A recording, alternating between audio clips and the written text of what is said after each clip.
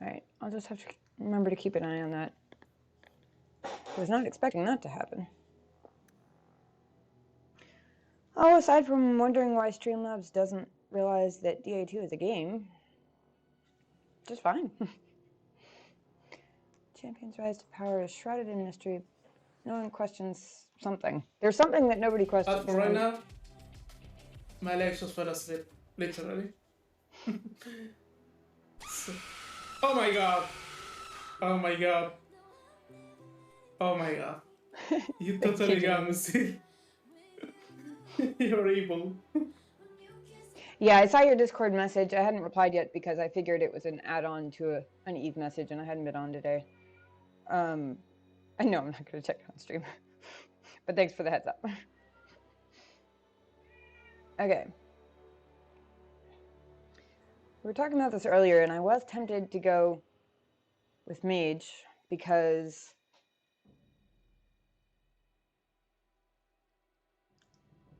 assuming that there's only a limited amount of difference. Like, it's a game in the same series, so having had like experience messing with like managing party members and stuff in Origins, I figured I could going with Mage wouldn't be too much added stuff to keep up with for my first playthrough, which is mostly why I went with Rogue. Largely why I went with Rogue on my Origins playthrough.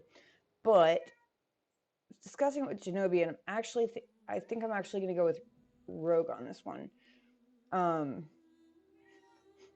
He was kind enough to put up with a whole lot of random questions and also not give me spoilers that I didn't realize I was accidentally asking for and things. So, also, because you cannot tell me that those are not the coolest daggers fucking ever. And not gonna lie, I kind of want them.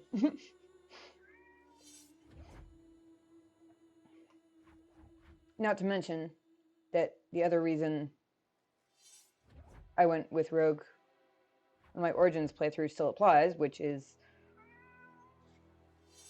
picking locks is handy and loot is fun. Or being able to loot before you have someone in your party to do it for you is fun. It was like 5 questions. I'm gonna take your word for that, and I'm glad about it.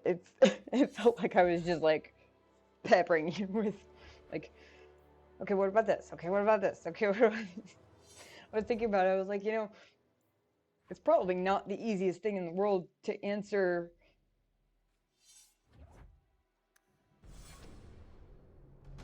general like gameplay related questions, let alone as many of them, while also being careful to like steer around spoilers and shit. So I appreciate it.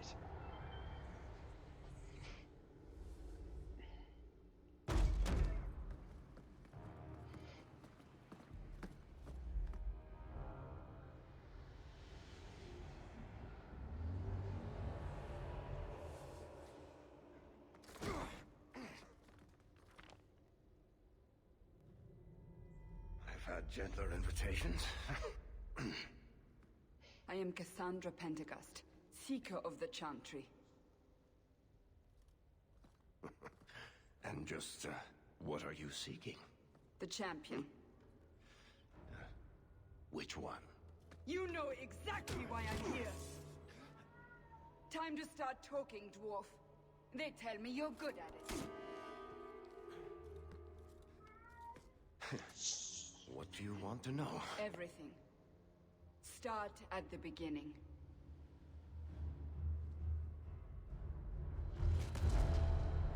Ooh.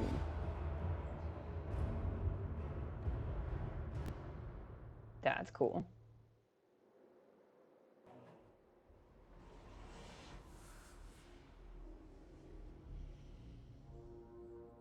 Who the heck are these strangers?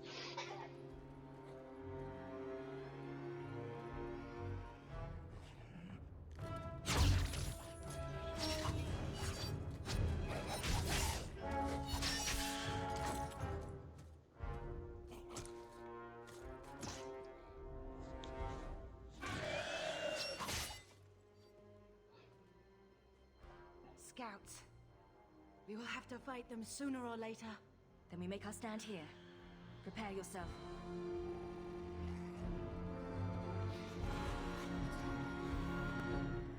That does not seem like a great place to make a stand if there are only 2 of them.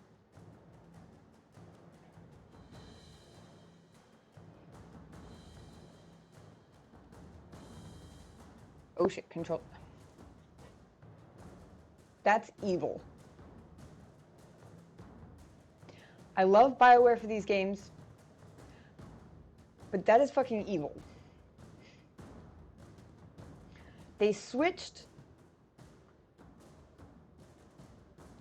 the Q and the A and the E and the D. So what A and D did in Origins, Q and E, I assume? Actually, Q and E don't seem to do anything. But they switched it so what Q and E were doing in Origins, it's now A and D that do that. I don't even know whether I should change it in the key bindings or whether I should just deal with it until I get used to it, because as it is, I end up hitting Q and E in like every other game that I play, trying to walk around places. Tab at least still works the same, apparently.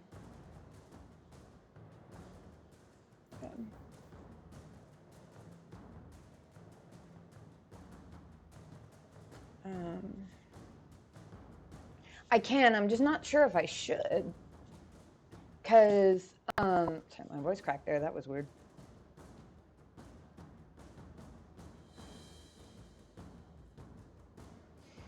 Just wait till you get to 3. Ooh.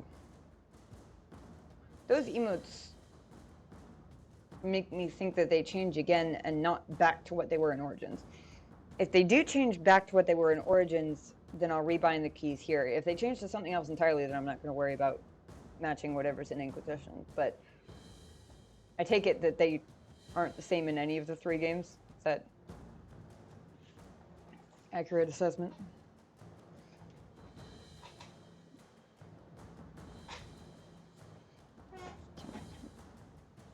My camera always seems to... There we go, sorry.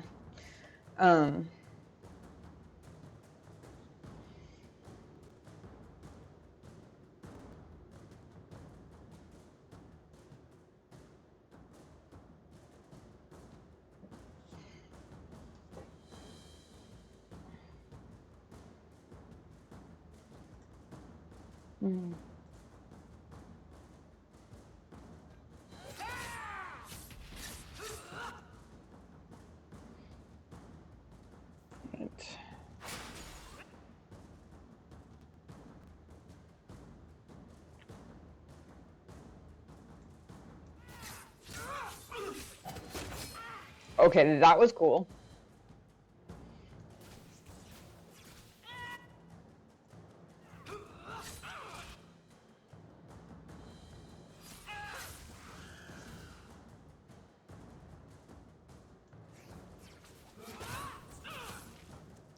I like the extra acrobatics already. Not entirely different, but enough to throw you off for a while. Okay.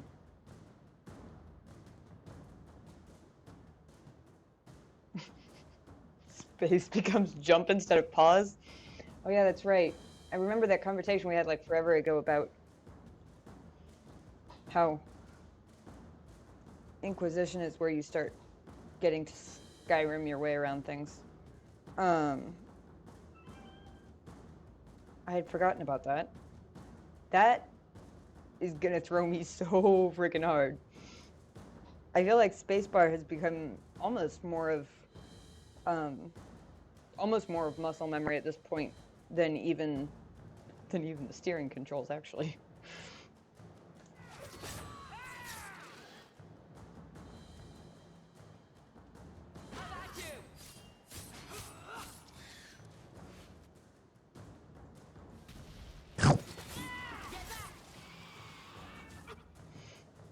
Thank you, Spido, for feeding bloopers and cookies. What? I hear you. I don't know what you're talking about, but I hear you talking. Except then something moves you behind your... Ooh.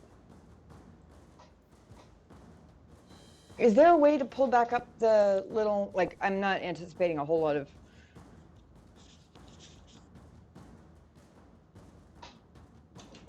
looking back at tutorial stuff, but is there a way to pull that stuff back up? I would assume maybe down here.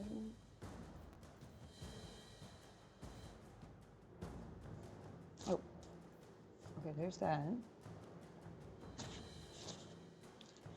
And right.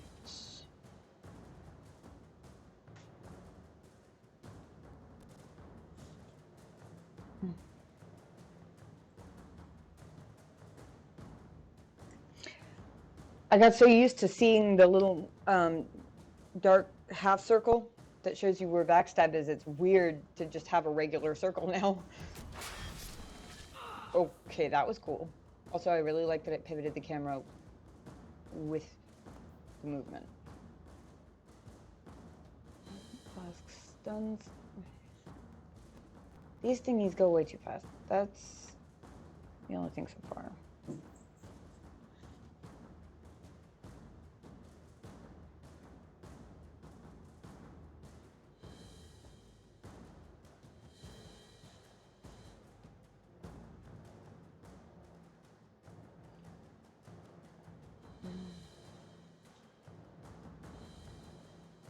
Game's lagging a bit.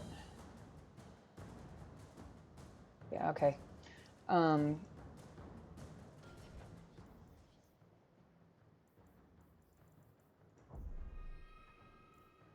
messed with settings a little bit. But based on their description of I'm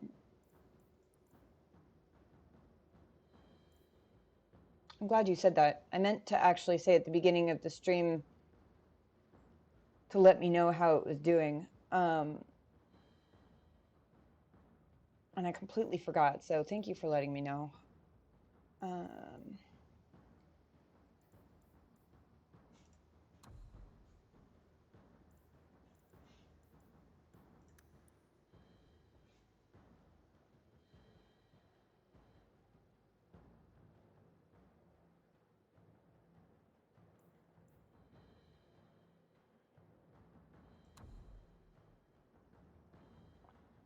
A little bit, otherwise okay. Cool. Oh. Wow.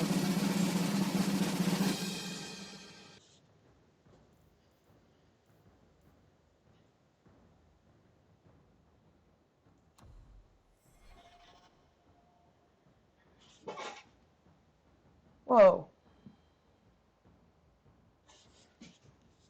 Well, the yellow heart pupils look less like playing cards anyway.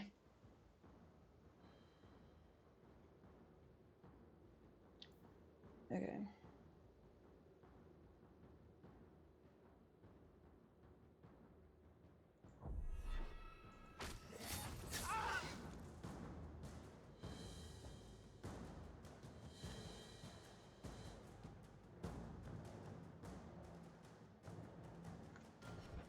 Turned the audio options down when I was just checking to make sure the game was running earlier. And I kind of did it with Origins in mind, where we couldn't get the volume down low enough. I'm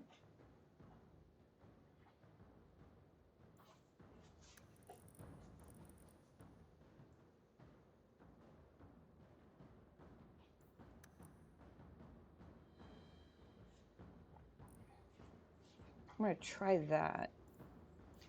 You can always adjust it if needed. And do let me know how sound is going. I'm kind of...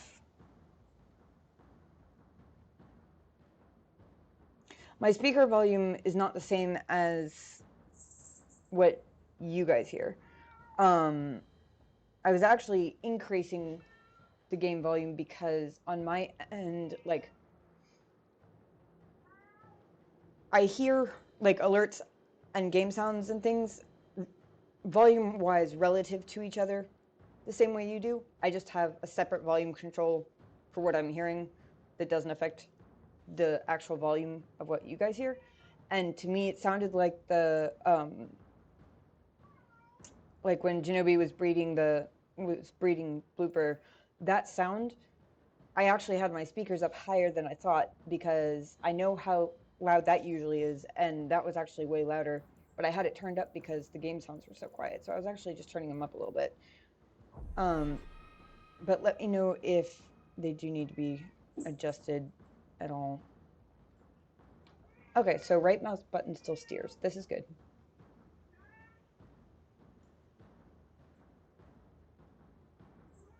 Can you hear him from all the way over here?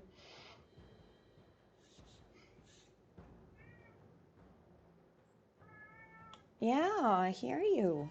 Goodness. You do it. You missed my sub-alert sound. That's funny. It would be less. It would be even funnier if it wasn't like an actual awesome song, but it is, so it makes sense. But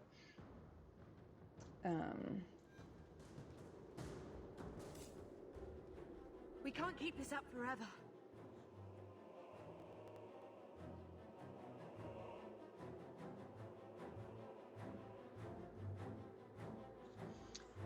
that's pretty low too. I think I need to turn the whole master volume up a bit. I forgot I had turned that down before. Okay.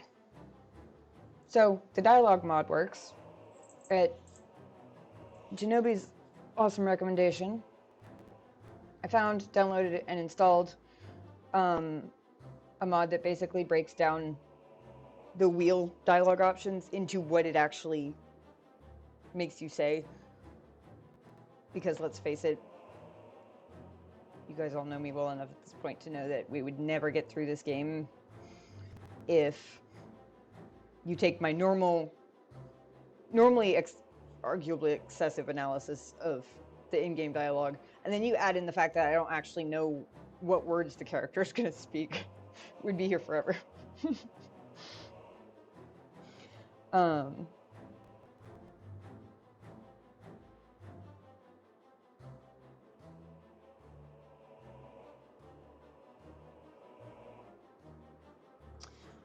It's got very pretty eyes. Holy shit.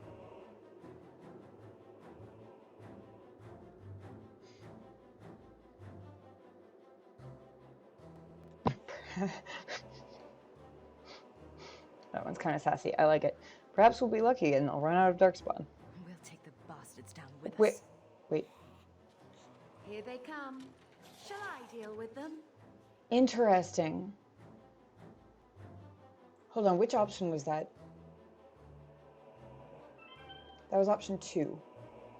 Okay, so the numbers on the dialogue options, I'm gonna have to be really careful about that for a bit. Basically, after the early days of Origins, where sometimes my mouse would be slightly out of sync with what I was trying to click on, for the sake of making sure that I didn't accidentally click the wrong dialogue option like I did that one time in Awakening, I got in the habit of using the number keys for the dialogue options, but I hit 3 that time, intending to do the whole perhaps they'll run out of Darkspawn, because that was funny. And it went with option 2 instead.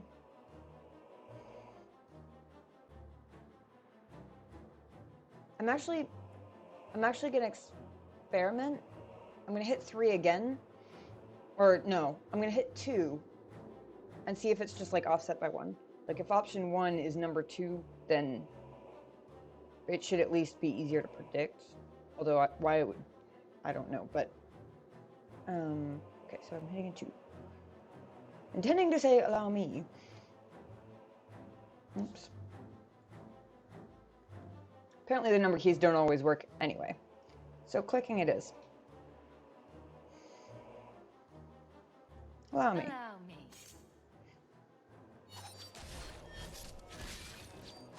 Okay, that was cool.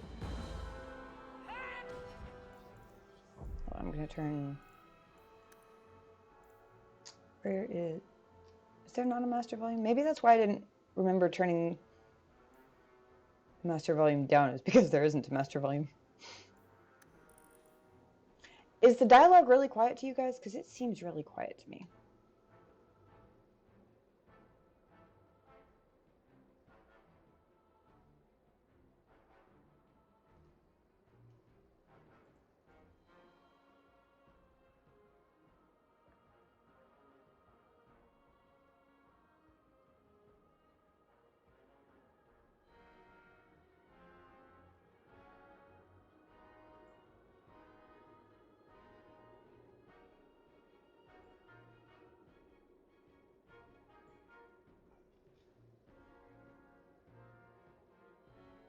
Seems okay.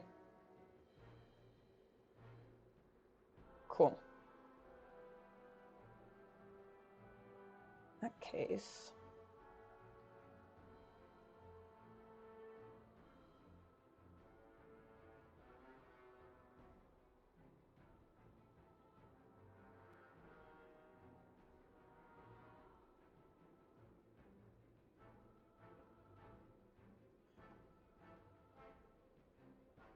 Just adjusting some of my louder other sounds down just a tad. So I can turn the general volume up a bit more.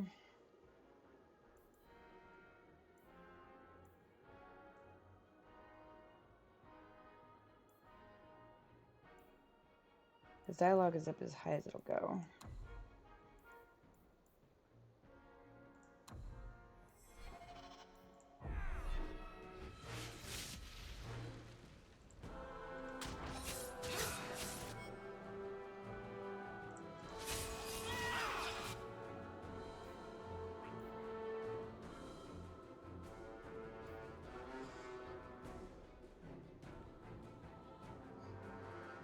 Knock down the target all by enemies. Okay.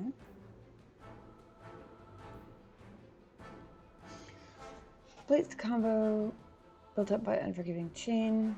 Every basic melee attack that the rogue completed immediately prior using Explosive Strike increases the damage. Ooh! Increases basic melee attack. Increases damage.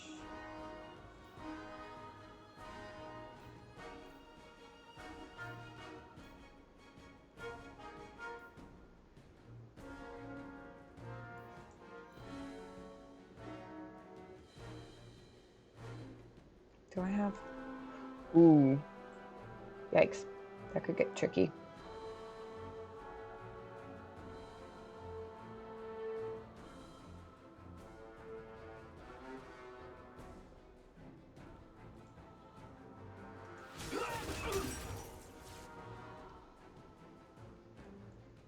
Apparently I don't have a tactical view anymore.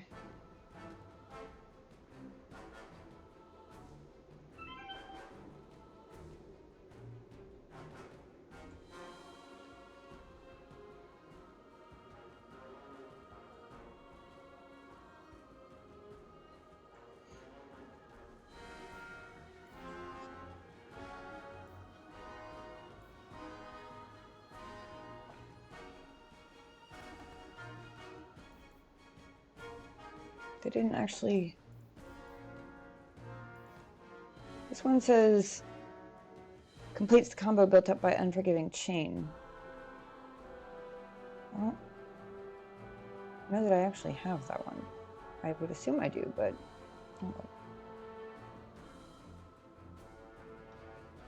Okay, it's also no longer the skills hotkey.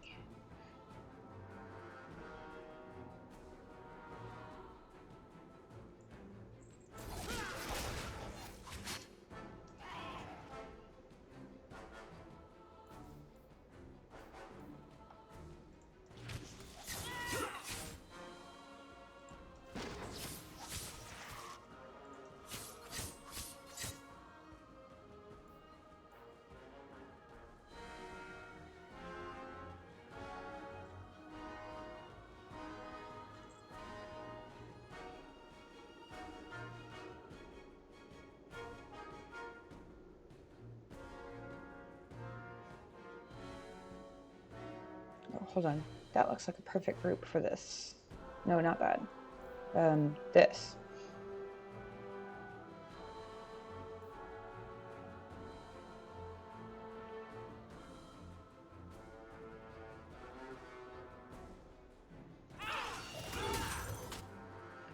The throwing of things seems to be more responsive in this game. I like that.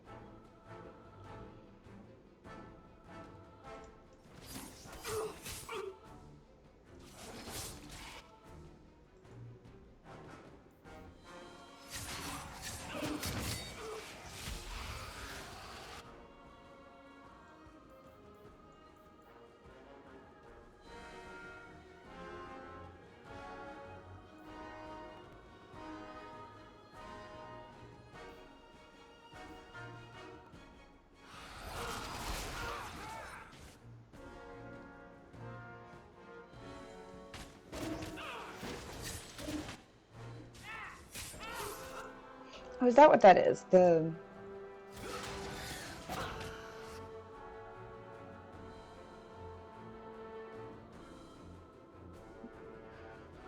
Oh!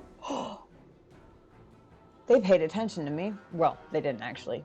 I just complained about something that they had already apparently fixed. Which was, a couple times in Origins, I said I really wished that they would show enemy status effects. And I have no idea what it means, but that looks like exactly what this is. How about you?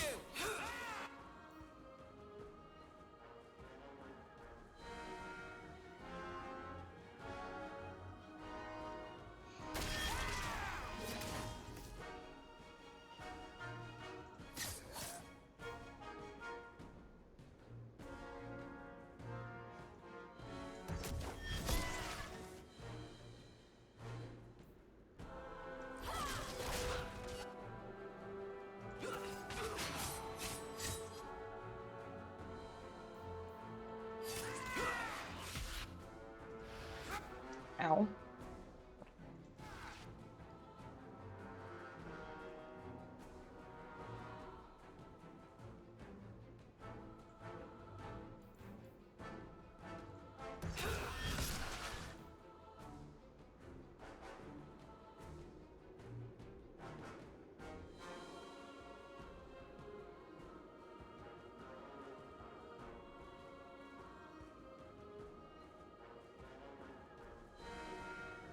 It's okay for a moment.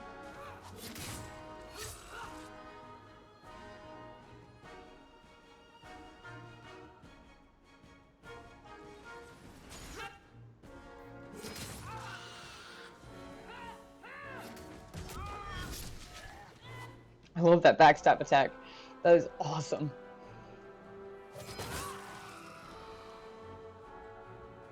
Oh. They did switch them. I was just paused before, so I didn't realize it. Seriously? Oh dear. I'm starting to wonder if they want me to survive this intro. It's gonna take me a while to stop getting all cautious and concerned every time I see an enemy with a red name, because apparently they all have red names.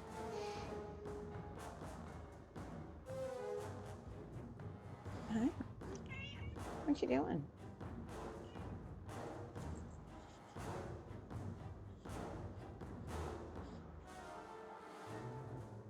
Oh, you were looking for a lap. I see.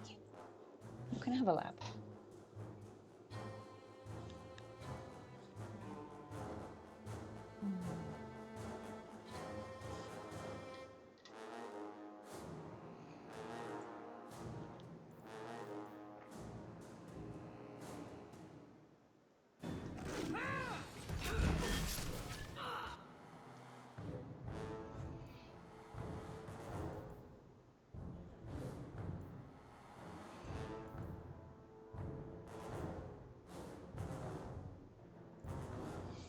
Fades from view, stalking the battlefield, enemies immediately cease attacking, stealth rogue, although any action beyond movement will break the cover. Okay.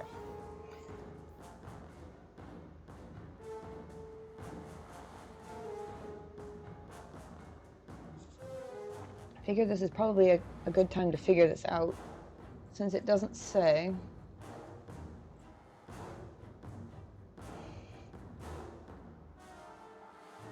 I'm gonna throw it there, just to test, and because it doesn't specify whether whether friendly fire is possible. Which in Origins would mean that it's not, but I feel like sooner rather than later would be a good time to... Okay. Doesn't do friendly fire. Excellent. That's very useful.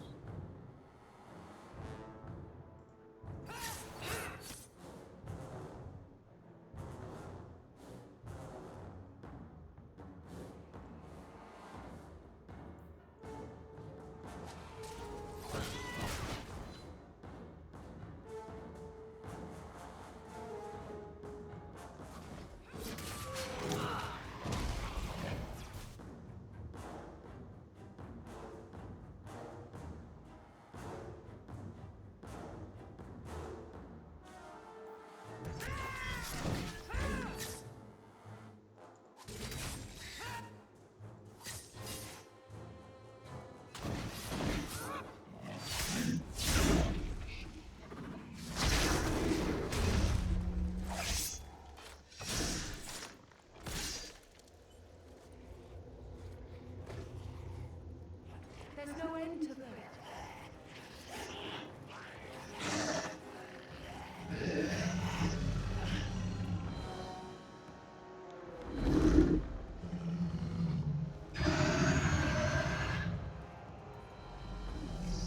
Will she it? Bullshit. That's not what really happened. Does that not match the story you heard, Seeker? I'm not interested in stories. I came to hear the truth. What makes you think I know the truth? Don't lie to me! You knew her even before she became the champion. Even if I did, I don't know where she is now. Do you have any idea what's at stake here? Let me guess. Your precious chantry's fallen to pieces and put the entire world on the brink of war. And you need the one person who could help you put it back together. The champion was at the heart of it when it all began. If you can't point me to her, tell me everything you know. You aren't worried I'll just make it up as I go? Not at all. You'll need to hear the whole story.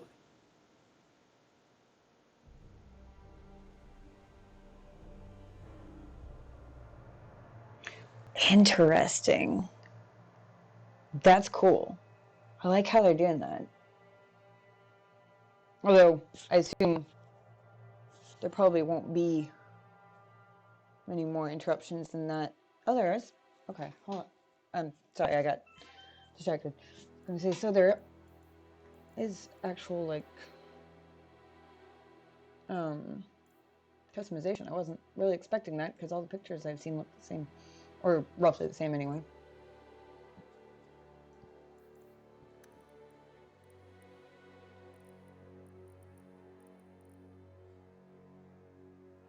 Wow, I don't think I've ever seen a hawk that looks like that. Not that I've seen that many, but...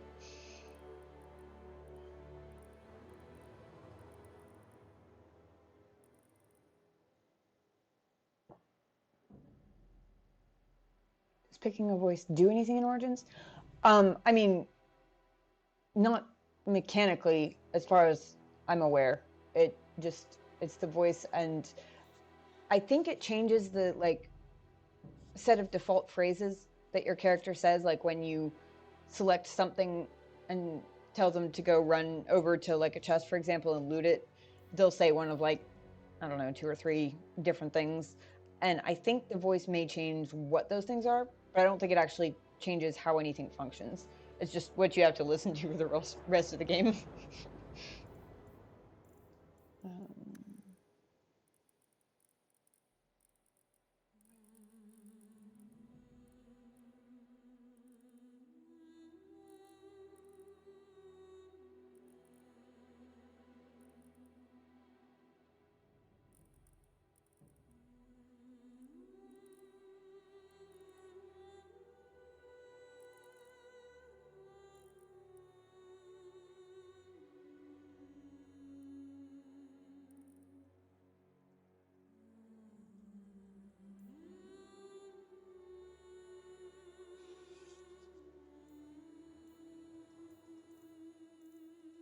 Wait a second. Do you customize the appearance or no? Because I can literally see that one's skin, that one's hair, that one's eyes, that one's nose. But I can't actually click on any of them.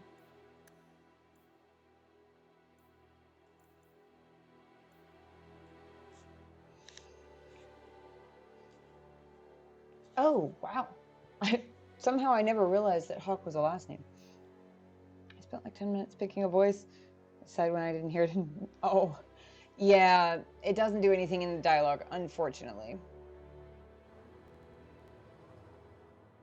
No, I think you could take it into Inquisition. I don't think it works for 2 because 2 has a set character. Like, you always play Hawk, either male or female.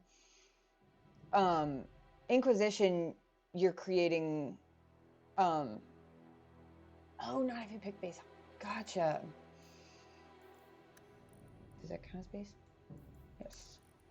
Interesting.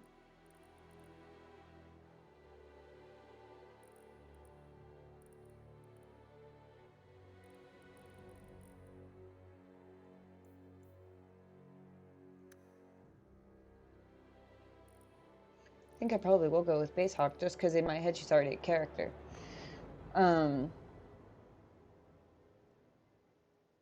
Yeah, so, and Shinobi, correct me if I did something wrong here, but you always play Hawk in DA2. So because you're not creating a character from scratch, you can't actually import your character from Origins. But you can in Inquisition because you're creating a whole new character from scratch, I think.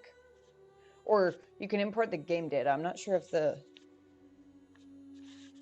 character themselves actually works, because I assume that there are differences in character creation and stuff, but I know you can migrate forward, whatever.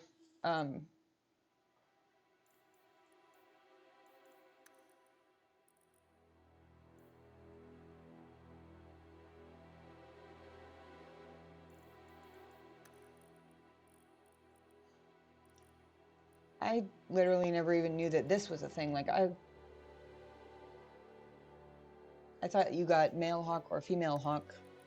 I think at one point I knew that you got to choose whether or not she had the scar, but I don't...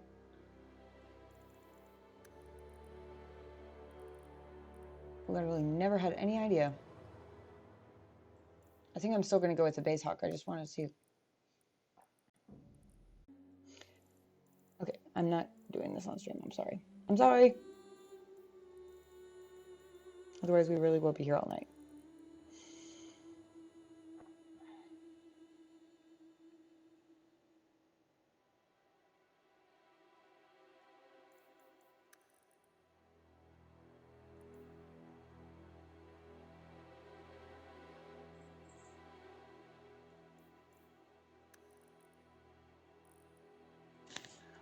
I'm not actually sure whether that's supposed to be like a scar or a tattoo or like war paint, but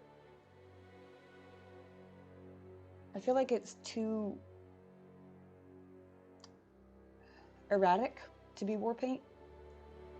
If it's war paint, then it looks like she got slapped across the face with a paintbrush instead of actually putting it on purpose.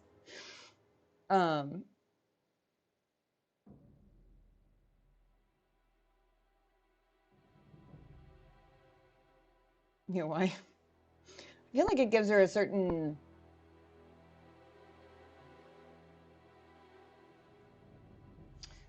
a little bit rugged look, I guess.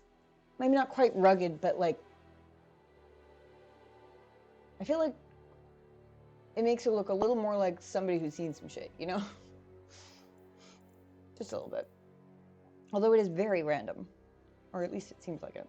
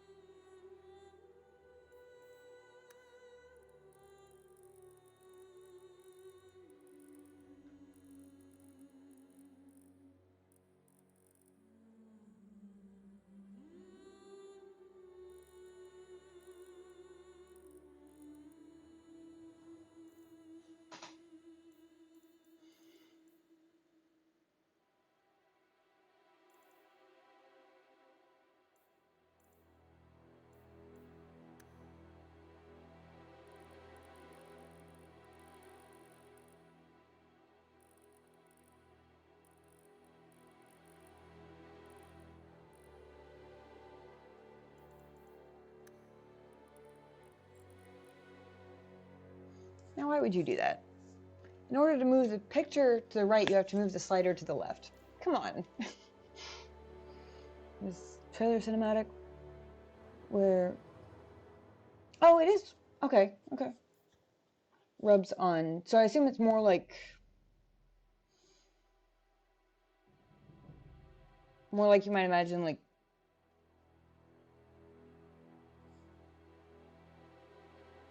Hey, first playthrough? Yeah. Yep. Just tweaking good old Hawk's portrait as we speak. How are you doing?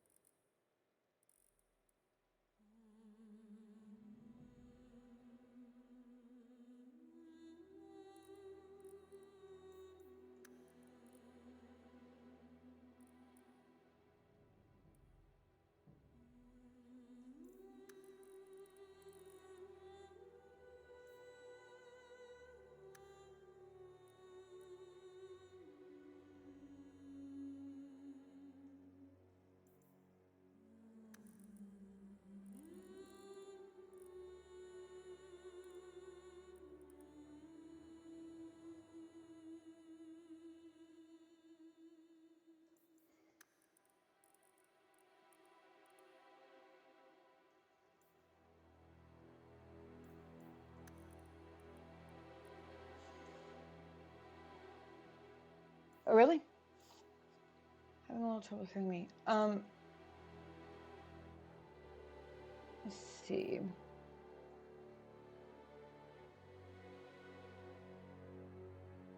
There we go.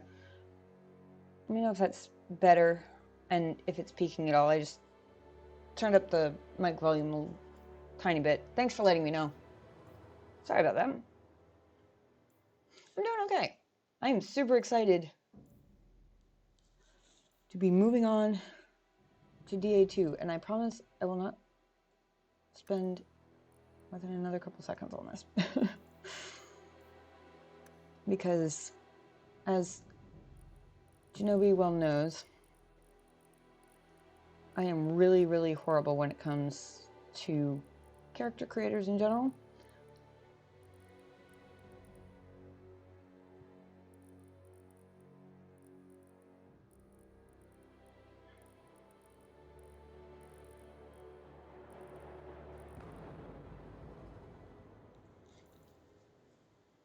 That'll do. Audio's finally... Okay, cool.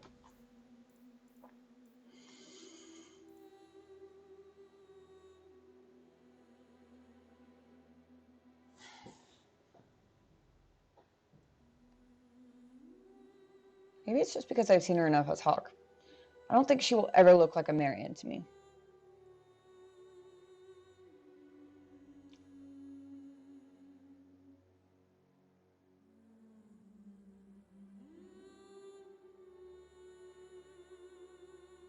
Default femme Hawk is Bae. Yeah, she's pretty awesome looking. Not gonna lie. I do feel like... Actually, I take it back. I was about to say, I do feel like as the roguish, that's the actual word. As the roguish badass that she is, I feel like she'd probably spend enough time outside to be a little more tan than what she looks like here. And then as I was moving her around halfway through my sentence, I realized that she has what very clearly looked to be freckles all over her arms and shoulders. And as a highly freckled person myself, that cancels out all previous assumptions about how tan she should be.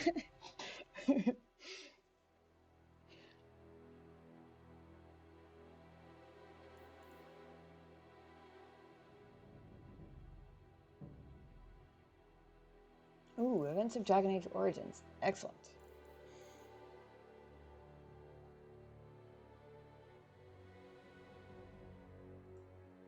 Wait. Oh, okay, okay, so there is still import save stuff.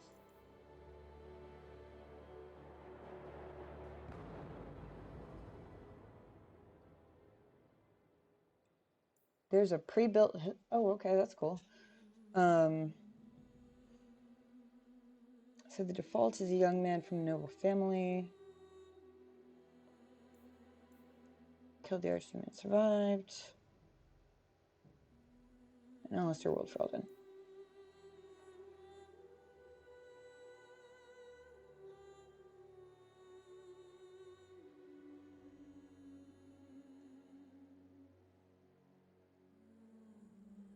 The martyr is basically me, except that I wasn't a martyr and I kept Alistair for myself. Oh yeah, I'm totally going to. I just was curious about the pre-built histories because I wasn't, given how many different histories there can be, I wasn't really expecting them to autofill anything. Although I guess it makes a lot of sense if you're starting with DA2 for some weird reason.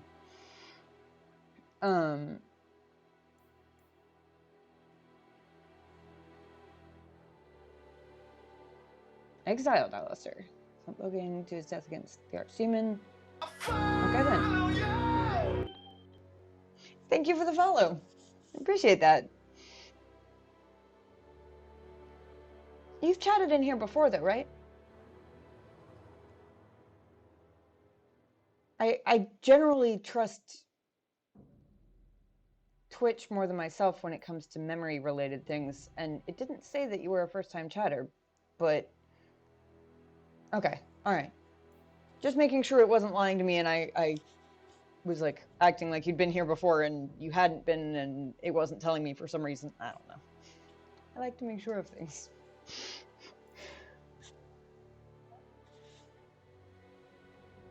I lurk in all Mass Effect and Dragon Age streams. Nice.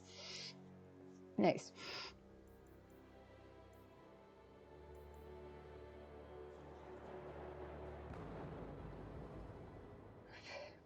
Cat hair. I don't, because I have not yet played Mass Effect, and until literally yesterday, I hadn't finished all of Origins for the first time either. So I generally don't, at least if I'm lurking in Dragon Age streams, then I've generally got the volume turned down low enough that I can easily get distracted, and then I'm multitasking, so I'm not really paying attention to what's going on in game. I'm just paying attention like if the streamer says stuff.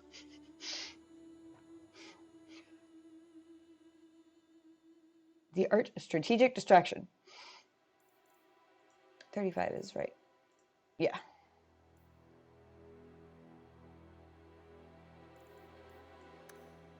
I like that I didn't have to go look through my files for it.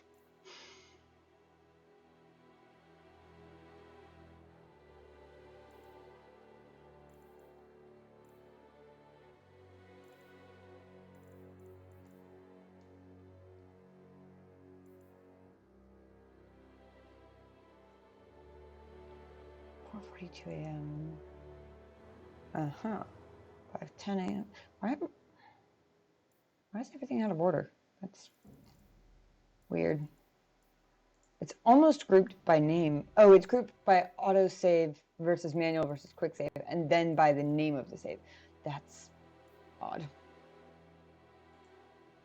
4:42, 5:08, 5:23. All right.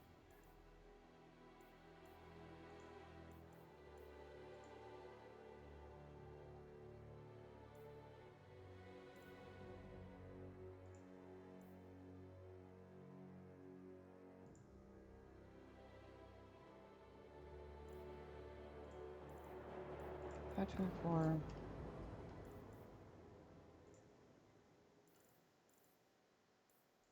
I think that's the latest save I actually have.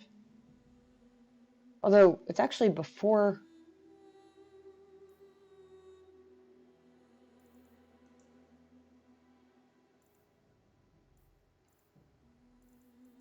Oh, the nesting, because that's what I'm looking for. 601. There we go. There we go. I thought for sure that they would have had an autosave after we finished all the actual story stuff. I just forgot where we were at the time. There we go. Okay, 601, and yep, that's the one.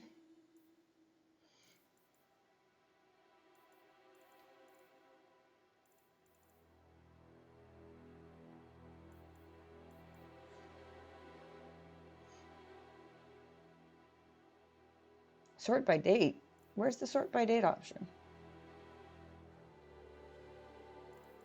Am I just missing something dumb?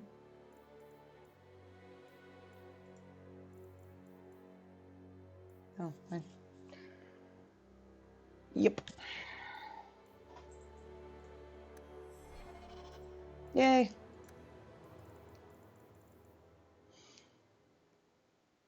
Excellent. All right.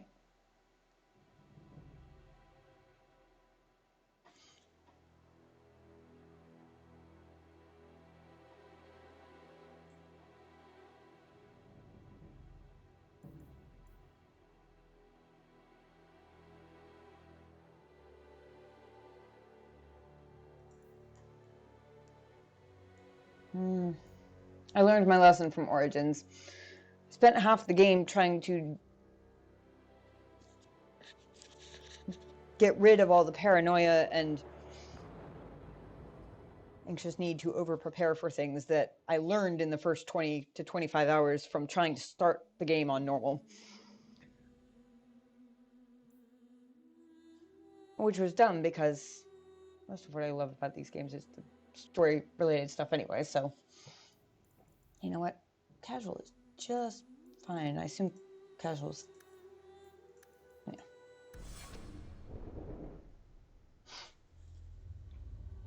That being said... The Blight had been unleashed on Ferelden. Dark spawn poured out of the wilds, clashing against the army at the ruins of Ostagar. The battle... Oh, in my head. Okay, gotcha. King Kalen You had me died go on in the there for a field with second. his men, betrayed by his most trusted general.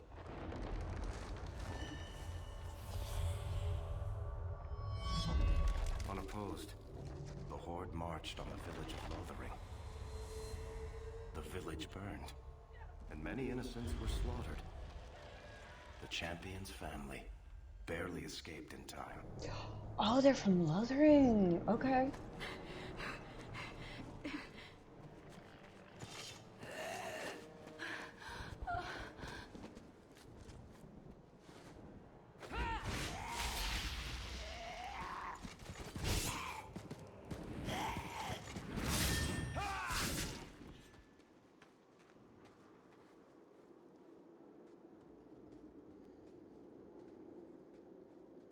I think that's all of them.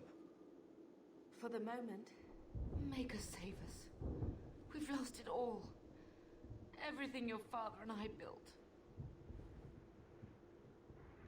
I'm so jealous of you. I wish I could play this game for the first time again.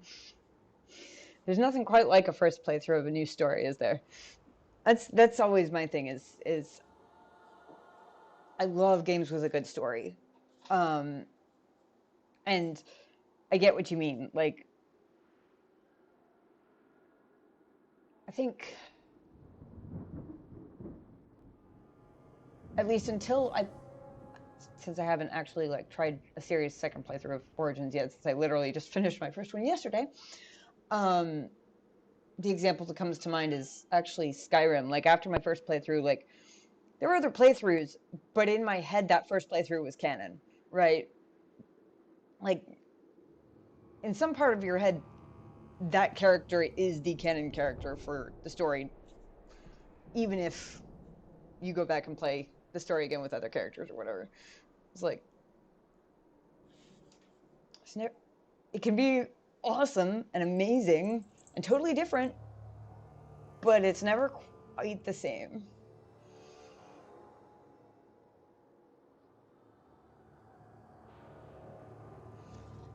Let's see. Yeah. I finished a game with a great story. I just sit there looking at the credits, wondering what to do next. Mm-hmm. And the same when I finish a book series too, is like, it's almost like you need a couple minutes to like pull your head out of it to even think about the real world problem of what do I do now? Books especially, yeah. Yeah.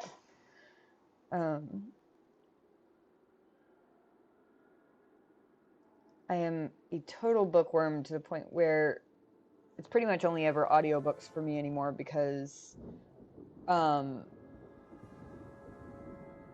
learned very early on that I can't I can't read actual like hardcover or hard copy books as an adult because apparently I never outgrew the thing that I used to do as a kid where I would pause in whatever I was planning on doing next if I got distracted or like I accidentally flipped open a book just to read the first couple of sentences or whatever, I'd get sucked in.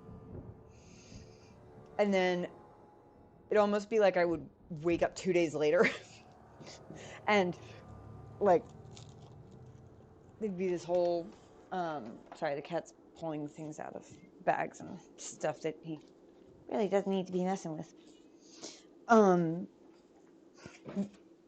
Like as a kid it would be, you know, I'd have to drag myself out of the book to go eat dinner or whatever, and you know, I would say that, you know, my parents would make me stop reading to go to bed, but that actually never worked. If I was in the middle of a good book, I definitely slept for at least half of my childhood with a flashlight under my pillow. The problem is that when you're an adult and there's nobody to keep time for you and remind you to eat and shit, you blink and it's 2 days later and you haven't eaten, you haven't slept, you're sure you've peed, but you don't remember when. It's like, so I can't do actual books as an adult. Audiobooks I can do though, because I can do all those things at the same time. But as much as I really, really love, did I pee 2 days ago? Right. And you know you had to have peed since then, but you don't remember whether you took the book with you or just like didn't remember going because it wasn't really important or whatever. Yeah, no, definitely been there. I got very good at smuggling books as a kid. I smuggled books freaking everywhere as a kid.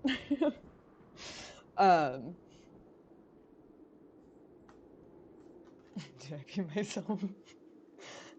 I am pleased to say, in all honesty, I never actually honestly wondered that. Now, there were times when if I was like close to the end of a book and I picked it up, where I'd finish it and I'd be processing it and I'd be like, oh my God, it's a miracle I didn't pee myself, followed by a race for the bathroom. But I never actually had to wonder. I know. I'm just joking back. What? I hear you. Yeah. You're very talkative. I just don't know what you're talkative about. Hey, look up here. Look up here. Say hi to chat. You guys got a close up of the nose.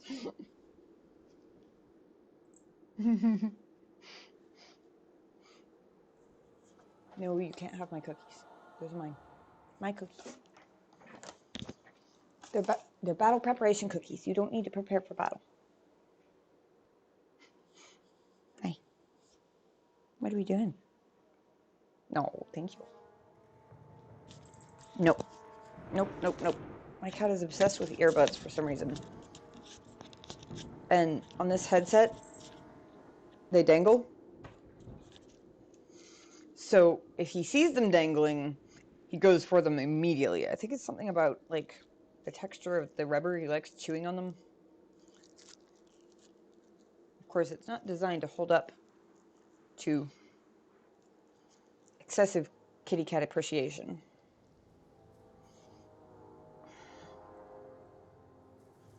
I know. The laptop has buttons on it, and that's not your fault. I still need you to not press them, though. Anywho.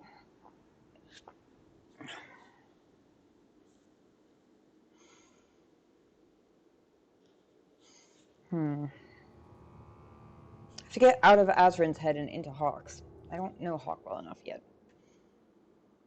Which is a weird thing to say, but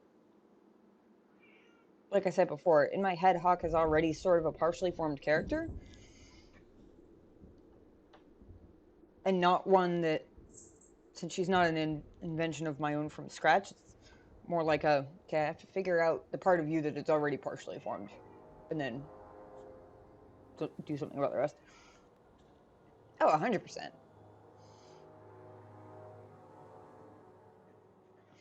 Hawk is real in my head. Take that, universe. Ghost was just saying how he fought off the archdemon and deserves snacks.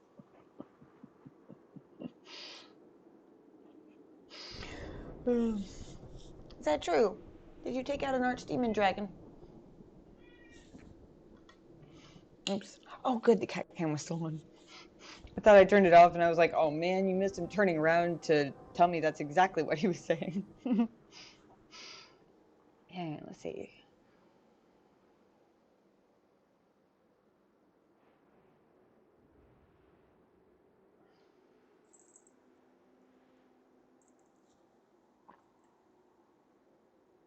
At least we're still alive.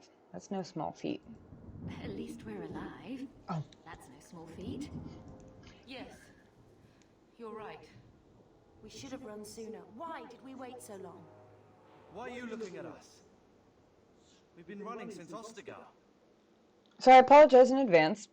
It might take me a little bit to remember that the dialogue options I choose are actually voiced now, which means I don't have to read them aloud as I click on them.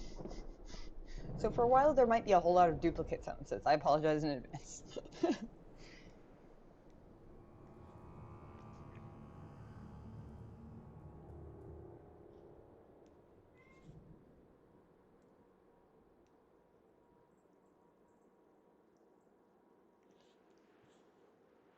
Darkspawn could be on us any minute. Are you too insane? If we stand around, we'll die. Have to interrupt.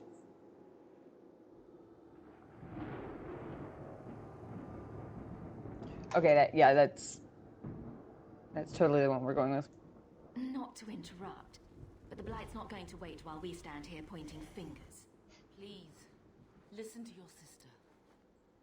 Then let's go. Lead on.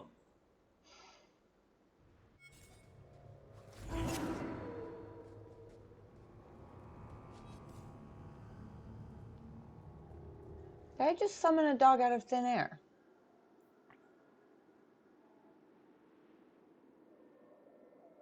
Is that what just happened there? Looked like I flicked my dagger and a dog appeared upside down. What the hell?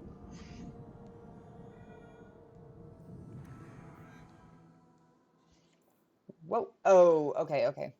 Those are all the... I was smart and I paid attention to what I was getting this time, and I got the, like, bone complete pack.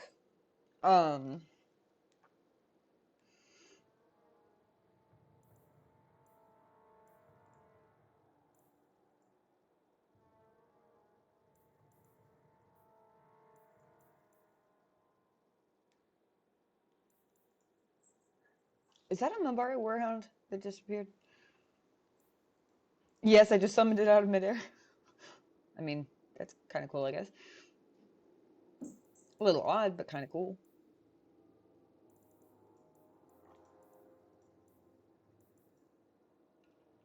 Ah, this would help. Marianne Hawk. Or Marianne. To me, if there's only one N, if it's not A, N, and E in my head, it's Marianne. So that's how I'm going to pronounce it, until I hear otherwise. Daughter of Malcolm Hawk and Leandra Amel, Marianne has lived in many places throughout Ferelden. Her father and younger sister Bethany were apostate mages, thus the family was constantly on the move, avoiding Templar hunters. 10 years ago, the family settled in the village of Lothering, building a home on the outskirts and making a life where they wouldn't forever be on the run. Though Leandro worried constantly that the Templars would one day catch up with them, Malcolm kept his abilities a secret and taught his daughter to do the same. He died 3 years ago, leaving Marion responsible for the welfare of her mother and younger siblings. Okay, so the brother is younger too. Not that it really matters, I was just curious. When the Blight began, Marion and Carver quickly enlisted in King Caelan's regiment. The hordes spilling from the Korkari wilds meant their home would quickly be overrun if the Darkspawn were not defeated immediately. However, the Battle of Ostagar ended with the betrayal and death of King Caelan. Marion and Carver barely escaped the chaos with their lives and returned to Lothering to get their mother and Bethany out with only moments to spare. Neat.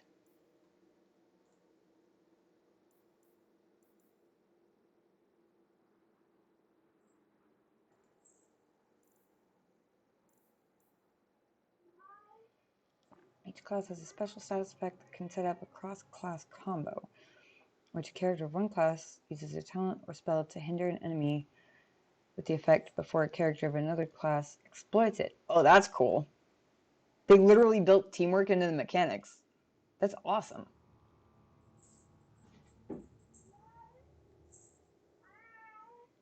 Big sis hype.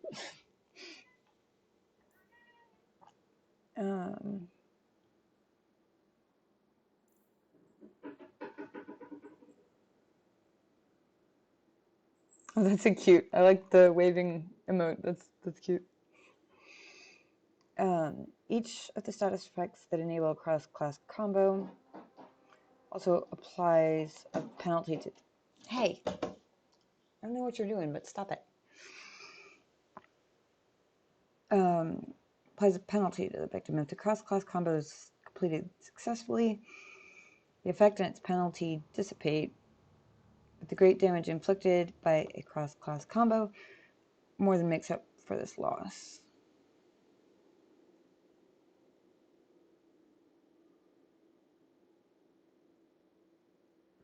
Okay, so the parts of the combo do status effects,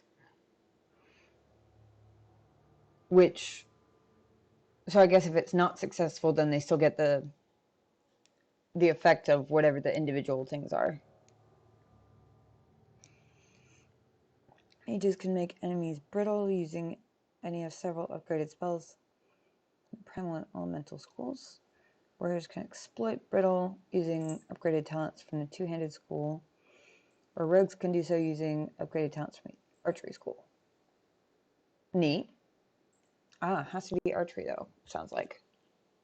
Critical damage plus 50%. Shit. That's pretty cool. Okay. Anyway.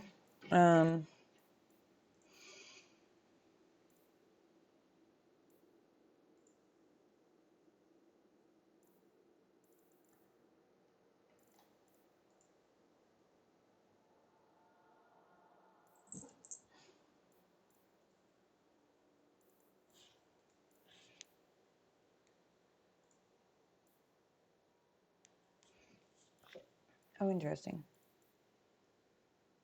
If I don't... Hold on.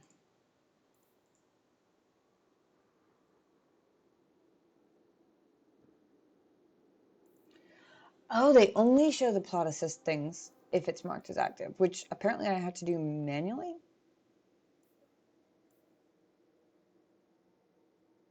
I guess that makes sense, but I don't always read all the codex. There was a fair bit of it in Origins that got neglected because I felt too lazy to read it at the time. Most of it was from like the first 2/3 of the base game, or like the first half of the base game. Before I got in the habit of every time a new codex thing appeared, I would just go ahead and click on it and read it on the spot so that I could stay caught up.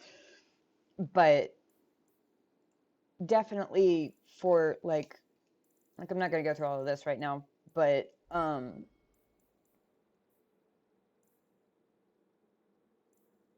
I was kind of just clicking through to mark it, the stuff that I've already seen as red. Like, I know what a Herlock is.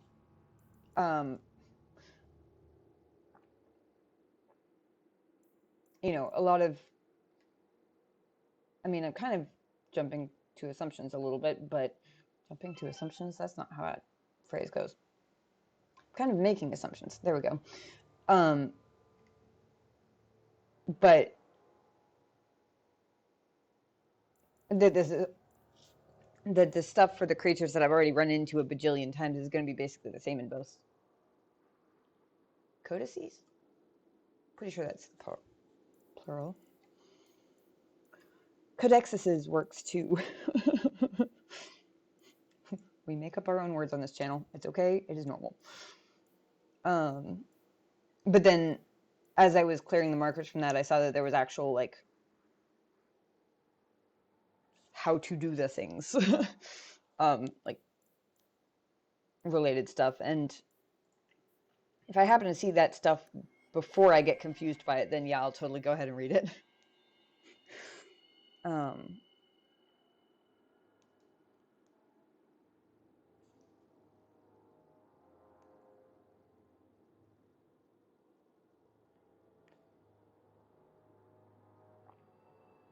Oh, okay. So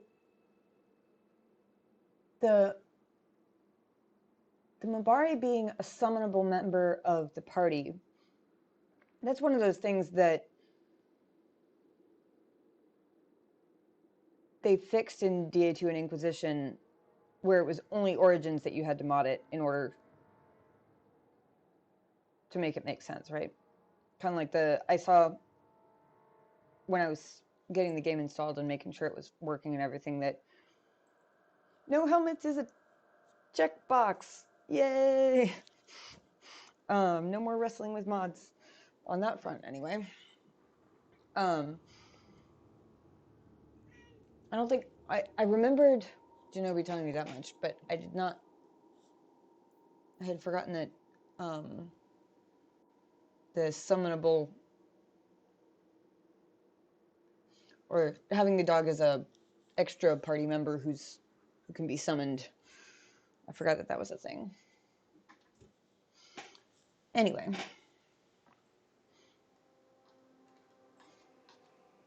Okay, so I do sort of have a tactical view. I just didn't in the intro part, I guess. Hey, one of the hotkeys still works the same way.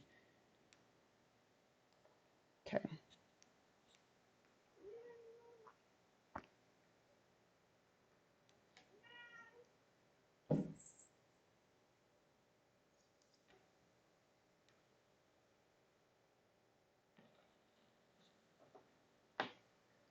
Cool. I know how to pull up the map.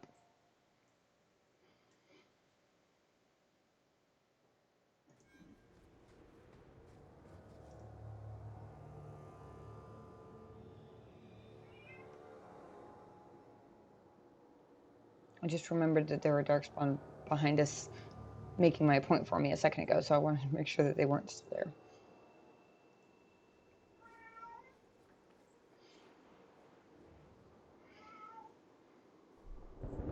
You know, I might end up changing the key bindings back, not because I can't get used to having it be A and D that turn the camera, but rather because it's actually just easier to steer. I don't have to with the other two keys. Still here, just gonna lurk for a bit, have fun. Awesome, thanks for the lurk. Appreciate it. It's good to see you.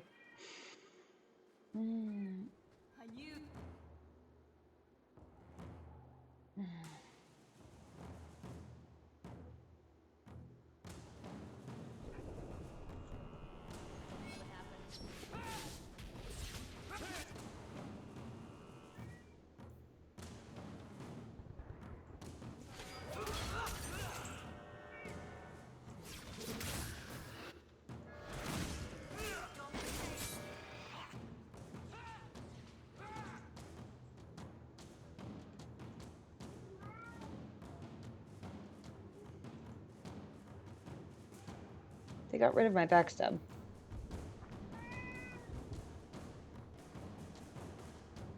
I like what's his name's version of the story where I have backstab because I liked that. That was a really cool thing.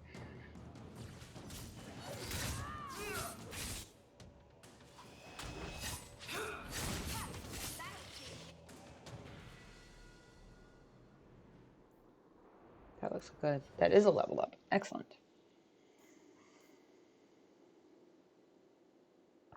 Hell no, I'm not going to auto level up. Are you kidding me?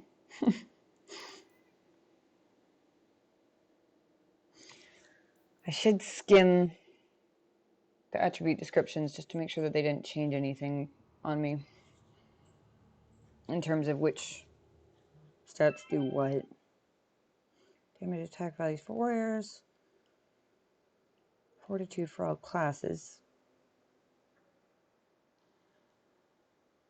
Which measures resistance to effects like being knocked back or set aflame. Okay. Dex. Increases damage and attack values for rogues. Oh, interesting. They changed it so it's not... It sounds like it's not weapon specific anymore. It's class specific. That's actually kind of handy. I mean, wouldn't have made a difference to me in the last game, but pretty handy.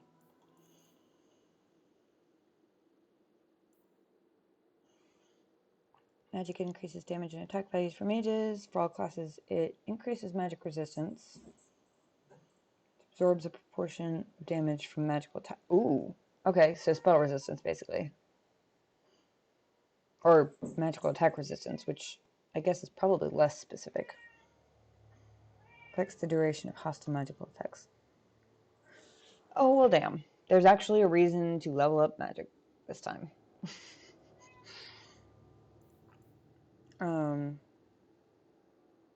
Although they made it harder, or maybe not harder, but they took away some of the things about attributes that made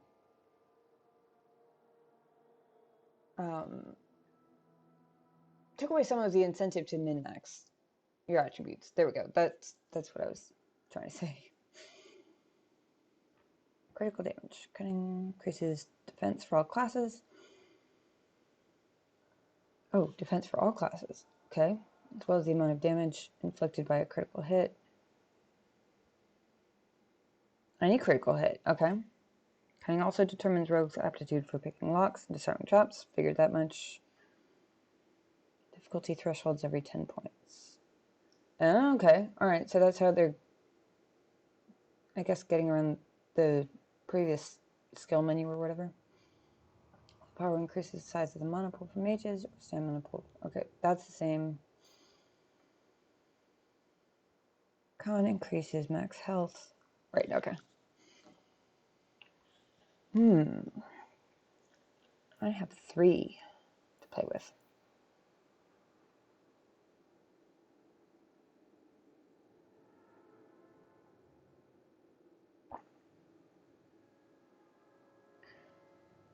Resistance to knockback being set on fire is good, but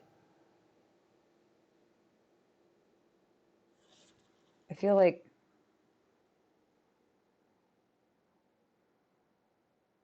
at least at the moment, decreasing the duration of hostile magical effects actually sounds like just a hair more important. But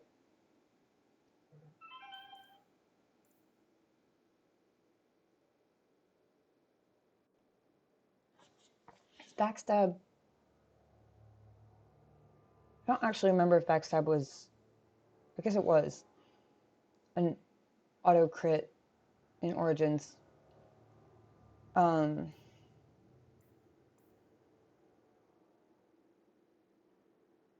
If it is, then cunning would also increase basically my backstab damage.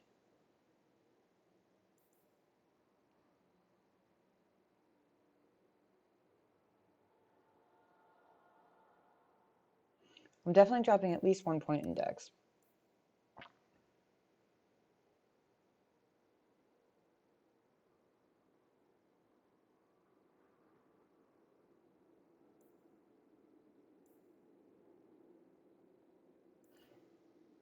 And 1 in cunning.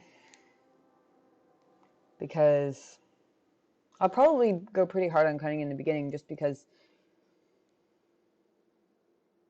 I spent like half of Origins trying to get my lockpicking past the point where chests would stop denying me my loot.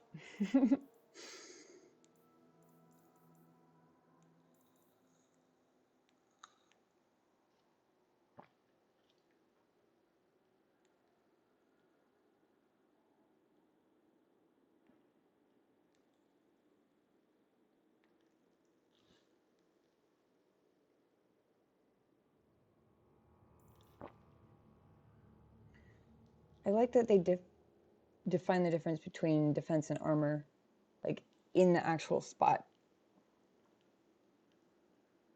Here, I actually had to Google that for Origins.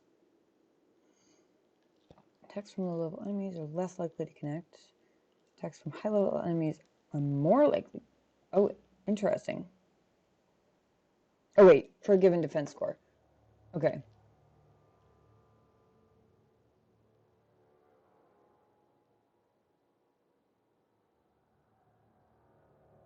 So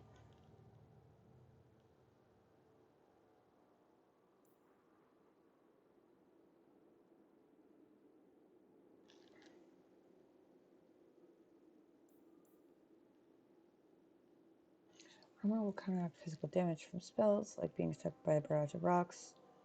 Ineffective against elemental damage based on equipment selected in inventory screen.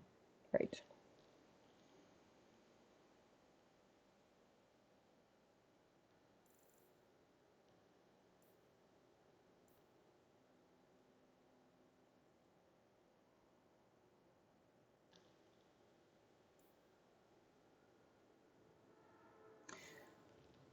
I don't know what the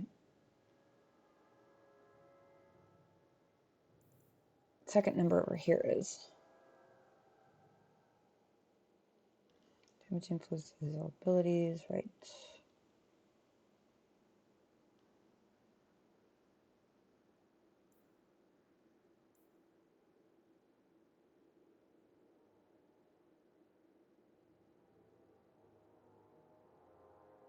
So I guess for this, in this case, my defense is 23%. And what they're saying is that low-level enemies have less than a 23% chance of hitting me. But high-level enemies have a greater than 23% chance of hitting me.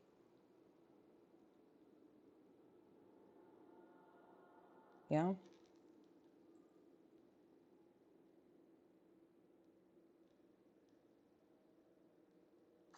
The whole high-level enemies are more likely to connect thing kind of threw my brain for a little bit, but not a big deal now. I'm just kind of trying to start wrapping my head around how shit works.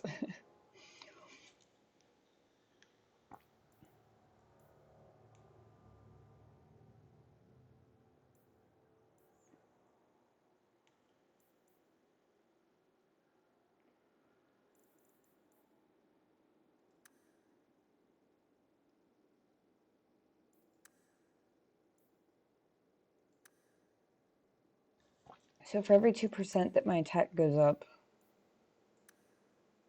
whatever this number is goes up by 1 point, looks like.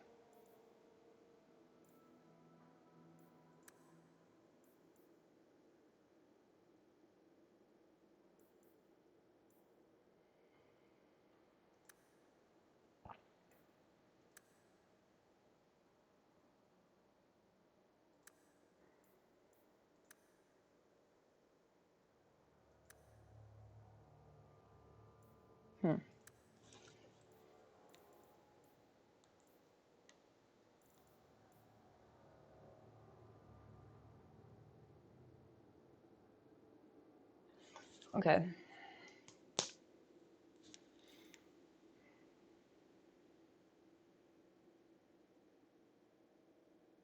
gonna go ahead and drop 1 point in magic. That only gives me a 1% chance, or 1% magic resistance. But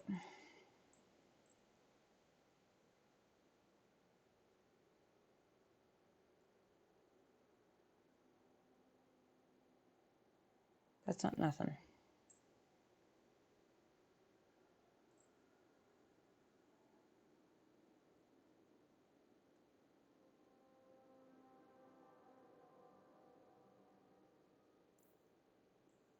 Sure.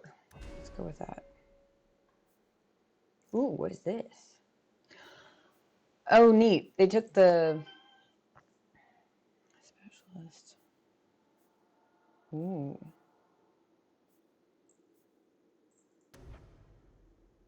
It's like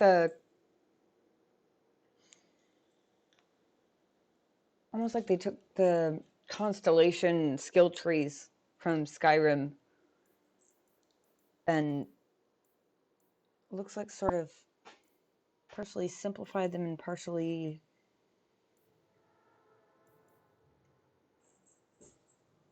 just reskinned them.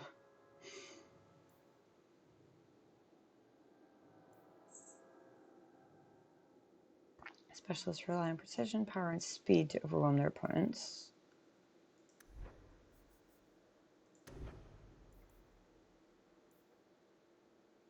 Distance targets. Right.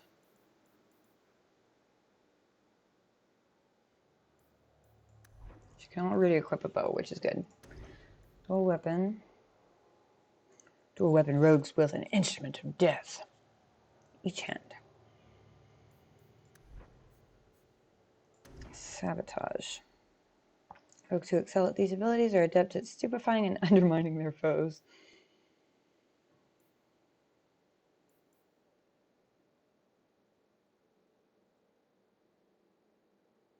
Ooh. Rogue envelops enemies in a dense fog that slows them to a near crawl.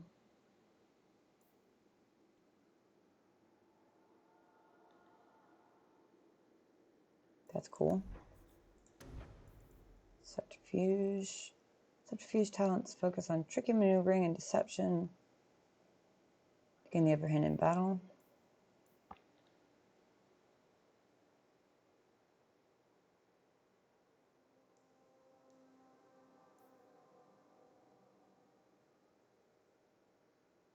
Stealth.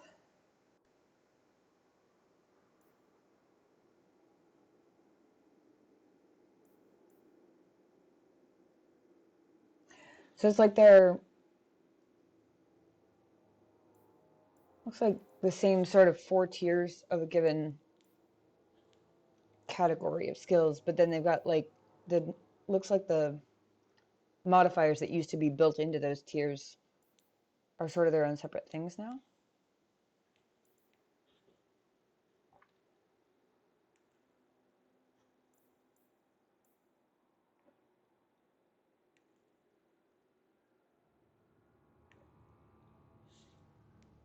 Ooh, that's handy.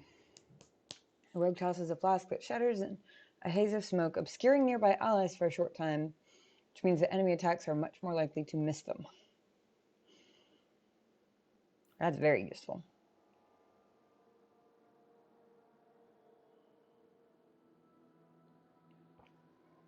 Adept. It's adept. Rogue is adept at the art of subtlety and distraction, generating significantly less threat from all attacks and abilities.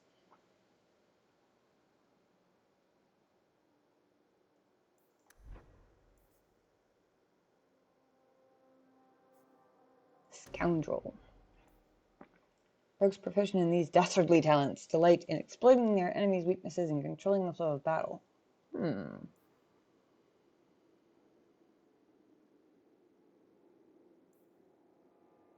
Rogue distracts all enemies surrounding a single party member, drawing them away from that ally and redirecting them toward whichever ally each considers the second greatest threat on the battlefield. Oh, interesting. Which means if they all disagree about who's the second greatest threat, then they'd all scatter. So I would assume for a band of Herlocks would not happen. But neat idea anyway.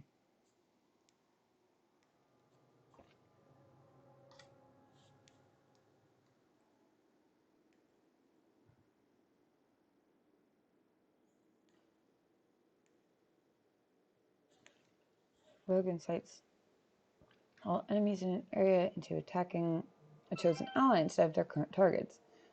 Besides simply directing foes to cluster around a particularly hardy party member, this effect complements spells or talents that provide bonuses based on the number of enemies surrounding a companion. Right.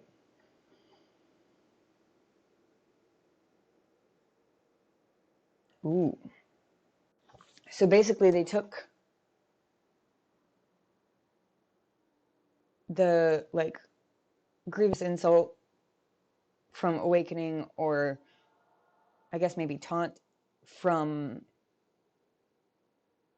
like, the base game in Origins,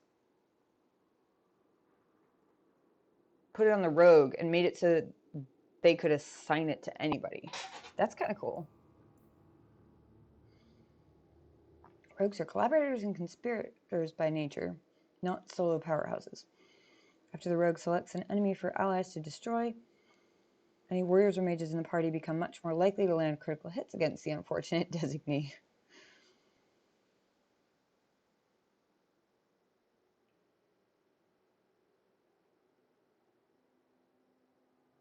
So sort of like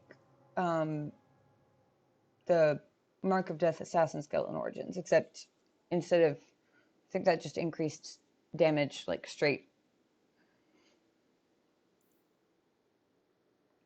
Rogue thrives on continued momentum, dashing from one attack to the next. The rogue now regains more stamina than normal from every basic attack.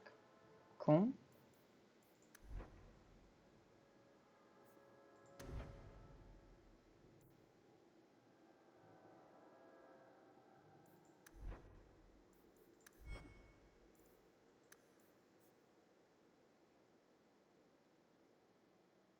I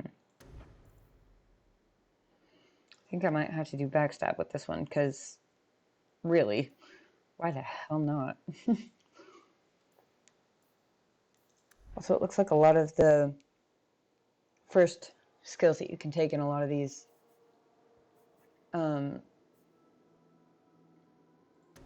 actually require at least level 3, looks like. A lot of them level 5.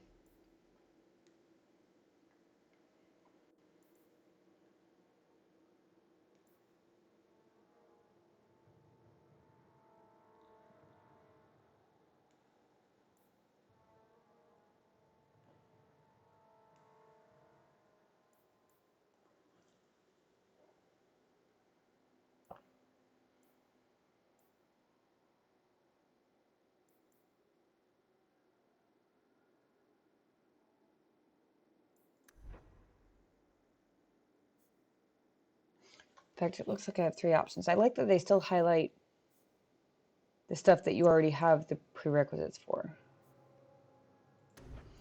So I can go with evade, backstab, or pinning shot.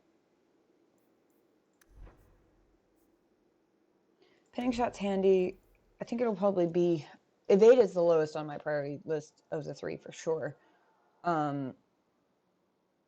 Rogue leaps backwards. Enemies within melee range will often seek an easier target instead. I can already see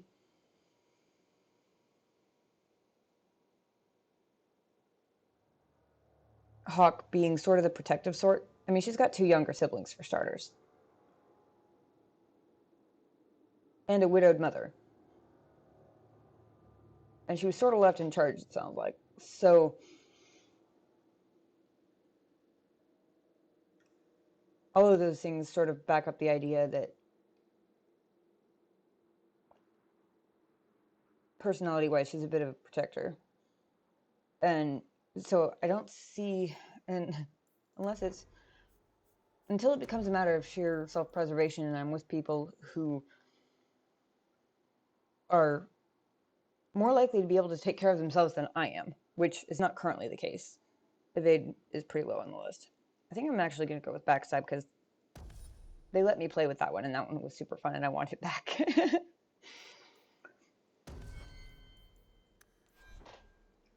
Tactics. Okay, so this is basically the prettier version of what it was in Origins, it looks like.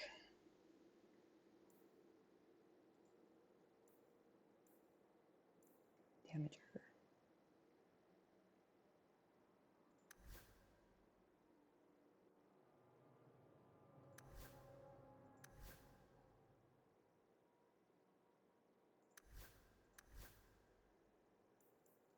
Cool. 1% magic resistance and nothing else. That's okay. I was not expecting anything else.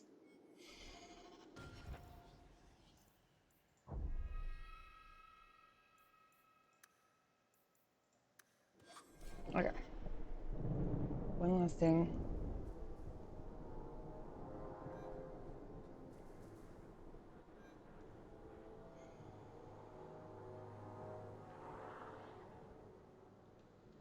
Which apparently I'm going to have to go to options for. I want to know if there's a key binding for quick save. Quick heal. Quick stamina. That's interesting.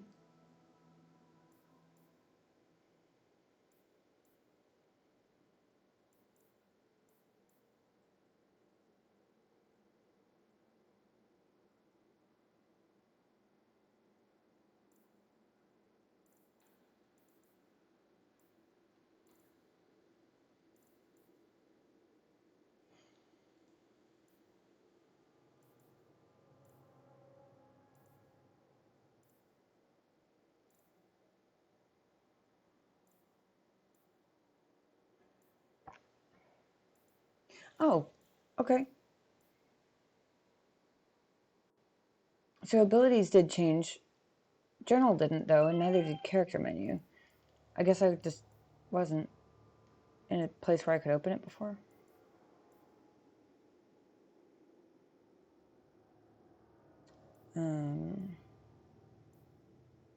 Quick save is F5.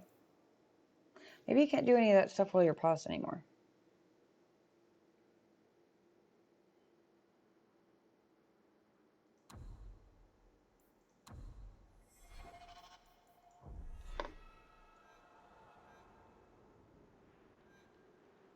Oh, okay. A little thing appeared over here, so I assume that means that it quick saved.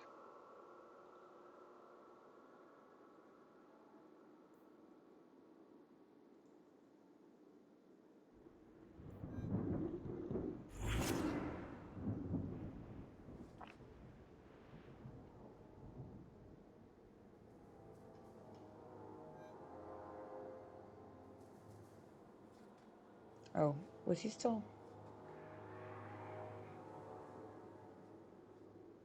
I thought I was resummoning. How come her name is a different color than the other two? Maybe because she's not a companion?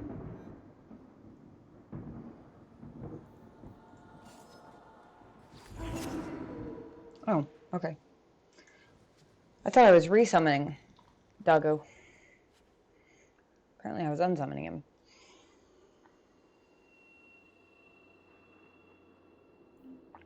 Nice.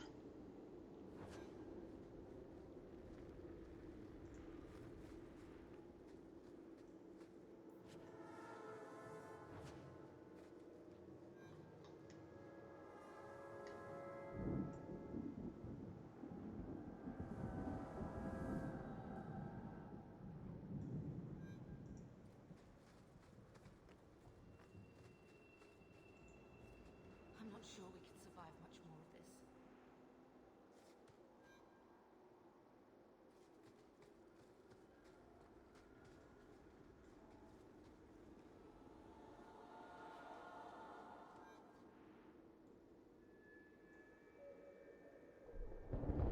Why is she not coming?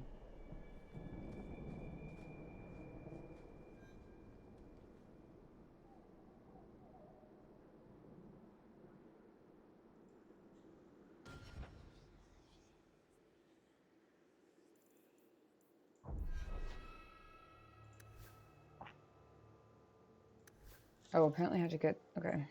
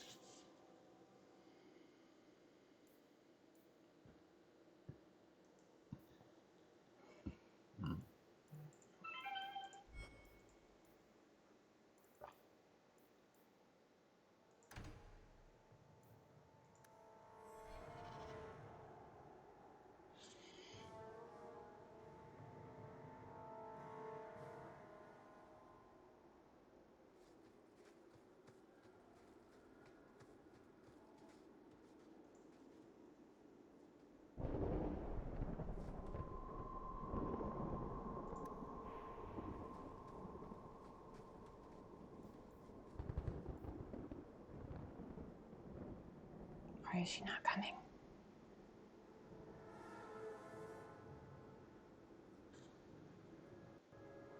Okay, that symbol must mean quick save. Got it. Guess I just have to hope she catches up. I don't know why she's just standing there.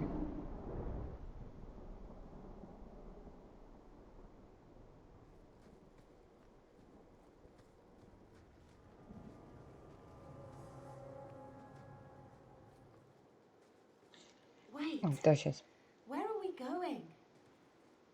Away from the Darkspawn, where else? And then where? We can't just wander aimlessly.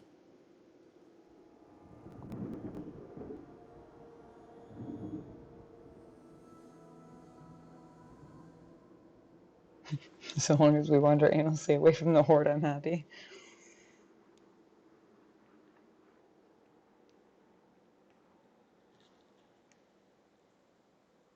We stay alive. That's the only thing we need to worry about right now. We can go to Kirk. Well, that wouldn't be my first choice. There's a lot of Templars in Kirkwall, Mother. I know that. But we still have family there. And an estate. Then we need to get to Gwarin and take ship. If we survive that long, I'll just be happy to get out of here. To arms!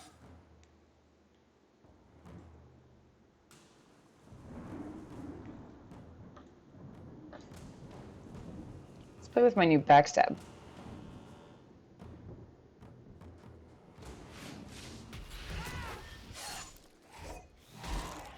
Whoa, that was cool. Hello. The cavalry have arrived, except apparently they forgot their horses.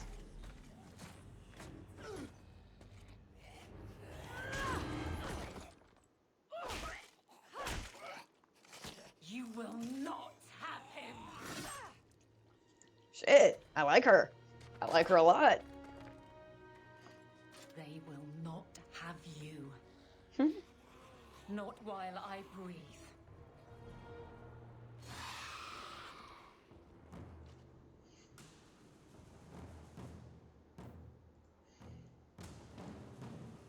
Vanishes in a smoke screen and reappears behind the enemy. I'm basically using it as a quick teleport. Oh. Except apparently it doesn't let me do that.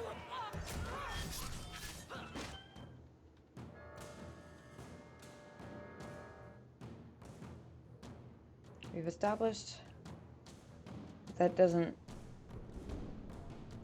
do friendly fire. Her health is distressingly low.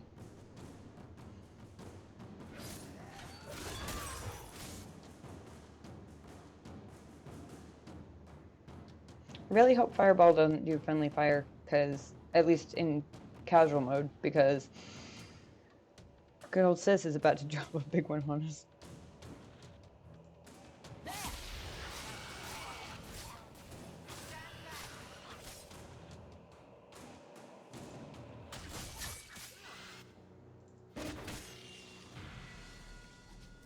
Stop squirming, Wesley. You'll make it worse.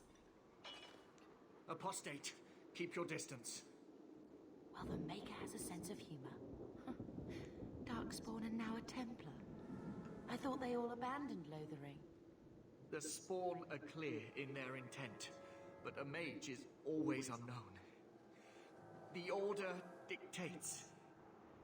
Wesley. You look like you're about to fall over, dude. That woman is an apostate. The Order dictates.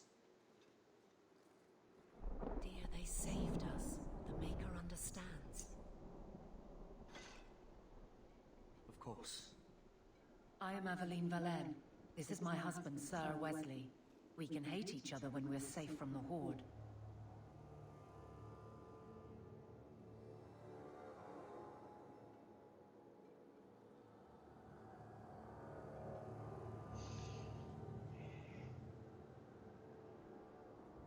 She's not wrong. Ooh. Investigate.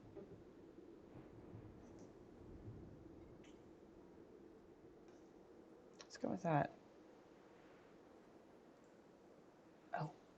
Ooh, it does give me more dialogue options. That's cool.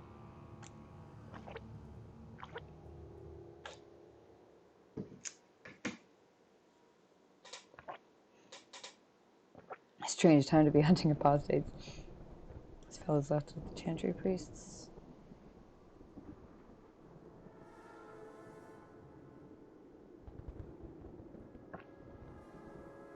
I like that it's a navigable menu, or at least that part is.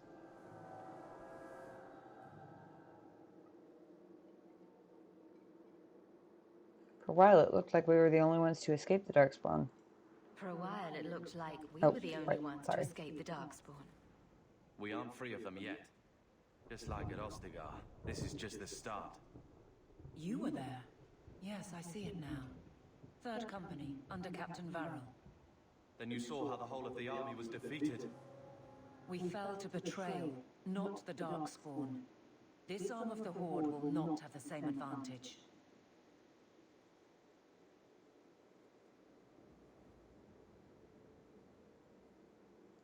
How bad is that wound? I think my sword arm's a loss, even with healing. Then you will have mine, as always. Oh. For now, we move with you. North is cut off. We barely escaped the main body of the Horde. Then we're trapped. The wilds are to the south, that's no way out. If the options are south or die, I'll take my chances with south.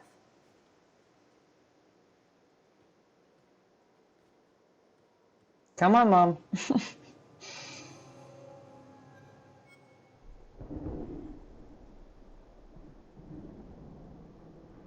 Ooh, interesting. Rivalry points with Bro. Friendship points with Sis. That's cool.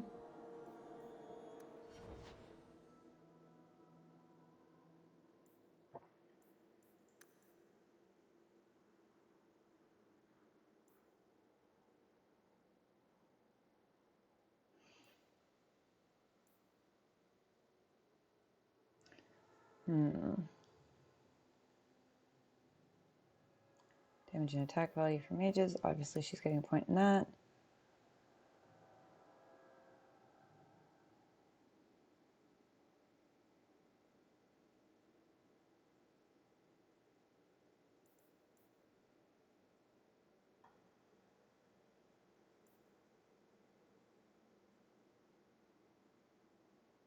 Oh, interesting.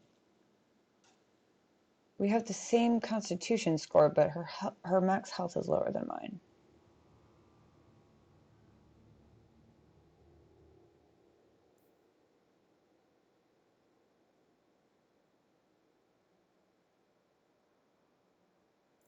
I guess what I'll do then,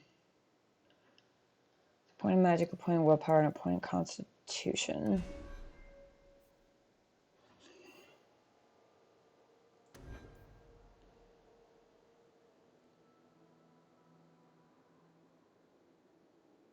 Oh, the shapes.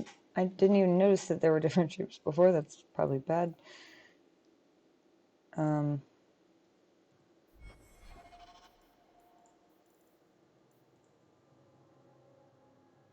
Diamonds are active abilities. It's an instant effect. Hexagons are sustained modes. It can be toggled, and circles are passive ability. Okay.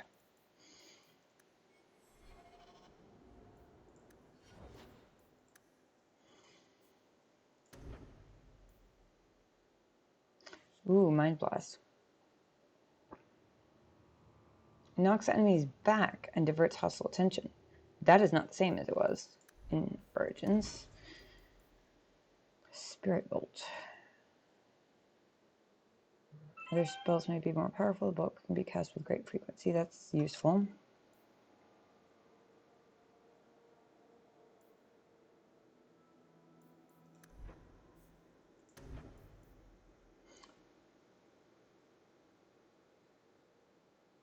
Also cold that injures and slows the target. So it sounds like the whole freezing in place thing isn't a thing anymore.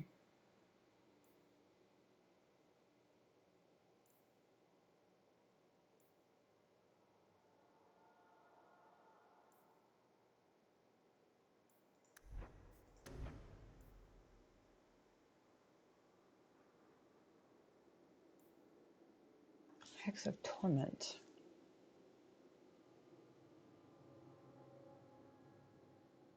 Damage from all sources for a short time, that's good.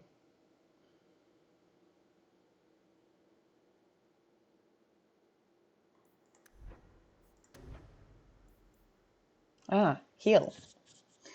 I have a feeling I know exactly what we're taking this time. 40% health redone. Ooh, I like that they tell you exactly how much you're going to get. I also like that it's a percentage, because that means that it goes up as your max health increases. Actually, I assume that was the case before. I don't know why I would have thought it wasn't, but...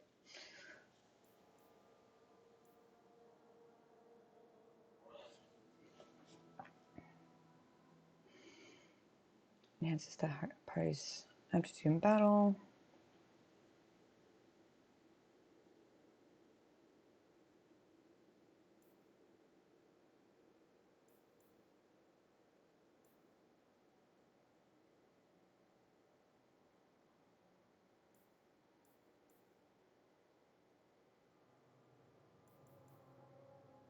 We're going with heal because, yeah. That's for you, sir.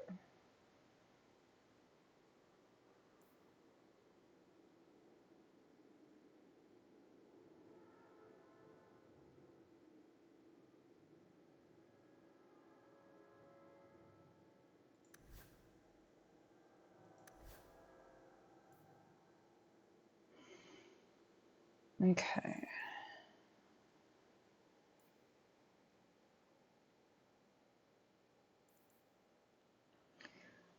Definitely want to drop a point in magic resistance for him too. Because the last thing you want is your warrior, whether or not he's your tank, but especially if he's your tank, getting taken over by hostile magic.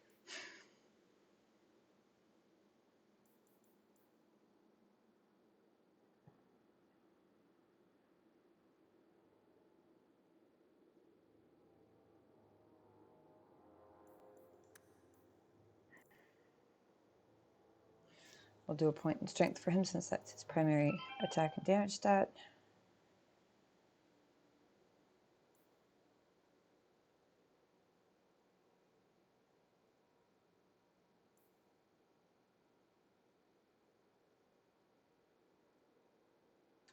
And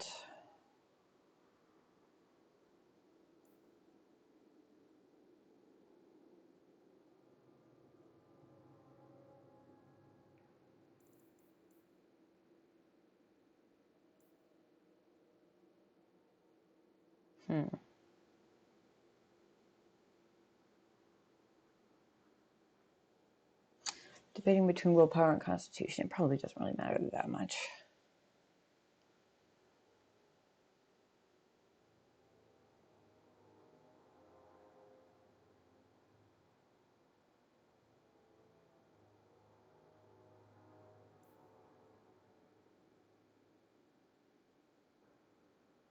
Actually, I'm going to do a point in cunning, since that increases defense for all classes.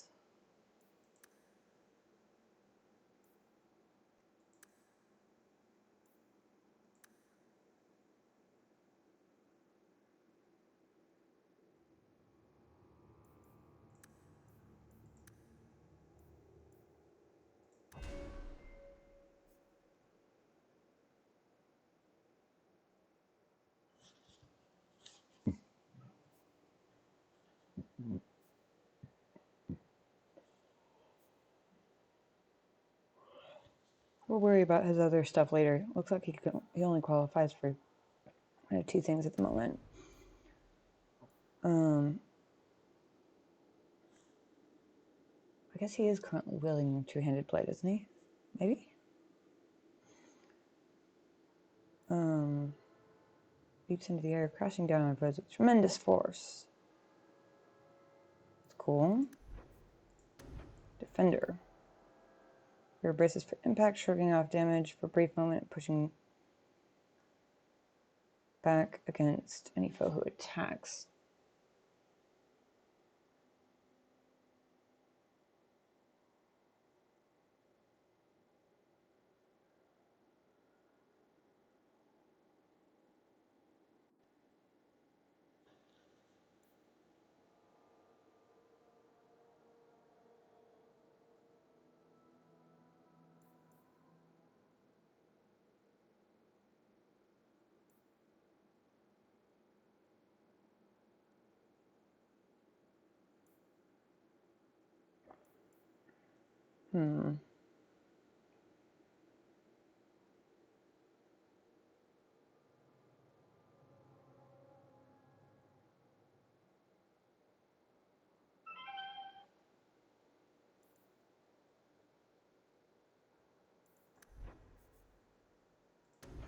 There's Vanguard. His good offense is the best defense. Purple strikes, match with ruthless technique.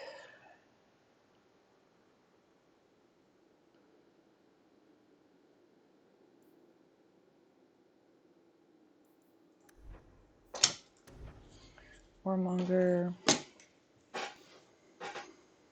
Confident adversary, well versed in taunting foes, cutting through them and sending them to the dirt in a bloody heap.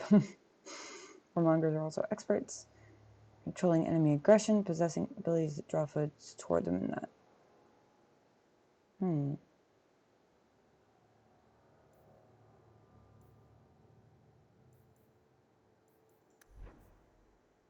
Battlemaster. When fighting solo, a Battlemaster is an efficient killing machine. Fighting alongside allies, the warrior becomes a seasoned leader who can rally others to turn the tide of combat. So basically champion, sort of.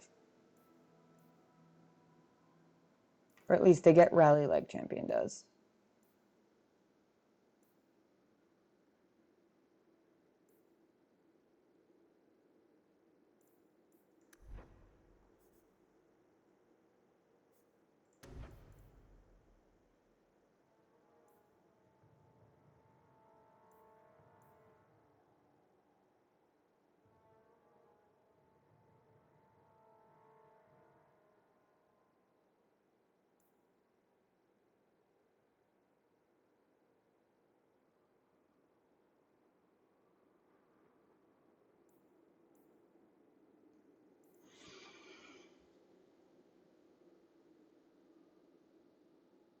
Are all warriors two-handed in this game? Or like two-handed wielders in this game?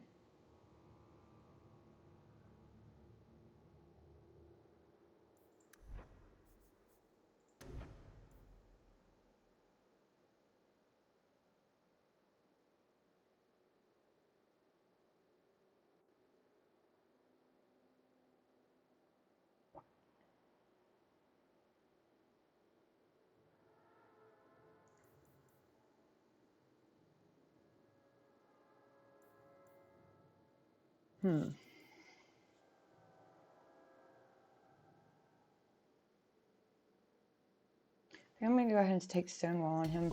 Neither one jumped out as being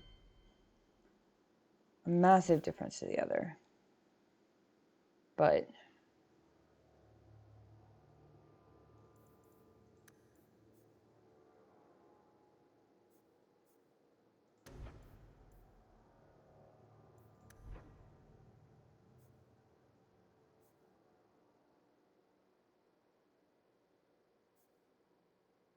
wait a second.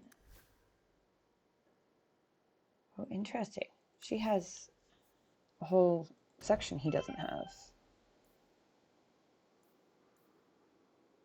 Evelyn has outlived too many of those she's loved.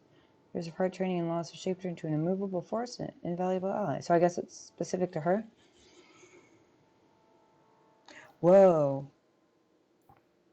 Serve and protect. Evelyn's dedication to Hawk verges on overbearing. Transfer 10% of damage from me to her. Wow. Okay, that's cool. I was not expecting there to be specific, like, I guess interaction-based skills.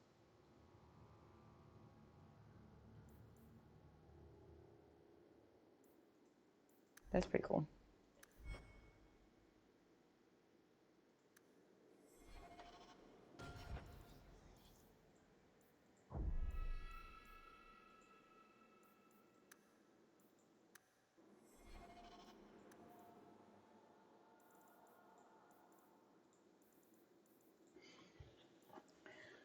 City of Kirkwall. Kirkwall once lived on the edge of the Tevinter Imperium and was home to nearly 1 million slaves. Stolen from elven lands or shipped from across the sea, all slaves fed the Imperium's unquenchable thirst for expansion.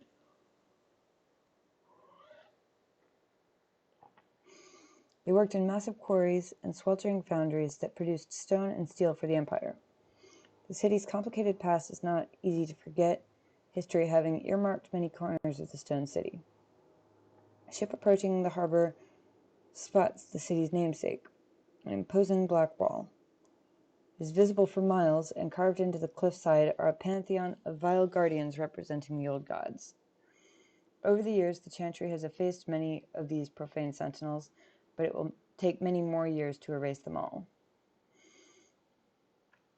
Also carved into the cliff is a channel that permits ships into the city's interior. Flanking the channel are 2 massive bronze statues, the twins of Kirkwall.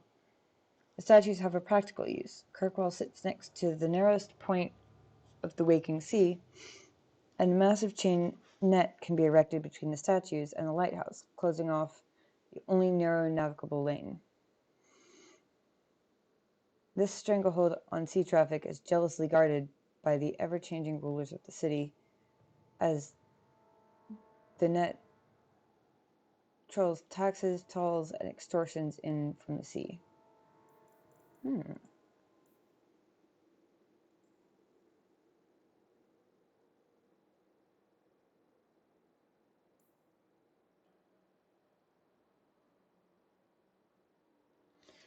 honest answer regarding apostates.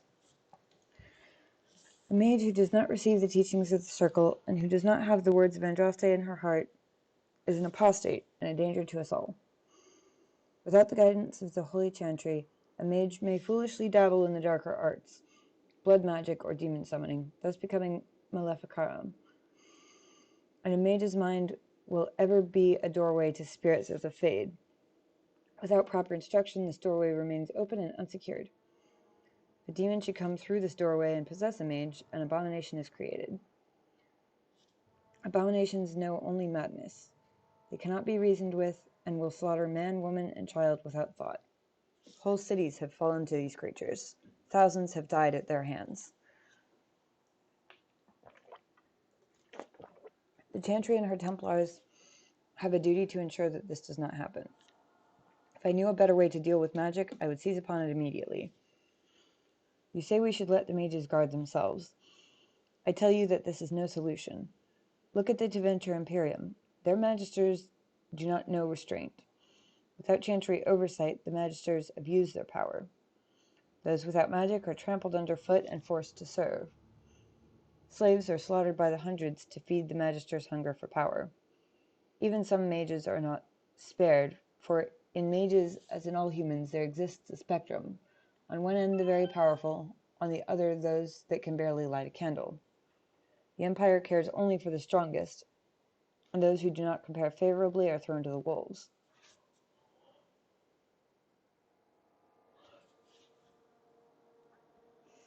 Imagine your children growing up in such a world. If a mage asked it of you, you would have to give him your daughter, not knowing what his plans for her might be. You could not resist him, and neither could she.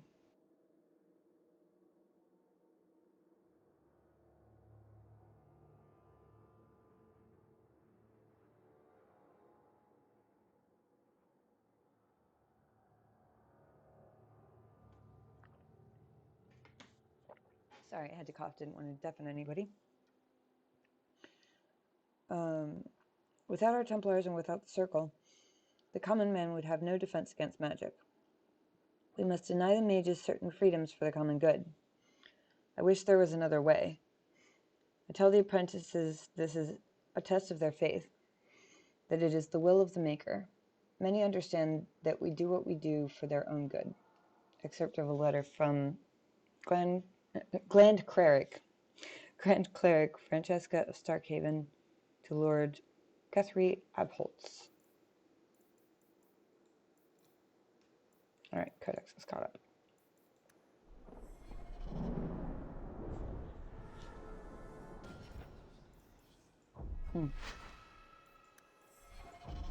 Why do I keep clicking load instead of save?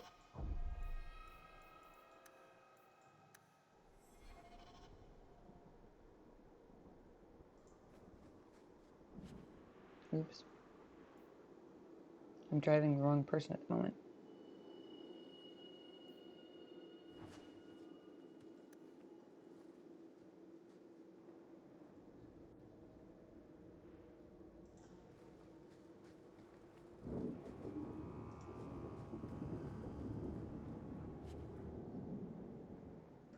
Ooh, injury kit. Excellent. I haven't actually looked at the inventory yet. Ooh. Move items to the junk category to sell them quickly in stores. That is so handy. Oh my god. Oh, that would have come in so very useful in Origins. I love that they have that. Do I still have 2 weapons sets like I did in Origins? It's not looking like it.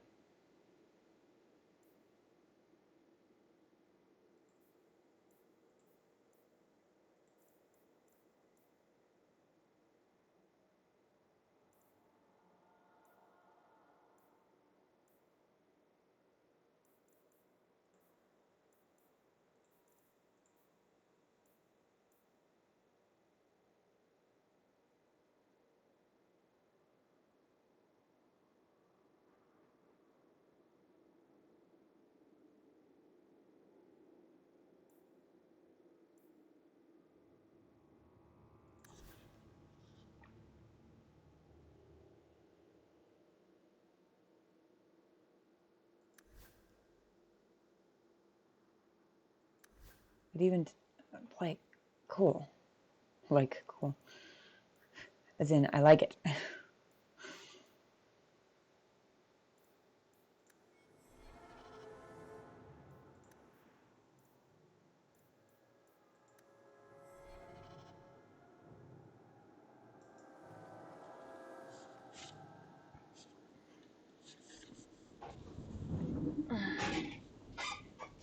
One second, I'm retrieving my cookies.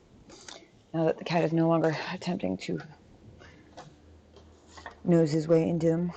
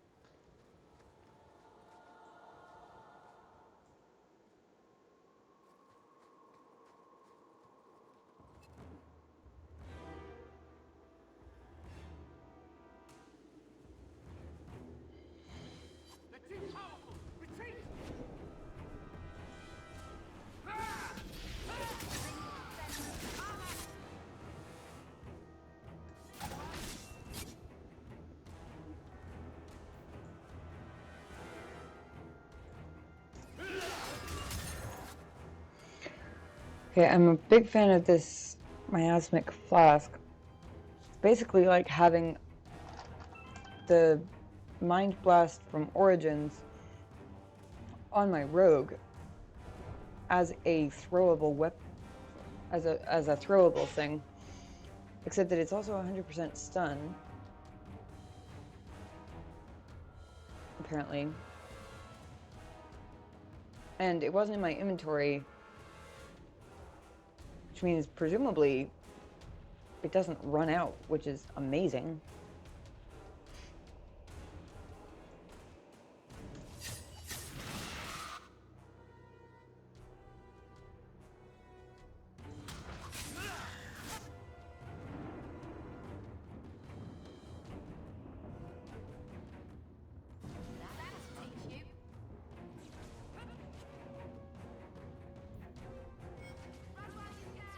like that there's a hotkey for taking everything also. Oh, there's still battle going on. Shit.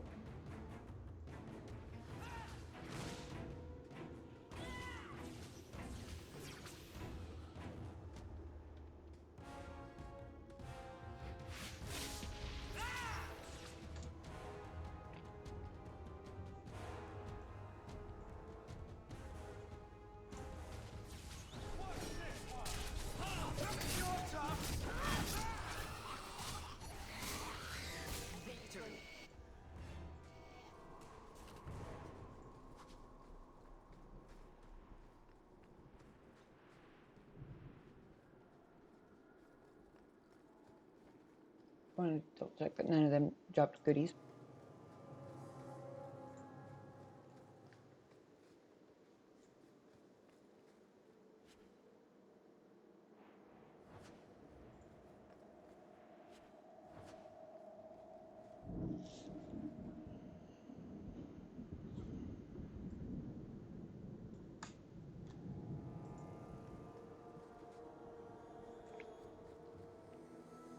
I can do this. You'll see.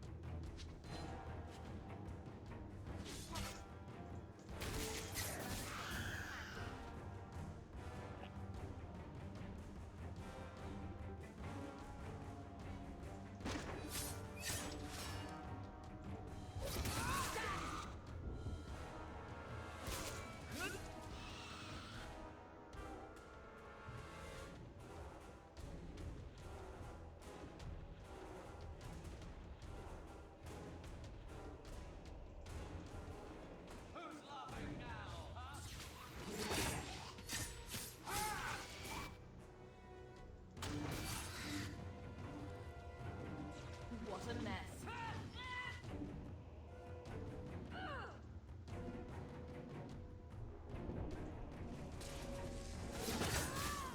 That was all me. Right.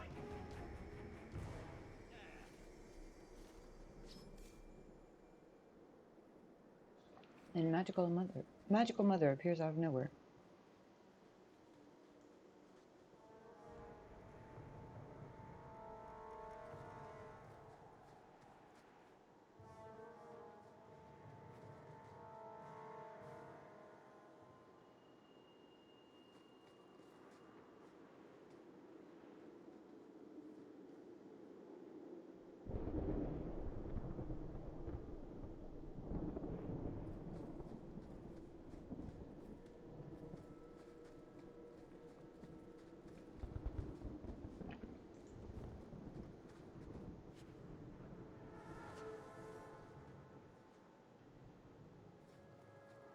All right.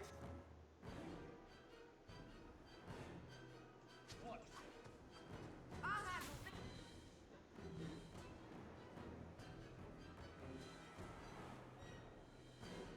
Oh, how thoughtful. They decided they decided to throw me up against an emissary apprentice instead of straight up against the emissary for this time. That battle took me so long.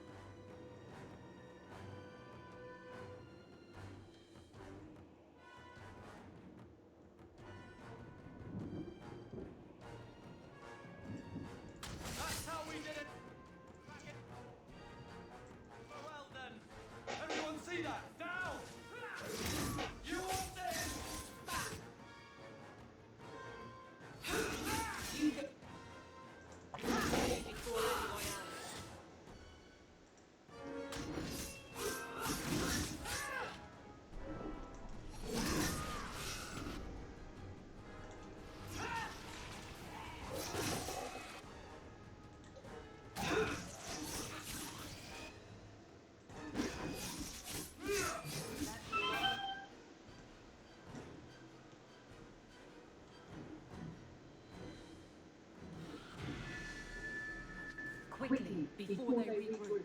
We must press towards the wilds.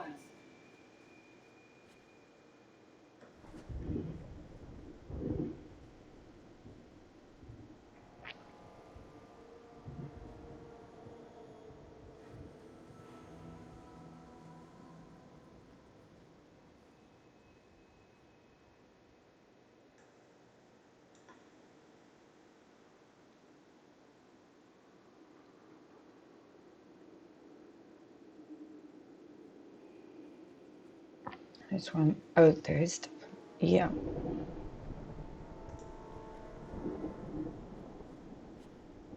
Uh-huh. Just, I was hoping there might be something like that around here.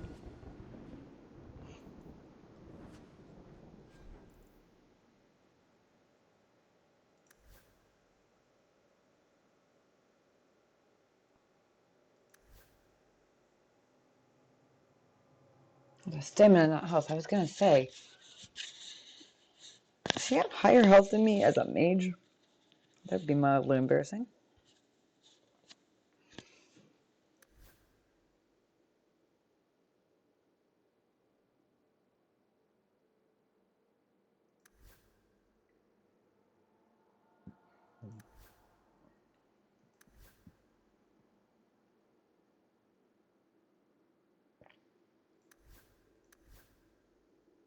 He does actually have better armor than me, though.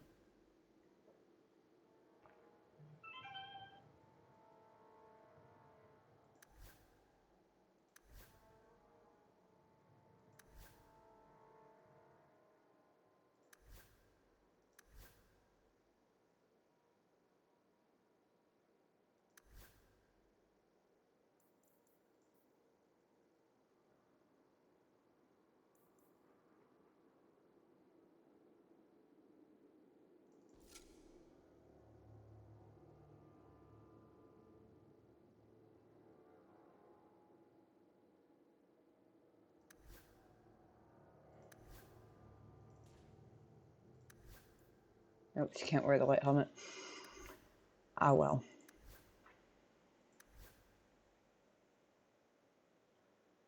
Interesting, neither can Aveline.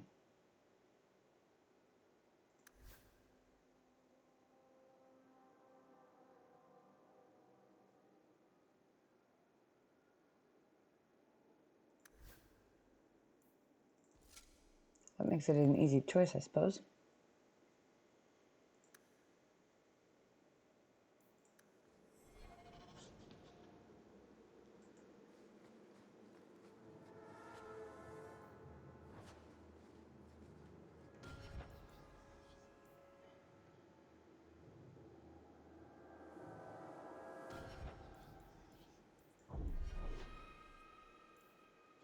And level 3.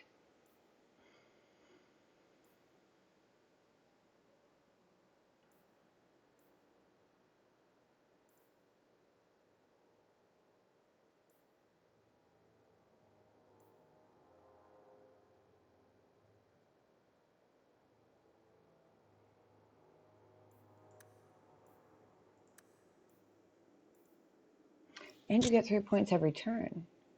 Interesting.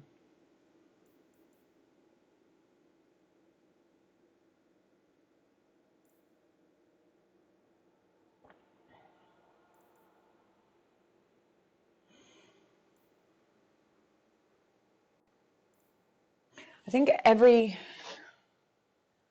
I'm going to end up doing a lot like I did in Origins, where as sort of a standard practice. Oh wait, duh. Origins had 3 attribute points too. The whole thing looks so different. I don't know why it's screwing with my head that much, but it's kind of a standard practice. I'll drop a point in Dex and a point in Cunning, and then the last one I'll cycle between whatever I need more of at the time, I guess.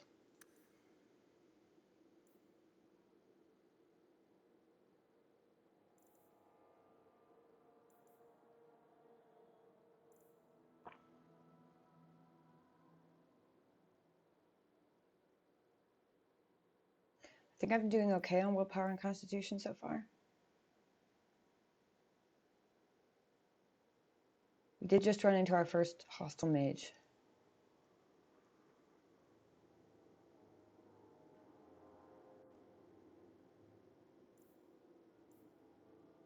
I wonder whether being knocked down as a spell would count as magical resistance or fortitude.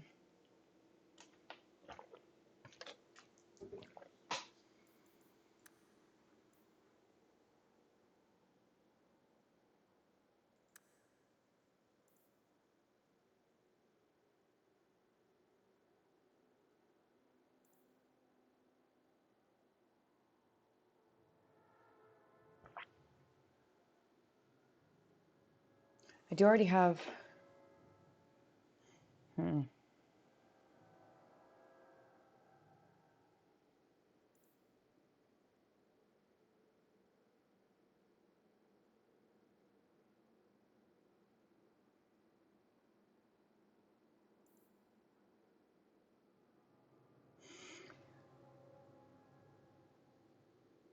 A lot of the reason why I'm actually leaning toward dropping another point in magic, even though I did that last time, is because of that whole affects the duration thing.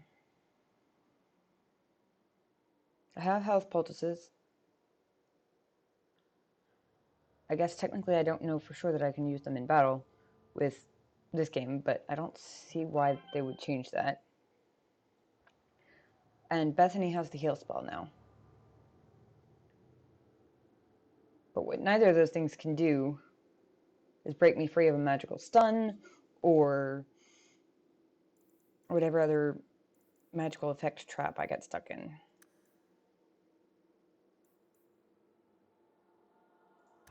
So, let's see. Rogue stealth and moves to targeted ally's side, appearing an instant later, ready to render aid. Interesting, neat.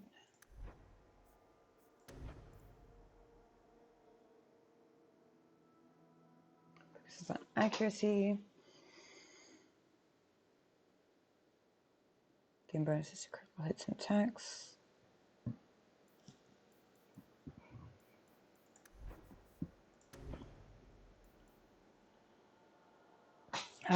Unforgiving Chain. For a short time, every basic melee attack the rogue executes in rapid succession. Increases the chance to score a critical hit. Evading any other talent cancels the effect, but Explosive Strike can exploit the chain for extra damage. I do like that. That sounds really cool.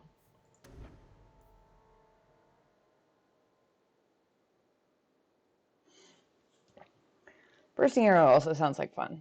Your arrow explodes on impact, showering the area in shrapnel and flame. But I have Bethany with her lovely AoE fireball that actually manages to beat us to the enemy every time so far.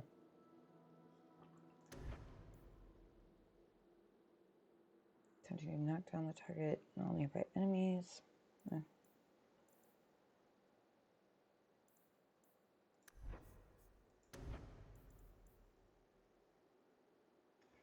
Stealth. Sorry about the creaking chair. Been talking for like a week about how I need to grab some WD-40 one of these days, and I keep forgetting. We're just not getting around to it, to be totally honest.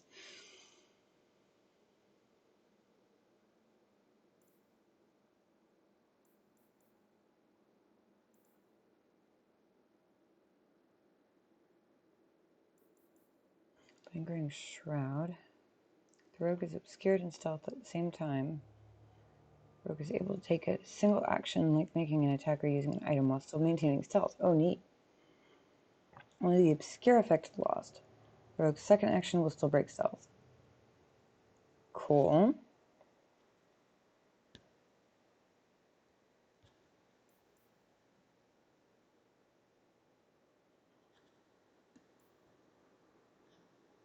Very cool.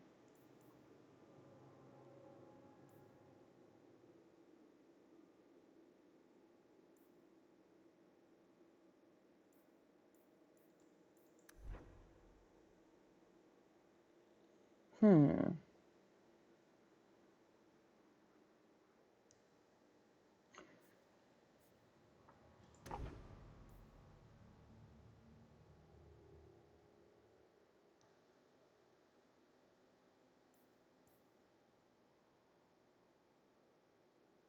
I like back to back.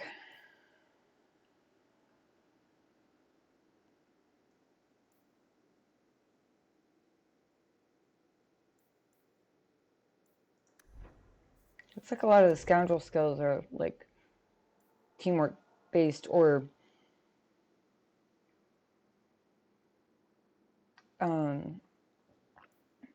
assist other members of the party or something like that. Like there seems to be sort of a rough theme there.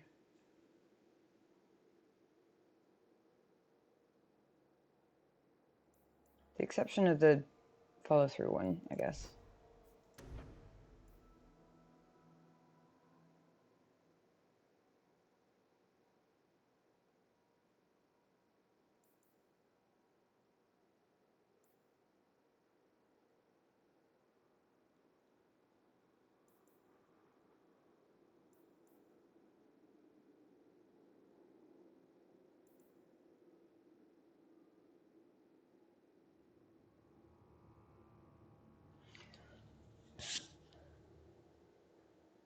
I like the unforgiving chain thing.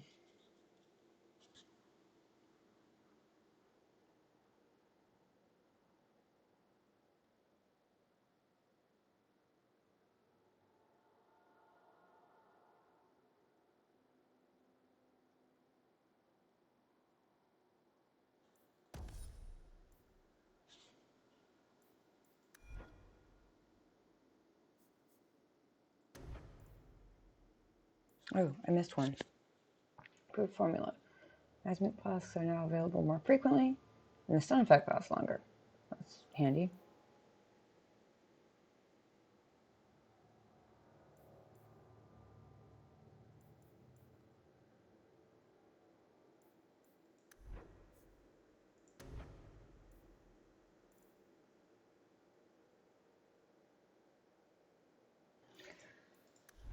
For the moment,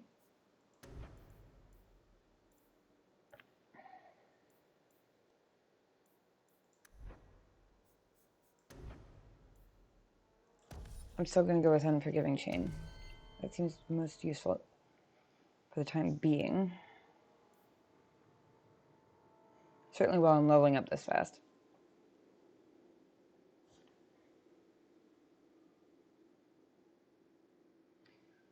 Miss Bethany.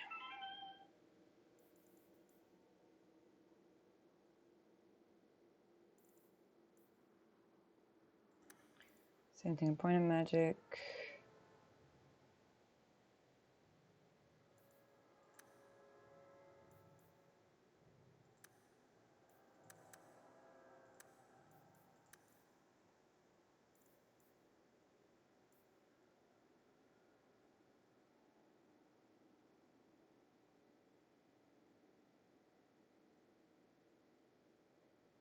Hmm.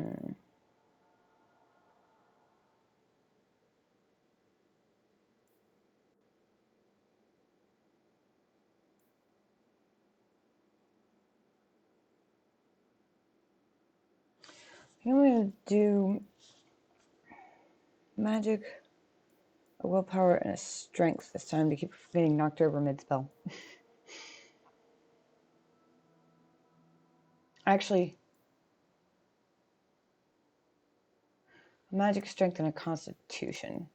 Because her max health is already seems to be lower than everyone else's by default.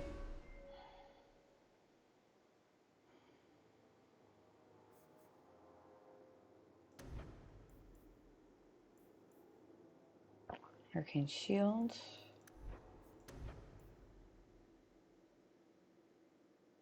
Heroic Aura, or Greater Heal.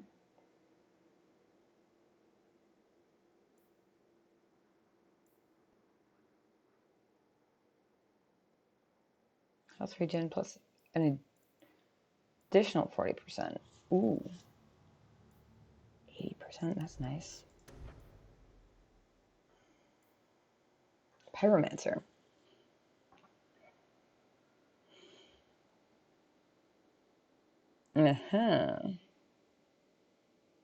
Long practice with wielding flame increases damage that the mage inflicts, including basic attacks from a fire staff. Plus 25% fire damage. Given that fireball is one of her most regularly used things,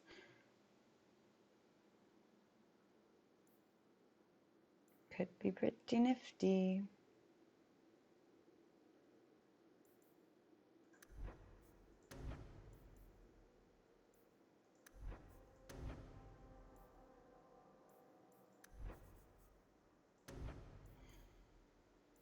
Parable, dispel magic. Okay. It interrupts enemy spellcasting, removes hostile magic effects from the party, disables sustained magical abilities from enemies across an area of the battlefield.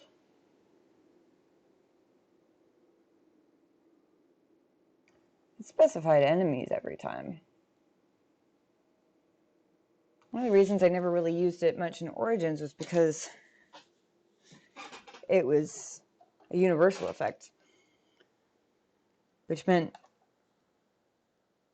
if any of the party had magic effects being applied, then it would dispel those too.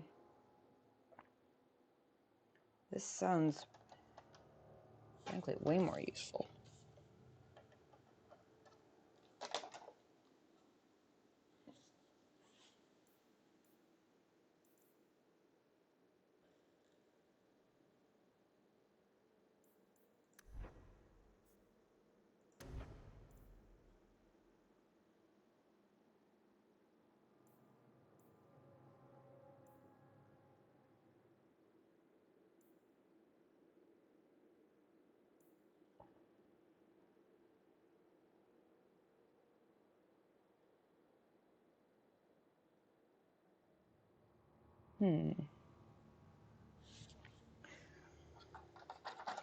Diverting hostile attention could be very useful for a squishy mage.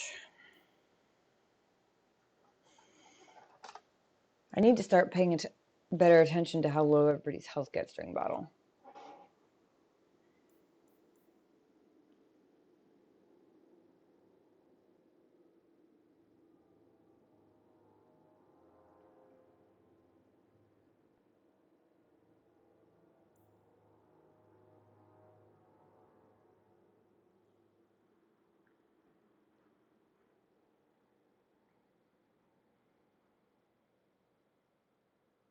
Oh wow, that's neat. Arcane Shield can be applied to all party members with a quarter of the effects. Not to level 9, but that's pretty cool.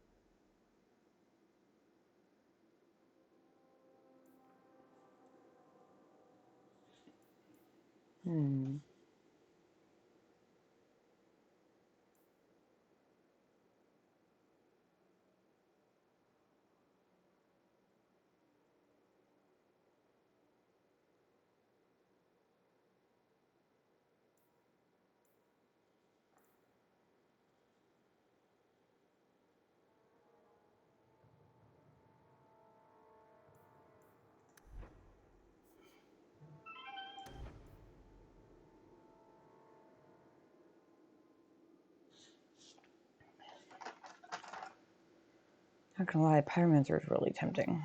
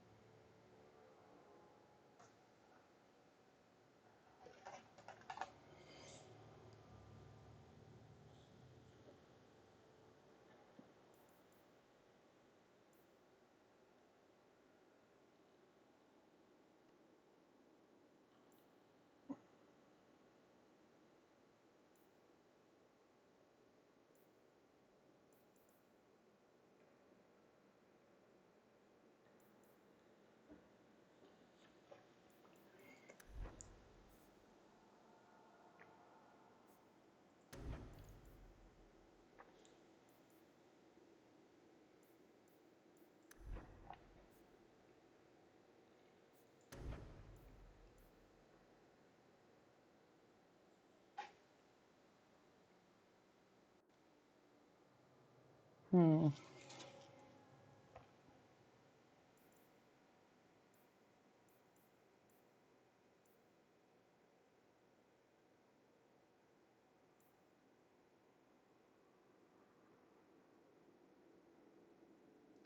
% defense.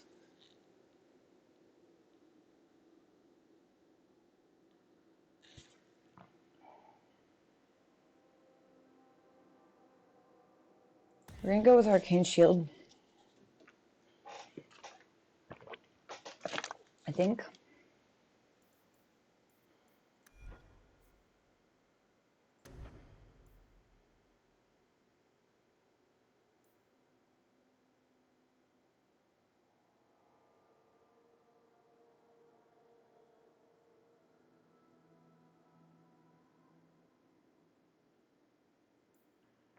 Actually.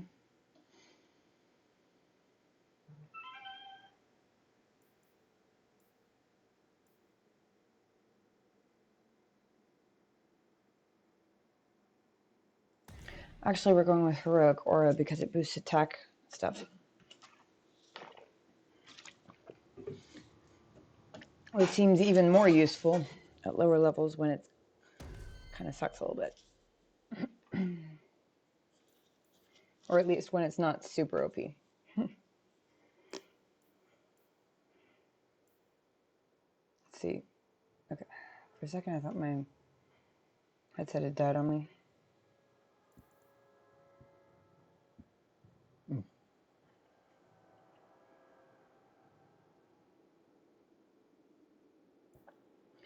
He gets one in strength.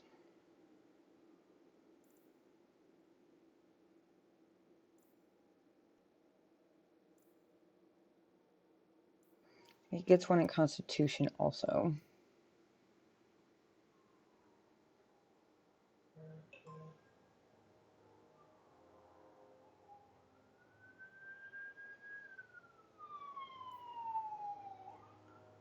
Excuse the sirens in the background.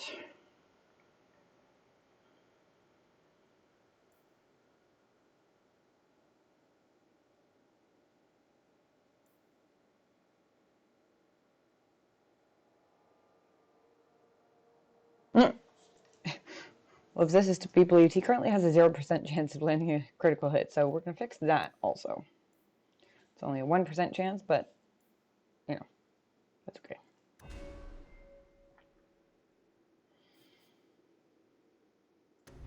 Okay, he now has Elemental Aegis. Secret to warding off the elements is to rely on your armor, keeping it between you and the blast. Makes sense. Warriors learn this lesson well and can anticipate magical attacks. Interesting. Can't be used at the same time as Turn the Blade. But it gives 40% resistance to all the magic types. Turn the Blade. While many warriors choose to ensure their foes' hits,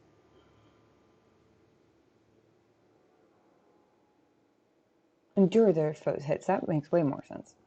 Some prefer to deflect the damage instead.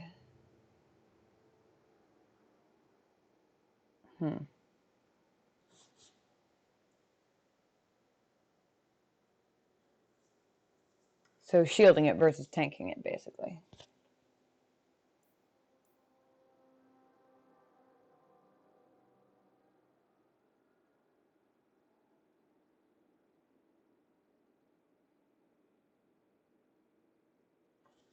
Stonewall now protects warrior further, increasing resistance to damage, making the warrior temporarily immune to the effects of force.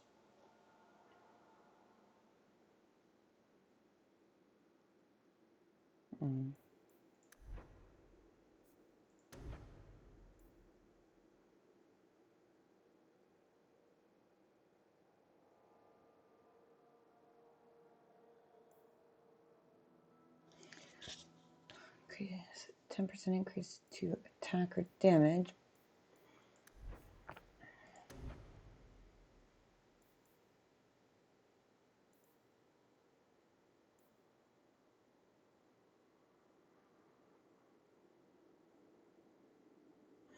Oh, interesting. Prerequisite for this one is that I have to have spent a point in two-handed.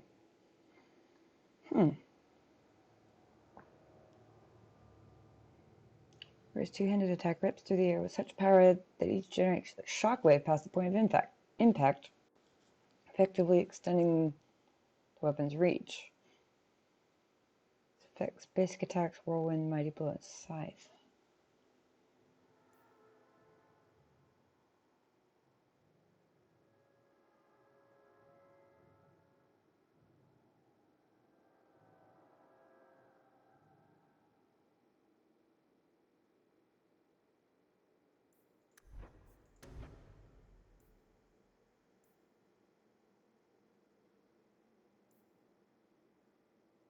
Taunt.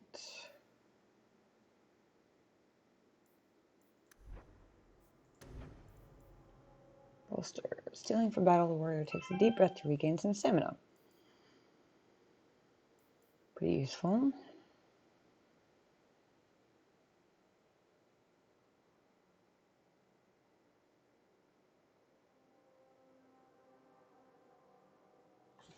Oh wow, they changed rally. It does briefly boost other party members' mana or stamina regen.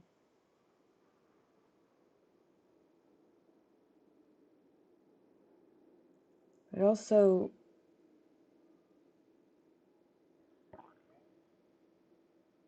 applies the effects of might, control, turn the blade, or elemental aegis to companions if it's active. That could be incredibly handy. I mean, elemental aegis is 40% resistance against every type of magical damage, I think, if I remember correctly.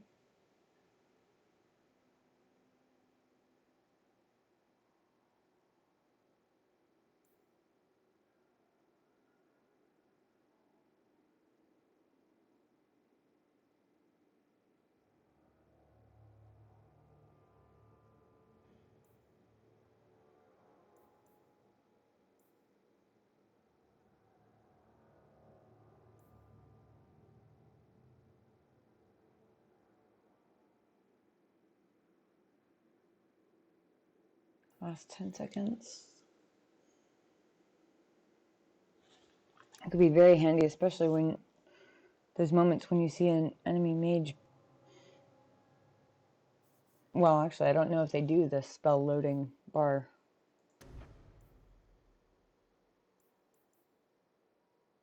in this game or not, but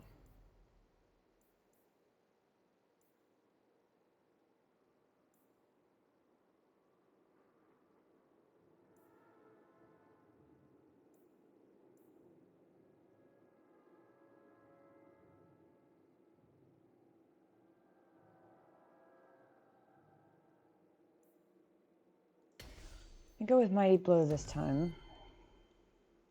I did defensive last time. Ah, Evelyn's first level up.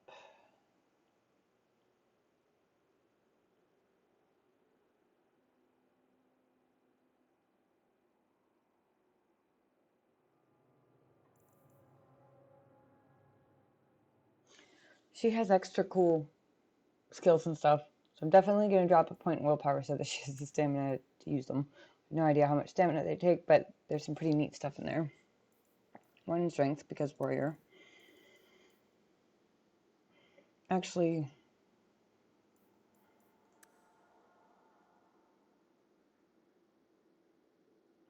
she has 0% critical chance for magic resistance, so I'm not going to do the willpower. I'm going to do one in strength and then one in each dex and magic just to, I mean, 1% isn't much, but it is higher than 0.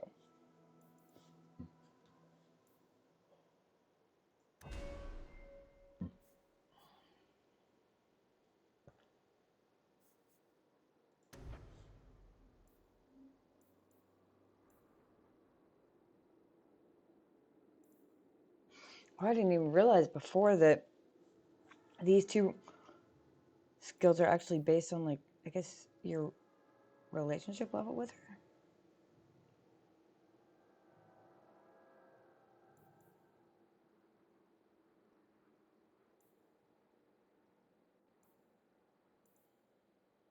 And it looks like you have to be at least level 7 to use any of her special thingies. That's okay though.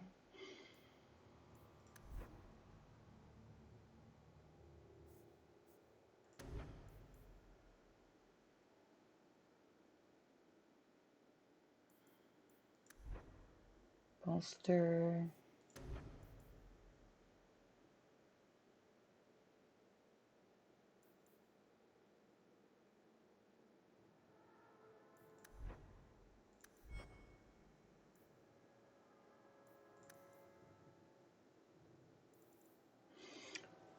%, attack, 12%,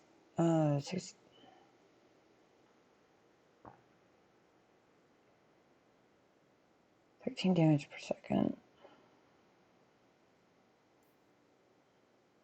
62 damage. Let's compare that to Carver.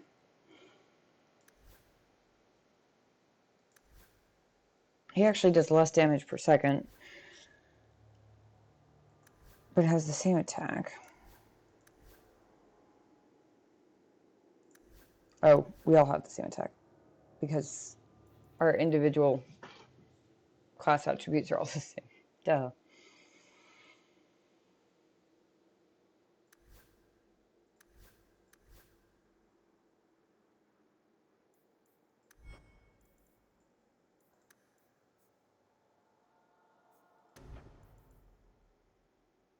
Oh.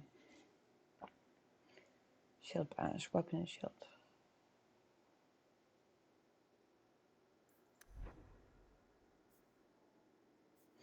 Oh, I see. I see. I bet it shows the skill trees for whatever type of weapon they currently have equipped. Right? So Carver has a two-handed sword equipped, then it would show the two-handed tree for him. She has his sword and shield, so it's showing that tree for her, I'm guessing. That's how that works.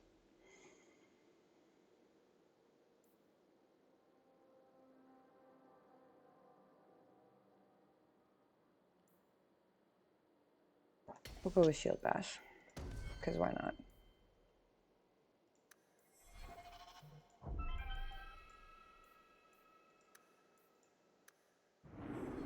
Alright, that took longer than I thought it was going to.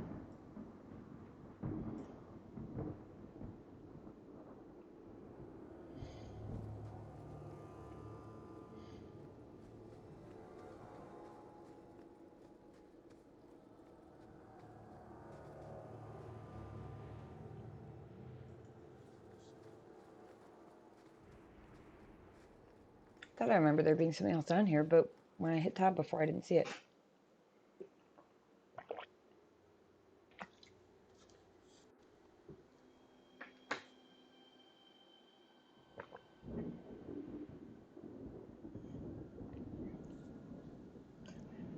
Korkari Wilds. It is said that in the midst of the Black Age, when werewolves stalked the lands of Ferelden in numbers that kept every farmholder indoors and a hound on every doorstep, powerful Arl of the Alamari peoples stood and declared that he would put an end to the threat. His Arling stood on the border of the dark forest on the southern border of the Ferelden Valley, and he claimed that the werewolves used the forest to launch their midnight assaults on humanity. For 20 years, this Arl led an army of warriors and hounds deep into the forest. In his hunt for the werewolves, he slew not only every wolf he came upon, but also every member of the chastened wilder folk. Any one of them, he said, could harbor a demon inside, and thus be a werewolf in disguise. Pretty sure that's not how werewolves work, but okay. For 20 years, the forest rang with screams, and the rivers ran red. Yikes.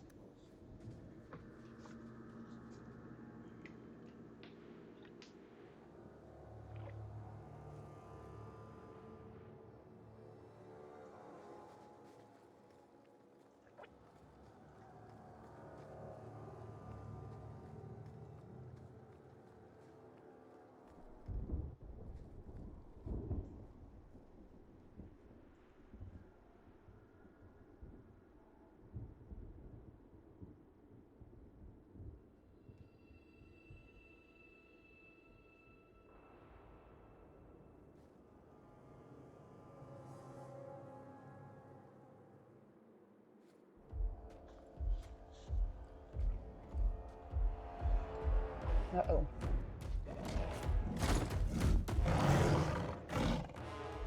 You soulless bastards! The ogre's gotten bigger in this game. Oh, shit. Now we... Now you've done it.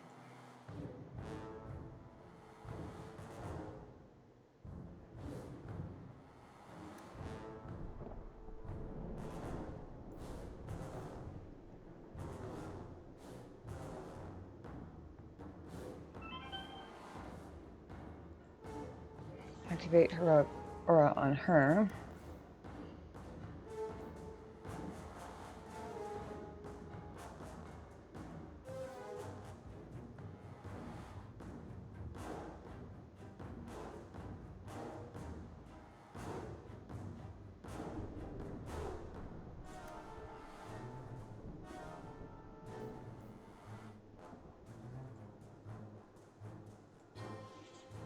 See if a miasmic flask works on an ogre.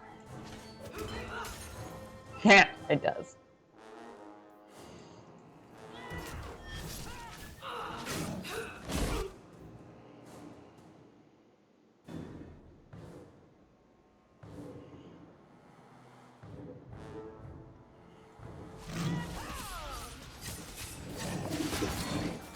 Nice going, Bethany. A well-aimed fireball if ever I've seen one.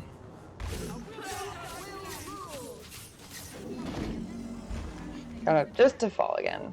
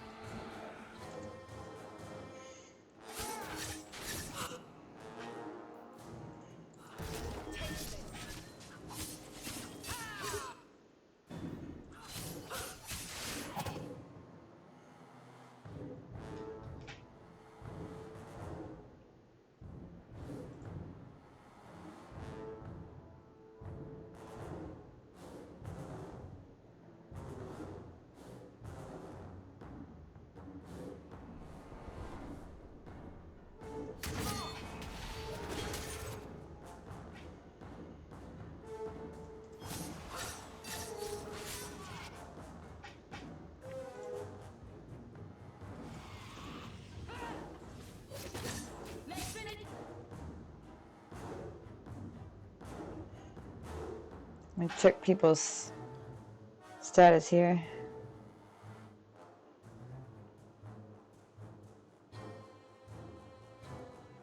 She's holding up even better than I am, health-wise. She's fine. Aveline's a bit low on stamina, but otherwise we seem to be okay at the moment. I need to remember to check from time to time so that I know what to level people up on, or what people need the levels on. Carver, wake up.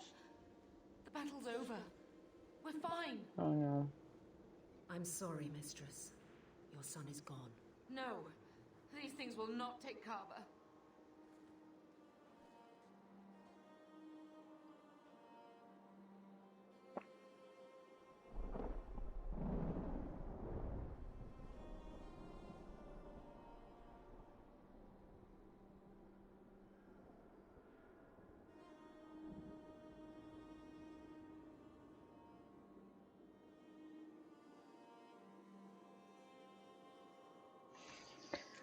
Huh. Basically, when we started this trek, I figured out she was with her whole family. Kind of assumed that there was a pretty strong likelihood they were doomed. Then at some point in thinking about all the level ups and skills and stuff, I sort of forgot that.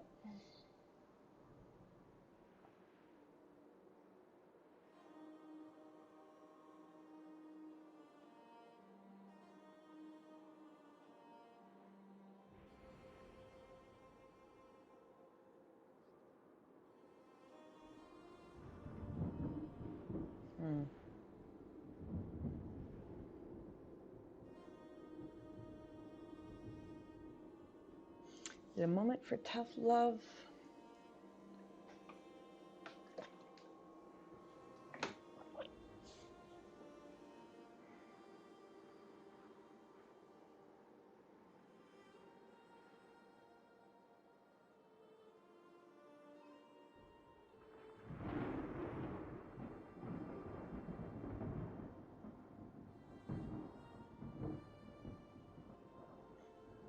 I feel like Hawk would be a little bit more brusque than Azrin. Not mean, just a little more likely to give tough love if she thought it was necessary. It's sort of the vibe I get anyway.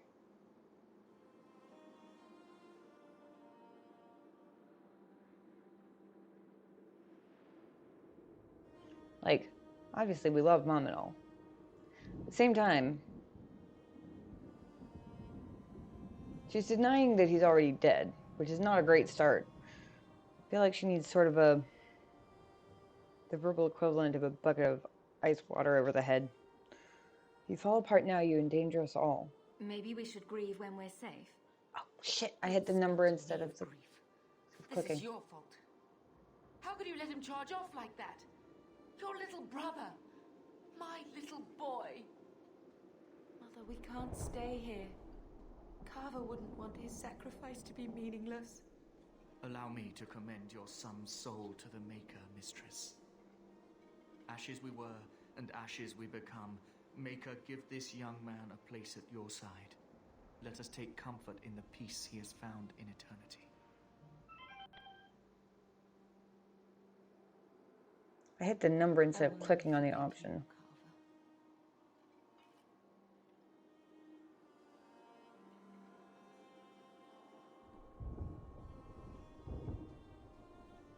This time we click.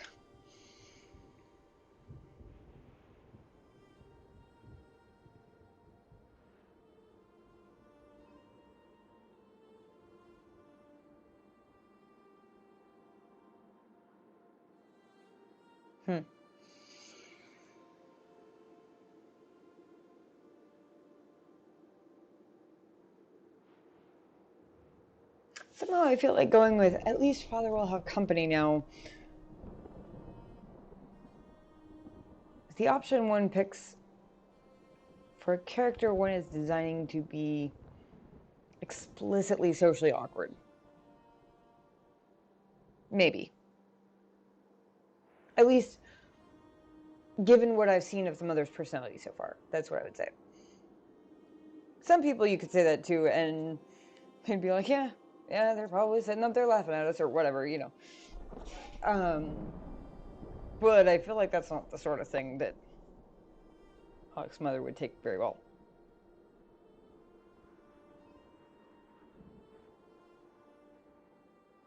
Our lives are more... Oh. Our lives are more valuable to him than our prayers. Let's go. I forgot I didn't have to read it out loud. I remembered halfway through, though. Flames. We're too late. Can't we?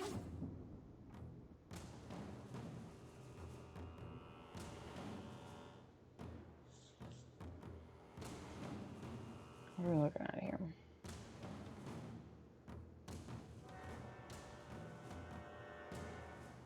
Oh. That's not great.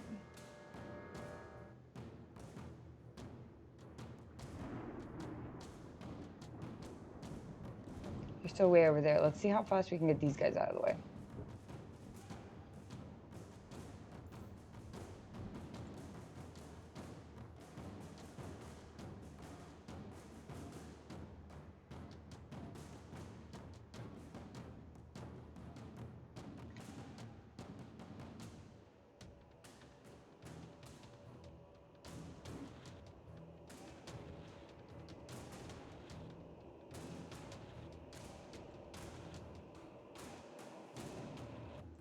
Apparently you can't target the ground. Apparently you have to actually target a person. Oh, or not.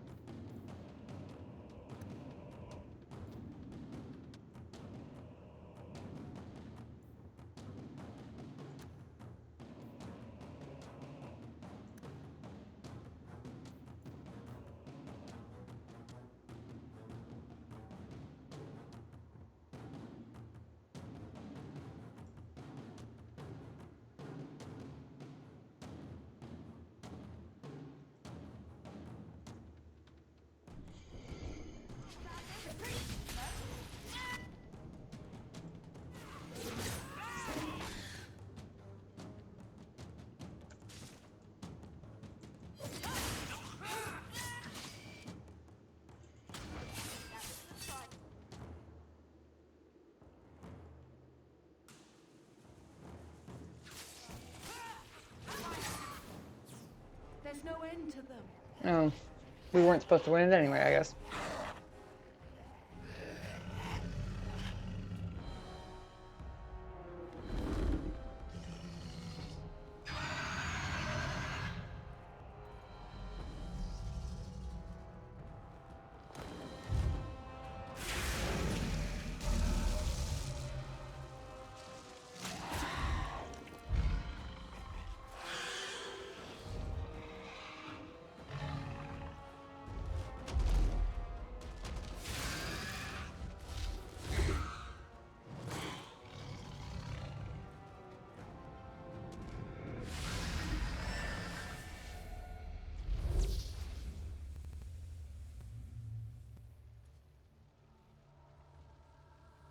Well, hello there.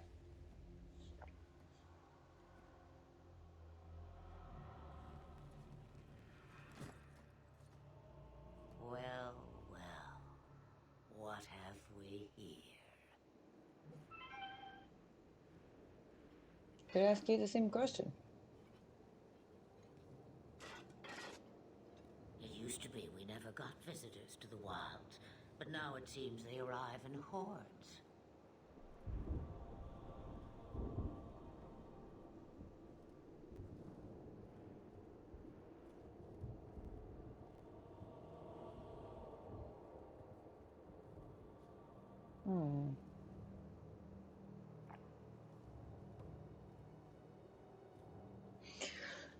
So I'm going to roll out option 1 right off the bat because I feel like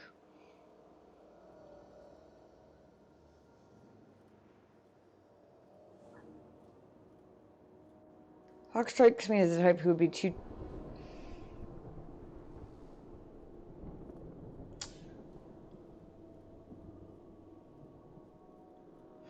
What's the phrase I'm looking for?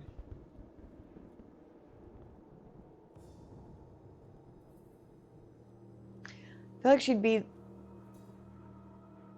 type of person who would be too tough and too... with too much, like, learned suspicion, or not learned suspicion, but, like, learned wariness from just, like, surviving the world and shit, to go with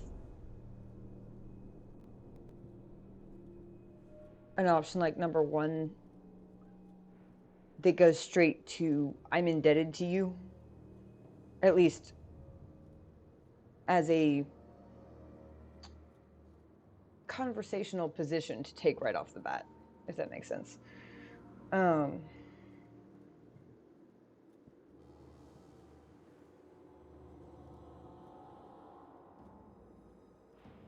Given what we just saw, it feels a little stupid to go with option number 2.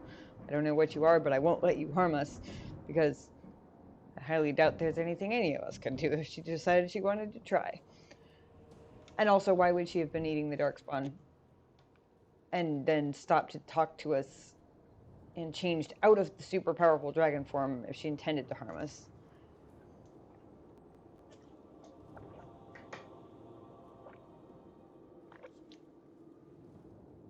Impressive. Where'd you learn how to turn into a dragon? Perhaps I am a dragon. If so, count yourself lucky. The smell of burning darkspawn does nothing for the appetite. If you wish to flee the darkspawn, you should know you are heading in the wrong direction. Wait, you can't just leave us here. Can I not?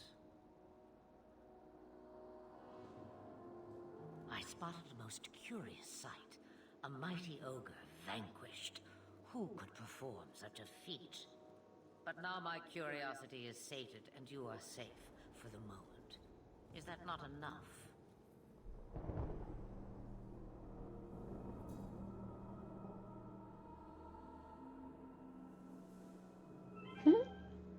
You could show me that trick of yours. That looks useful. I mean, it does, but...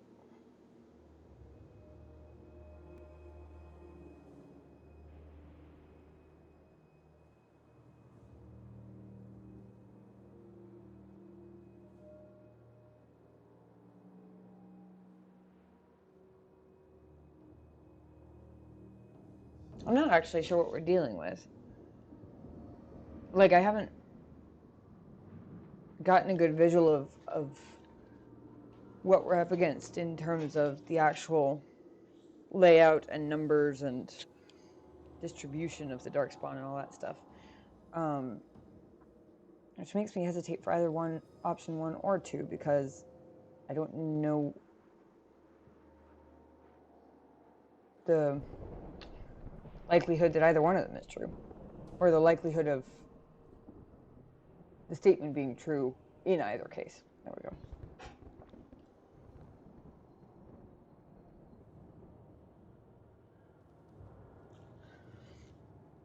I don't really expect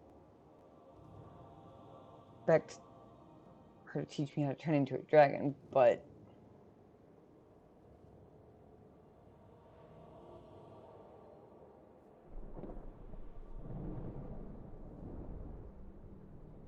I do kind of want to know what she's going to say, to be honest.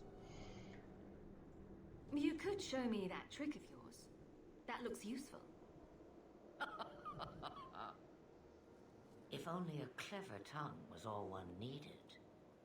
Tell me, clever child, how do you intend to outrun the Blight? We need to get to Kirkwall, in the Free Marches. Kirkwall? My, but that is quite the voyage you plan. Your king will not miss you, hmm?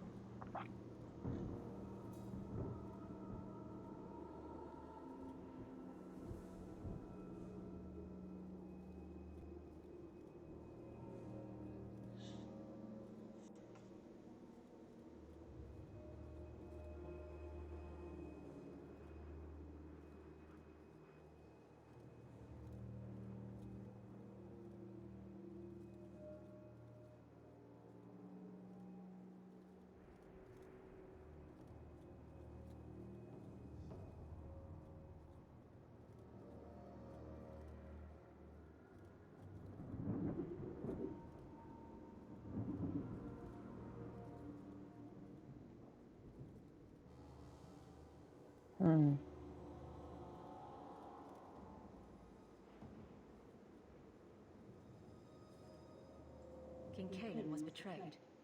There's nothing for me here. I see. Hurtled into the chaos, you fight, and the world will shake before you.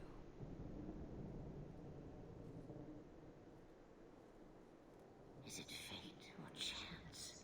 I can never decide.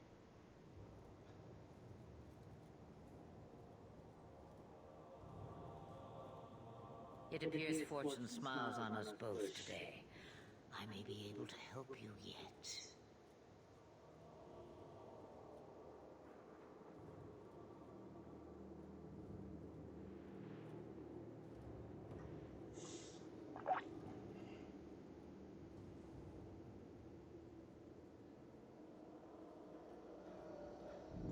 There must be a catch.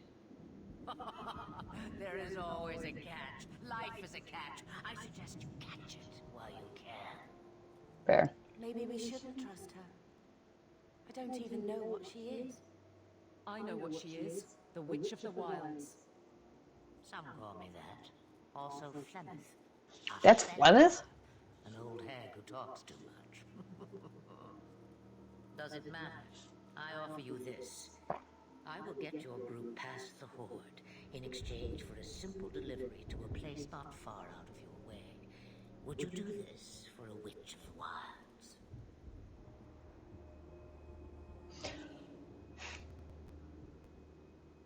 I like this Flemeth better.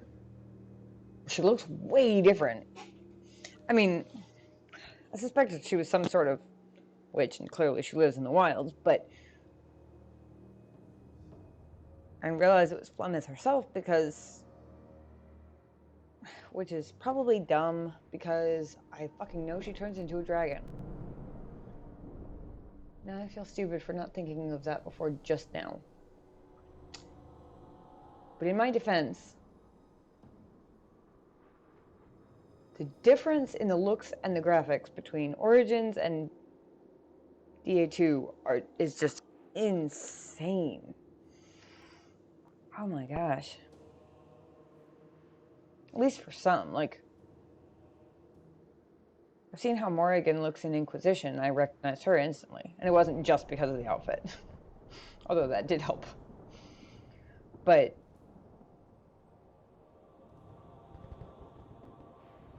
I mean, Origins, Plymouth basically looked like an old beggar lady and talked like she was more just absolutely nuts off her rocker.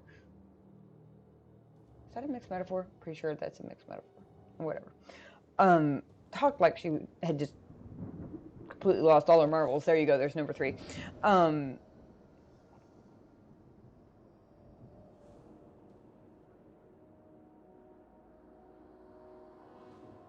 Whereas this Flemeth not only doesn't look like an old beggar lady, I mean, damn, she looks like a goddamn dragon queen in human form.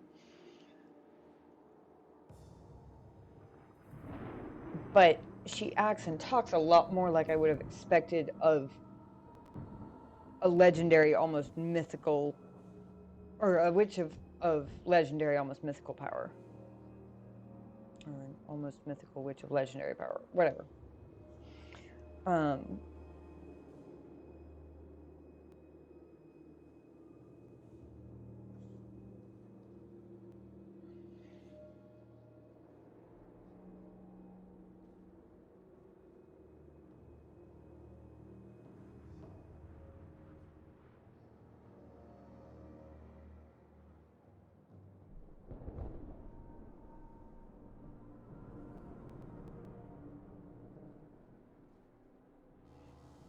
See what Investigate has. Roast a few more darkspawn, I'll do anything you want.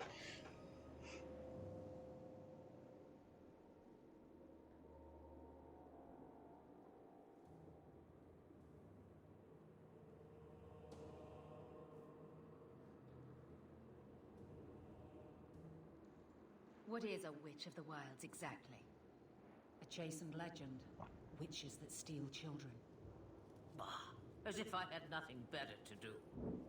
You're an apostate? Yes, just like you.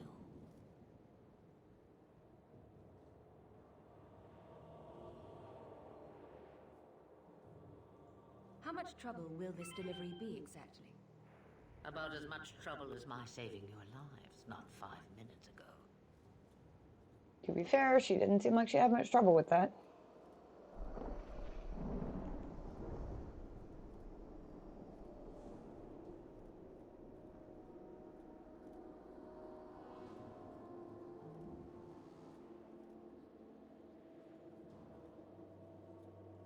Good point. If you knew my daughter, you'd know how seldom I hear that. Hawk may not know your daughter Flemeth, but I do. And it doesn't surprise me in the slightest.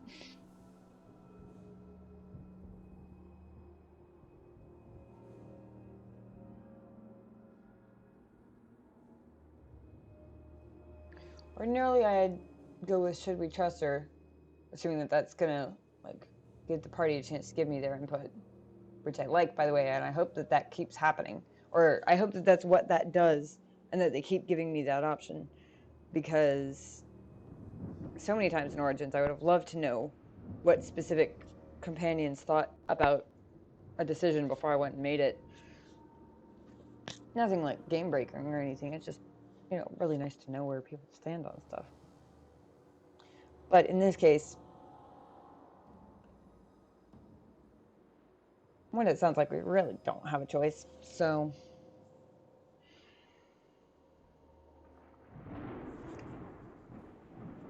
my only real hesitation at this point is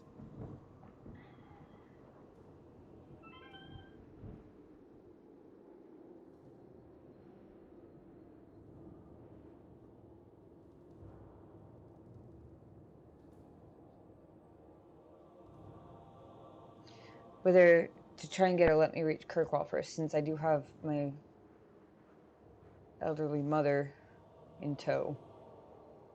And Evelyn's husband seems, no offense to him, pretty useless.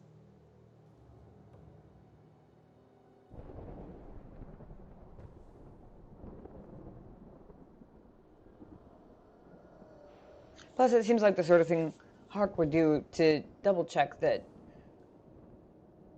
she couldn't get double crossed, I guess. And also to make sure that people were safe in destination before she goes running some mystery errand. I have to reach Kirkwall first. But you will do it. Uh-huh. Sure. There is a clan of Dalish elves near the city of Kirkwall. Deliver this amulet to their keeper, Marathari. Do as she asks with it, and any debt between us is paid in full. Before I take you anywhere, however, there is another matter.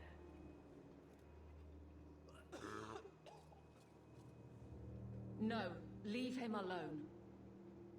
What has been done to your man is within his blood already. You lie! She's right, Aveline. I can feel the corruption inside me.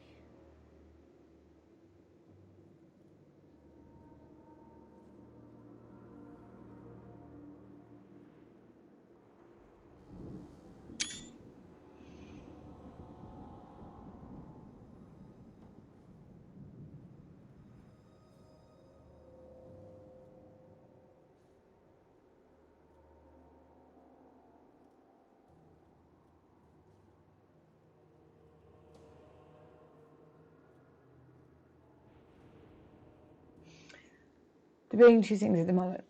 First,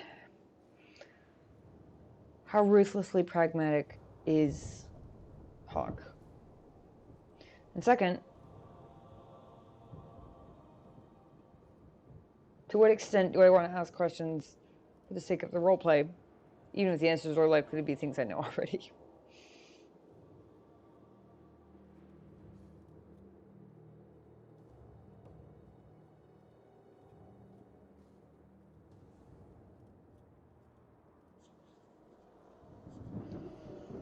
See what they say. What are you talking about? From the Darkspawn. Oh, goodness gracious. Blood. I knew when it happened. And how much time before you? Not long now, if I am any judge.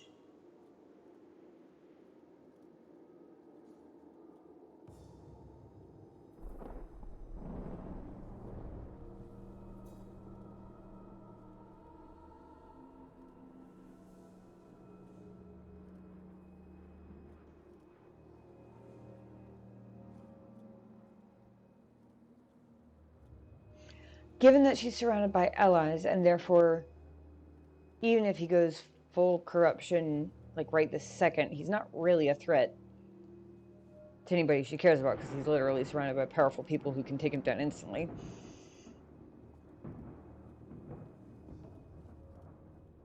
Given that, I don't think she would go the we can't afford that kind of liability route. At least not with that phrasing, certainly. I also kind of feel like, despite what I'm sure would be dislike for him after trying to pull the whole the order decree or order dictates bullshit on my sister,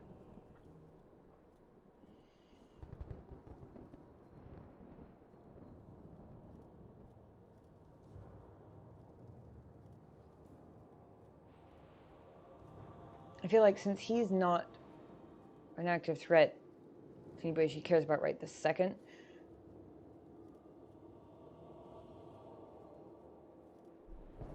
that protector core would probably pull her more toward option one than a eliminate him and be done with it sort of thing. I feel like she's probably only really ruthless when there's an imminent threat, or when there's an imminent threat either to her or somebody she cares about, I think. And he's not an imminent threat at the moment. Not with a friggin' dragon witch and me and Bethany of the Fireballs and his own freaking wife all standing right there. He's not a threat to Mom at that rate. There must be something we can do. The only cure I know of is to become a Grey Warden. And they all died at Ostica. Not all, but the last are now beyond your reach.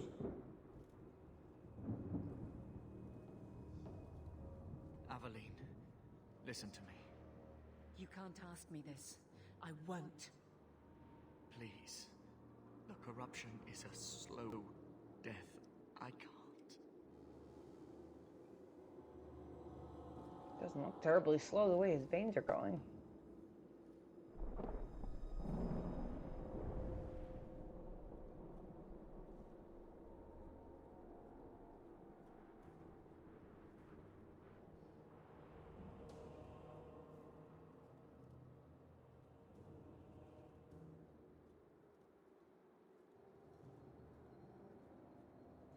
Sorry, I was trying to figure out if my laptop monitor was jiggling or if it was part of the frame of the picture. It's actually in the frame of the picture, I think. Option 2 is too impatient and dismissive, I think.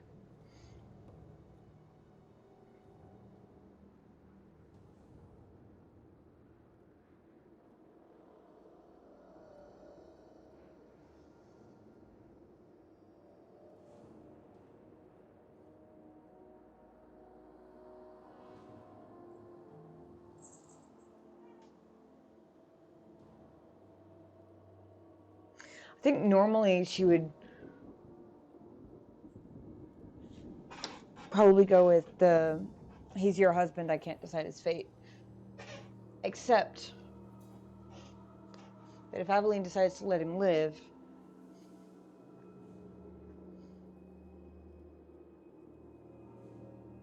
and he loses it and becomes a threat on like the back of a dragon or something, then he could be a real threat.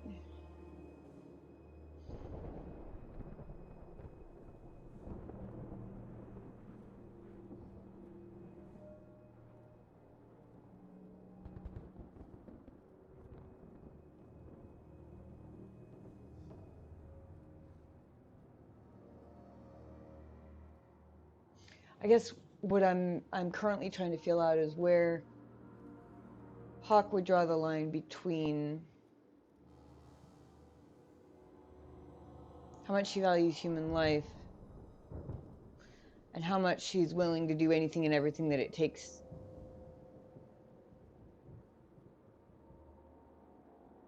to keep safe the people she cares about, if that makes sense.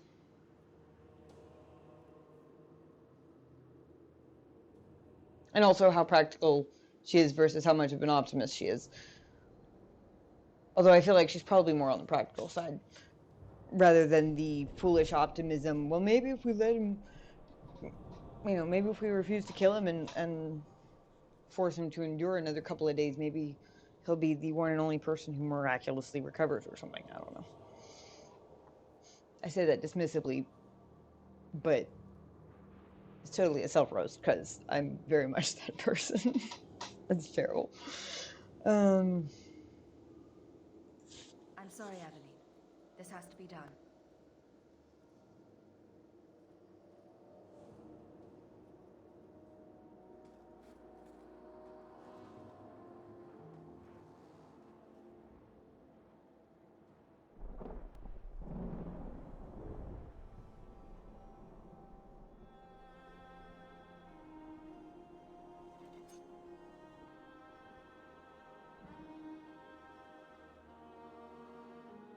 Thank you.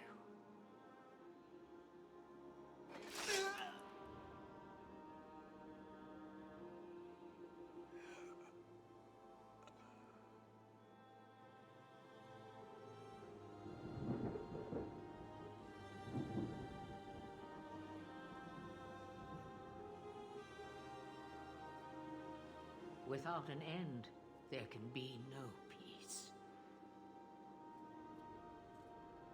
It gets no easier. Your struggles have only just begun. Flemeth. I thought that might interest you. You expect me to believe a myth swooped out of the wild to save the champion? Oh, come now, Seeker. Do I need to recite the tale of the Warden as well? No. Perhaps I shouldn't be surprised to hear of her involvement. I liked my version better, too. That's me, I'm the warden. What else aren't you telling me then? Did she send someone with the champion? In a matter of speaking. So it's true. Continue. But if you tell me they all flew to Kirkwall on a dragon... Nothing so fanciful, I assure you. The witch kept her word and got them to Guaran, where they took ship. They sailed north across the waking sea, lashed by terrible storms. 2 weeks they spent in that dark hold, packed in with the fearful and the desperate. And then they saw it. Kirkwall, the city of chains. Long ago it was part of the Imperium, slaves coming from far and wide to work the quarries. Now, it's a free city, but I use the word loosely. Sail through those black cliffs and you'll see what the slaves of old saw. The gallows, welcoming you. That's where their ship landed, with all the rest.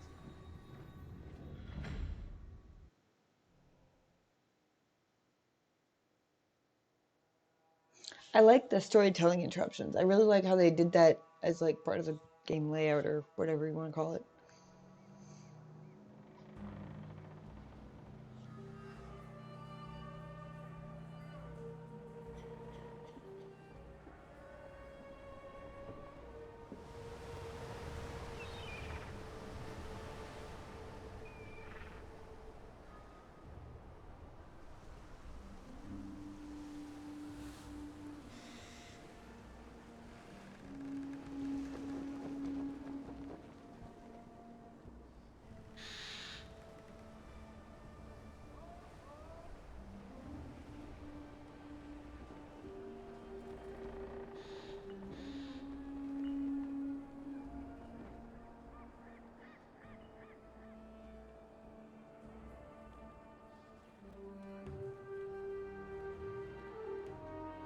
They're not letting anyone into the city. What? That can't be. It's true. Look at them all.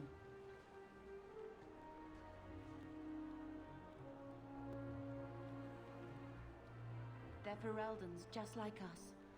Fleeing for their lives. And they would throw us all back to the wolves. Unbelievable. That was weird.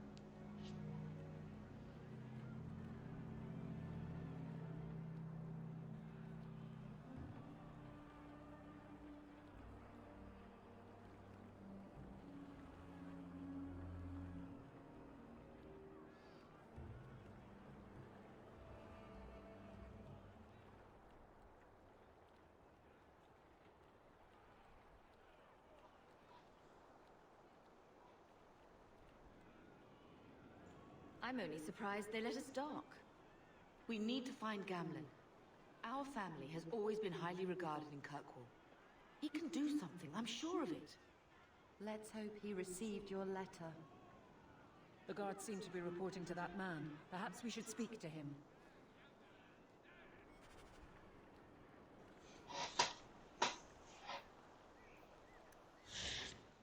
Ooh, Adeline does not like me.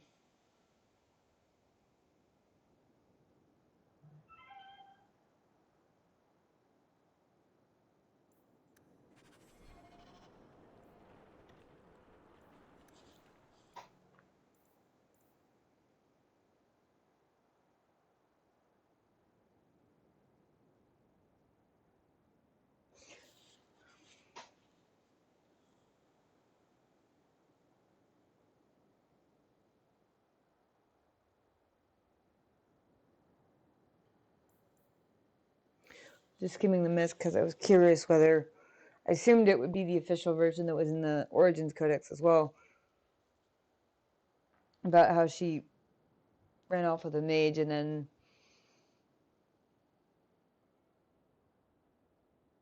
came back and, or not mage, bard. And when she was basically tricked back to her husband and the bard was killed and whatnot. Or whether it might actually be her version of the tale, which is actually quite different.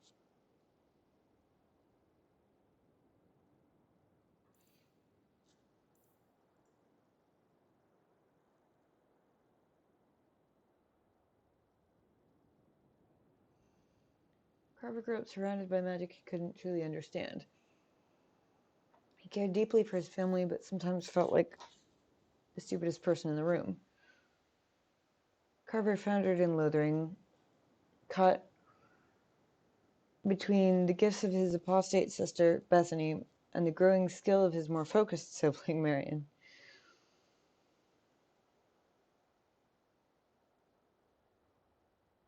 I do kind of wish I'd changed the name. To me, Marion just doesn't quite fit. Although, I'm not sure anything about Hawkwood in my head, to be honest. But even as Carver groused about... excuse me. Even as Carver groused about his lot, he remained dedicated to protecting those he loved. He didn't think twice about sacrificing himself to save his mother during the flight from the Darkspawn. And although Carver struggled to find his way in life, there's gratification in knowing his death had purpose.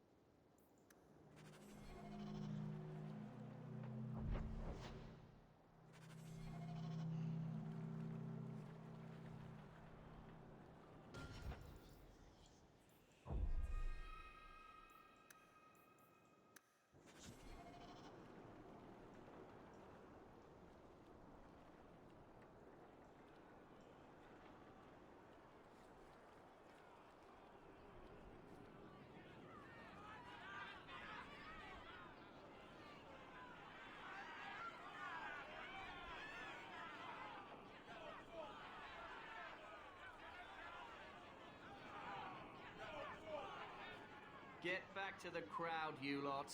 Trying to bully your way through won't get you into Kirkwall any faster. But you do intend to let us in. We have enough poor of our own in the free marches. We don't need you refugees piling up here like a middens heap. Because that's why refugees exist. Because the place they're going to, or they're going to the place they're going to because they think the place needs them. That is totally what refugees are.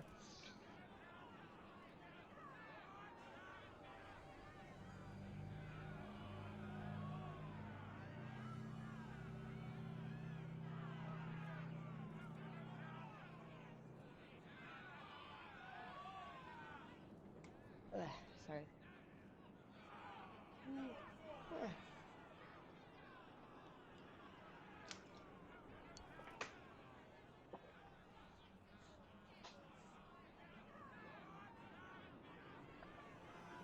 Uh-oh, 1 and 3 are the same.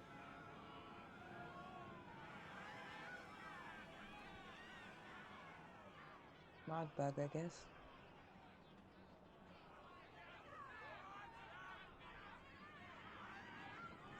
Why aren't we being allowed into the city? If it were up to me, I'd bar the gates and let you find somewhere else to beg. But it's not. Some of you lot might have legitimate business in the city. So Knight Commander Meredith wants us to sort you all out. Most of you are getting right back on your ships, though.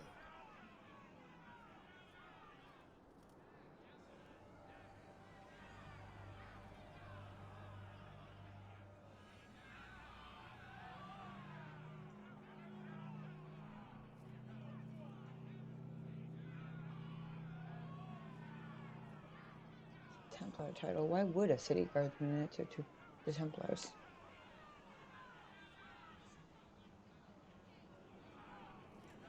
That's a Templar title. Why would a city guardsman answer to the Templars? We don't answer to her, but she's the power in Kirkwall. Don't know what would happen if the Viscount went against something she wanted, but he's sure never taken that chance. There must be someone in charge I can speak with. Yes, always the same story. You want in, talk to Captain Ewald. I'm just here to keep you refuse from climbing the walls.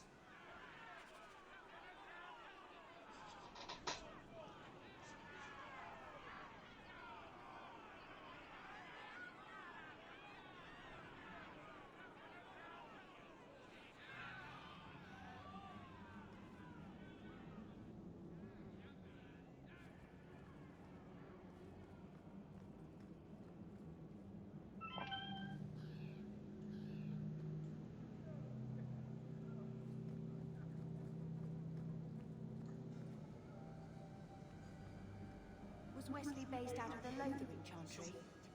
I don't remember ever seeing him there. He served elsewhere. He was coming to find me at Ostagar. Were you familiar with every Templar in Lothering? How else was I supposed to know when to run and hide?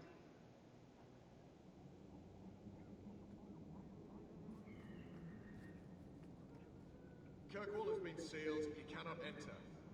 Yeah, I've heard.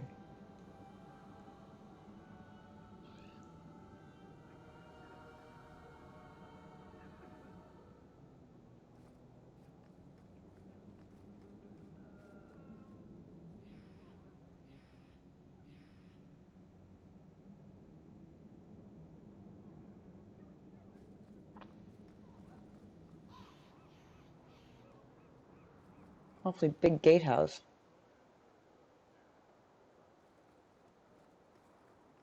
What do you want? Money? I can pay you.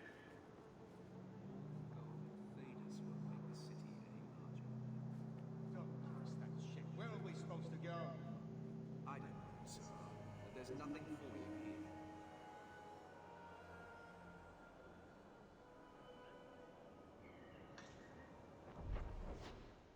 I want to be a pest and go exploring real quick.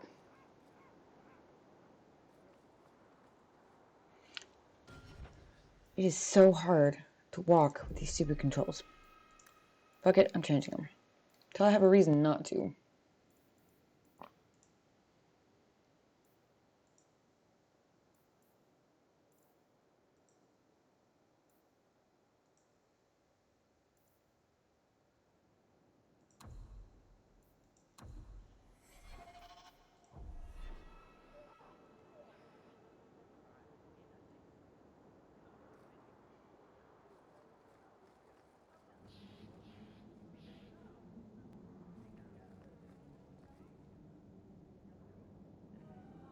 Oh, that's unfortunate. I thought there might be goodies or something back here.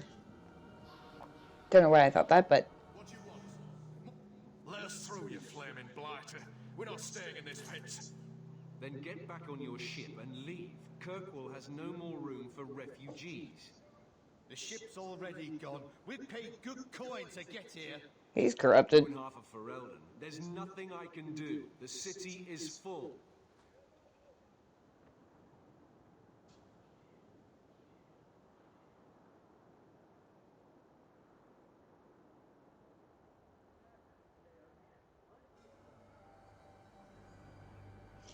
You keep packing people into this fortress, there's gonna be trouble. Huh! Surely there's a bit of extra room for the pretty people? Oof. Oof.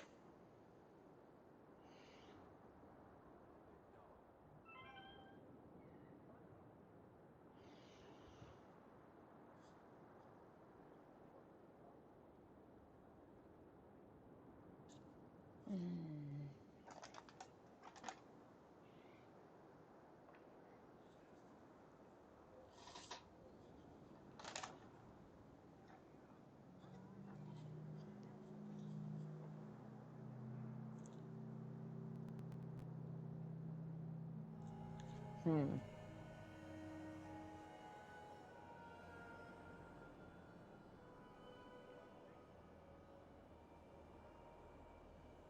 I feel like she's not the champion yet, right? At this point in the story, she's just the oldest of 3 kids whose father died and left her in charge.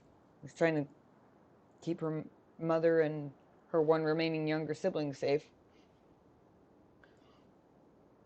So I feel like she wouldn't really give a shit if the Kirkwall authorities run into trouble because they're packing people into the fortress. Like, I feel like at this point in the story, she'd kind of be just like, "Fuck, do I care? I just need to get in there."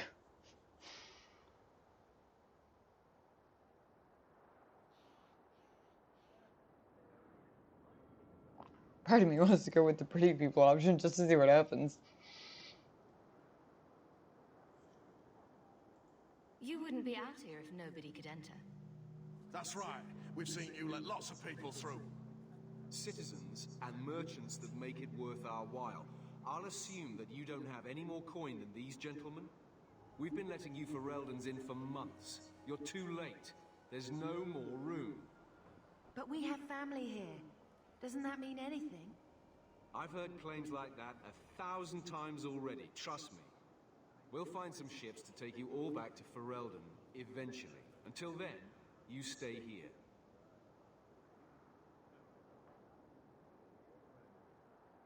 Wouldn't you rather we left? I mean, yes, just not into the city, I'm sure. Surely there's someone higher up that we could persuade. The city's been closed by order of the Viscount and Knight Commander Meredith, whose fortress you're standing in. But as far as you're concerned, I'm in charge.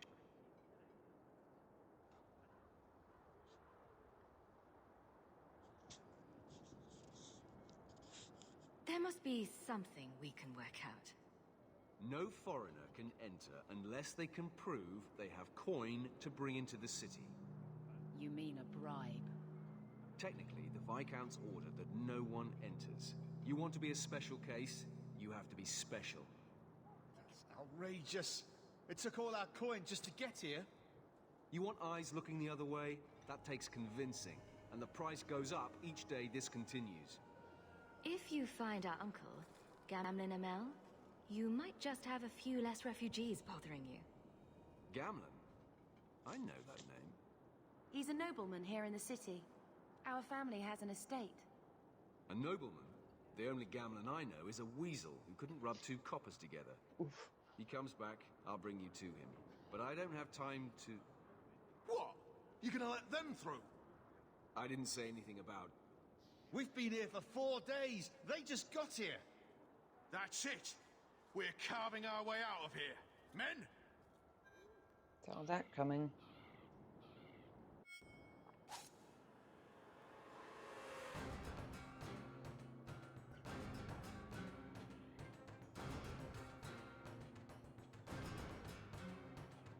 This one makes me nervous because he's the corrupted one. Or the one I know for sure is corrupted. Oh my gosh, there are a lot of them, aren't there? Leader goes down first. That's how this works.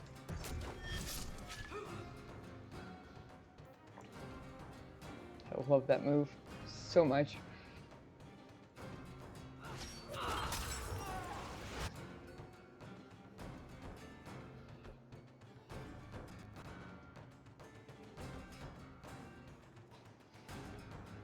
I mean, watching the battle was cool in Origins and everything, but in the, what, 2 or 3 years? Maybe 4 years? Between when Origins came out and when DA2 came out? Oh my god, they made such huge strides in how much fun the battle is to watch.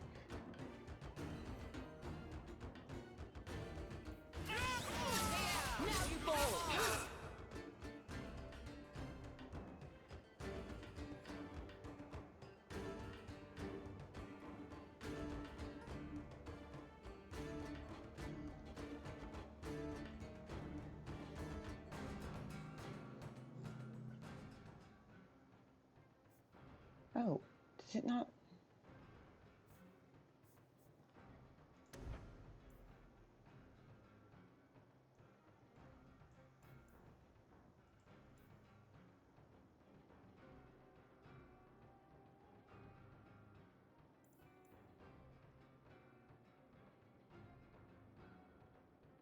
Oh, I didn't even realize that was a passive ability. Something about the lines in it, I thought it was a hexagon, not a circle. Never mind.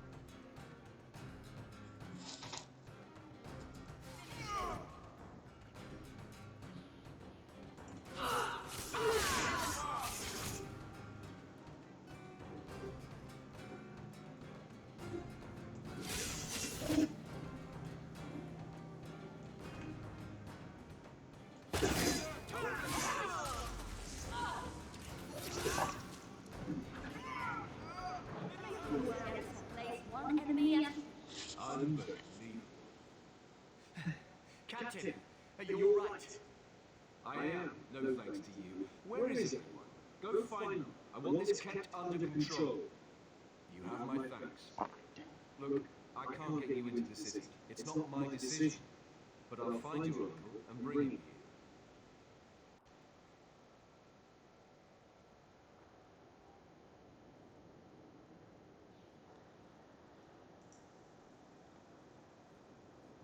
It's been 3 days. This waiting has to end. I'm sure it won't be much longer. Gammon must still be looking for us. And if he's not... Don't look now, but I think that's our man.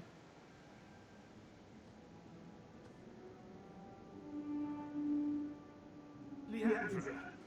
Damn girl, the years haven't been kind to you. Gammon! Let me say up front, I wasn't expecting this. The Blight, your husband, dead. I figured you'd pretty much be Ferelden for life. Oh, Gammon. We came too late. My poor Carver didn't make it. Drastic guide. Oh, Maker, save me. Leandra, don't drop this on me here. I don't even know if I can help you get in.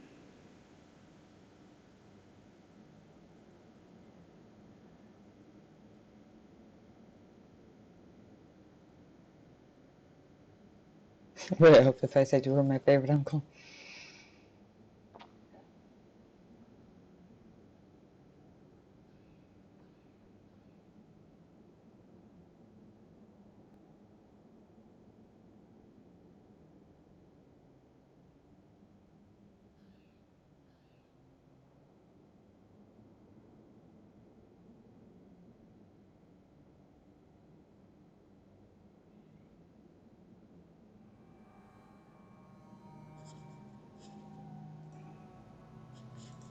Would it help if I said you were my favorite uncle?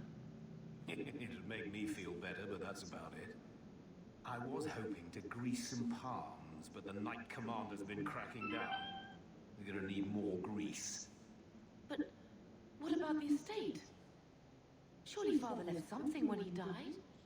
Right, about the estate. It's, gone. To settle a debt. I've been meaning to write you. Then there's no hope. Not quite. I know some people who might help. If you're not too delicate about the company you keep.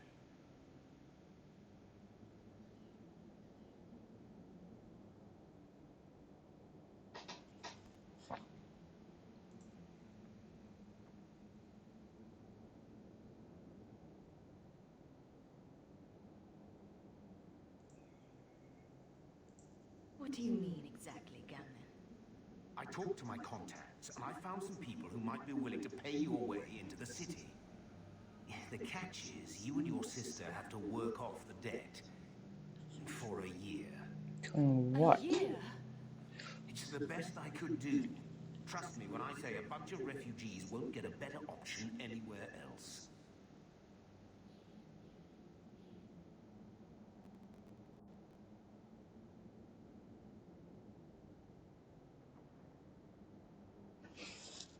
Yeah. We cut down dozens of darkspawn and an ogre to get here. That has to count for something.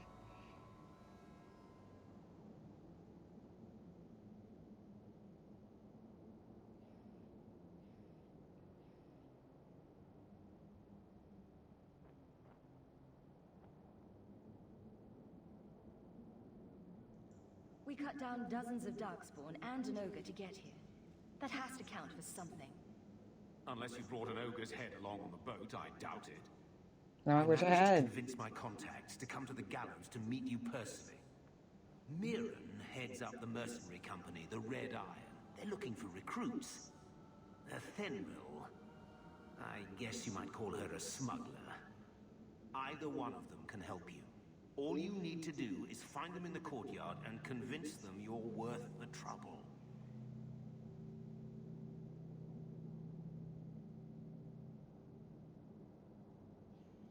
What kind of man is this Mirren? He's a hired sword. What do you expect him to be like? I wouldn't bring him home for dinner or anything, but he's got a decent reputation. I wouldn't have asked him if I thought he'd cross you. How dangerous is this smuggler's work? Well, it won't be pretty working for her. She's a pretty small fish compared to some of the other thieves' guilds around here. But she's tough, she's fair, and she never deals in slaves or flesh. Well, it's not sounding bad as it could be, honestly. What do you think about this, Bethany? We've come this far. I don't care who we work for, as long as it means we don't have to go back.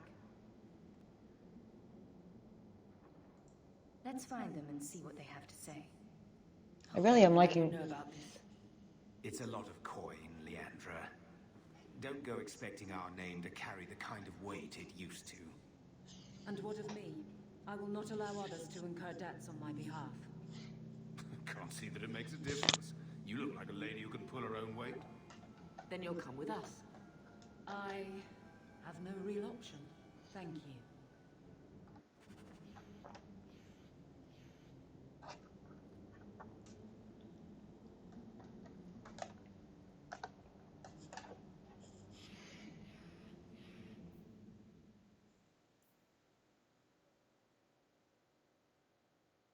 Why does that Thenril sound so familiar?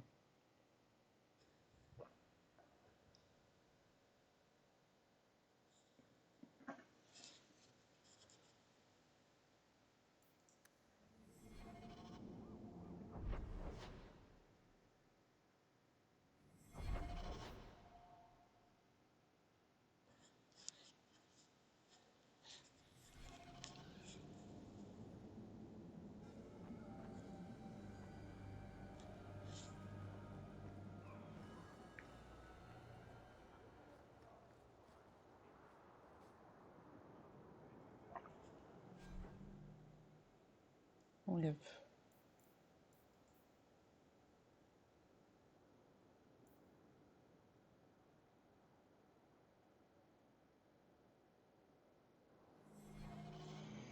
I'm gonna look into what that star system is at one of these points.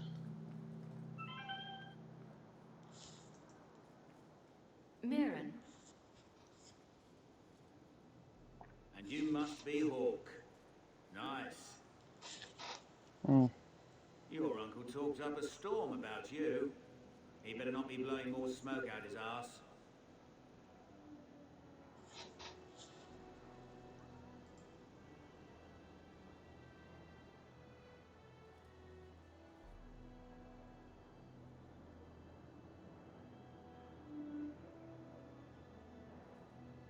Why on earth would you say getting us into the city would take a lot of coin? Why remind him? I'd like to know more about you first. Right. You're not a marcher like your uncle. The Red Iron is well known in these free parts. marches, got it. We pick who we work for and keep our noses clean. But anyone screws with us, we mess them up. Makes sense. Makes sense. I never pictured myself as the mercenary type.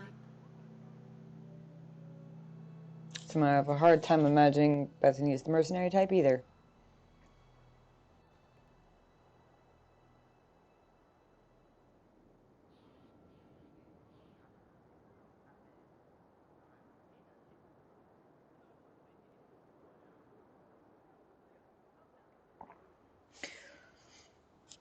So I'm going to go with Find Some Other Way, but I'm hoping he'll still be open as an option. But actually the reason I picked him to talk to first was because just from Gamlen's brief descriptions, Ethenril sounds more promising to me. I mean, he didn't describe this guy as fair or having any sort of I forget what the other adjectives he used for Ethenril were.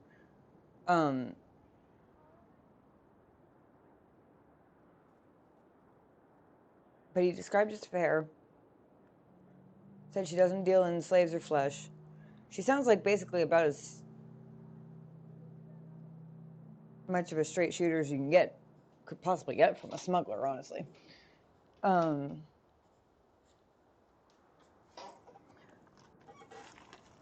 Literally, his entire description of this guy was, he's a mercenary, what do you think?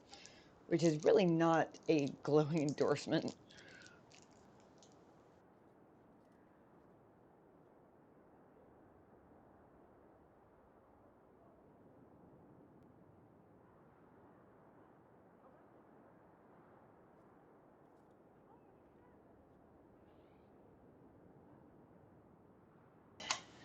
Which is why I'm basically willing to risk him being limited as an option in order to talk to them both. I'll find some other way into the city. Let me know how that works out for you. Okay, he is still an option.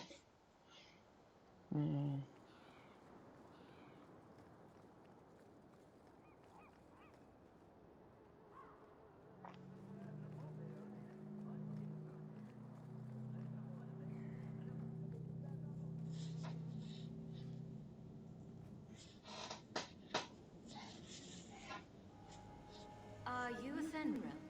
You must be Gamlen's niece. Interesting. I don't know what he told you about us, but he certainly told us a great deal about you. He didn't say anything about me, did he? Enough to pique our interest, provided you can justify your uncle's confidence.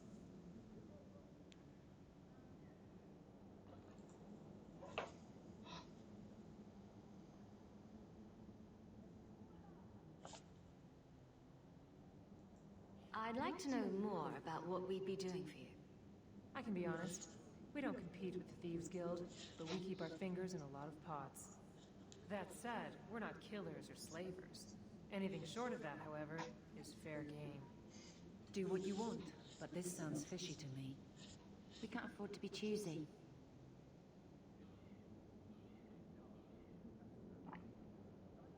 Why does this sound choosy? Or why does this sound fishy?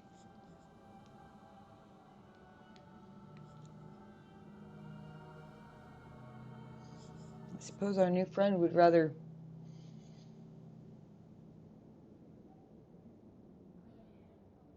be beholden to the sort who fuck up people who mess with them as their introductory line, rather than the ones who are like, we don't kill and we don't slave. I mean, as far as moral lines to draw go for a smuggler, certainly not as bad as it could be.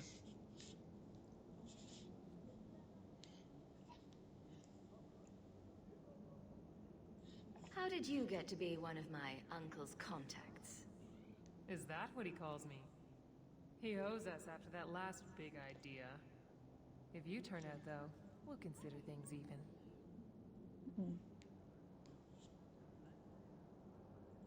I hear getting us into the city isn't cheap. If you're as good as your uncle claims, we're hoping you'll be worth it. After all, it's not every day we're offered an apostate's services.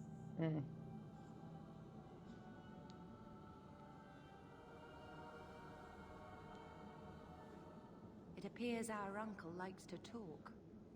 The Templars in Kirkwall like to think they have all mages properly leashed, but when has that ever been true? We can keep them from taking notice while you're with us.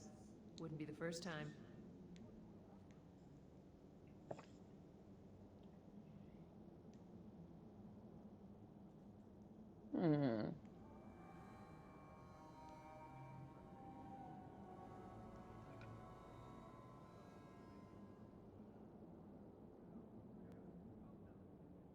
I feel like that alone would sell it for Hawk. So as I recall, the biggest objection to Kirkwall as a destination was the presence and power level of the Templars. Or rather, the extent of their presence, I guess.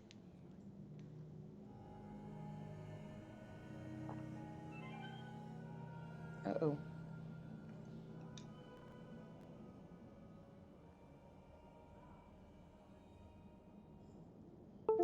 Camera froze.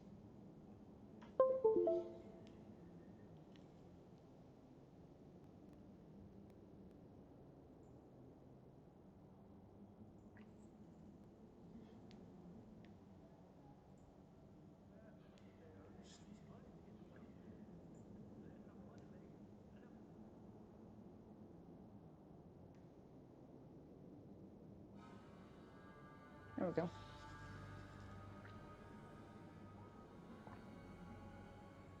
Tell me what you need done.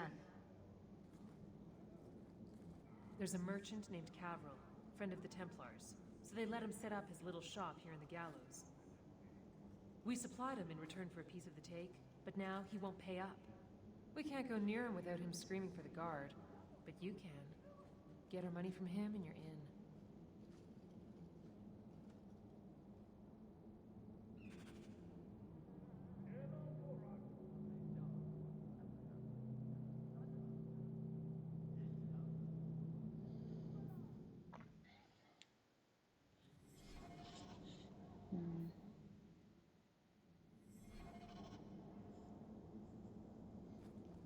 I have a feeling I'm going to miss my coercion skill. But honestly, smooth talking people into shit, I feel like was probably a little more Azrin's thing than Hawk's anyway. I've already told you, I can't give you any more for them.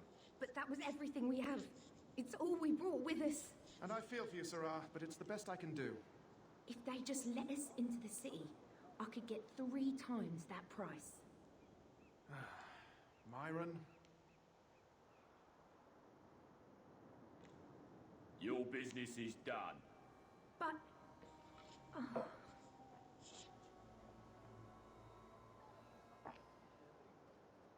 Price gougers. What can I do for you, Sarah?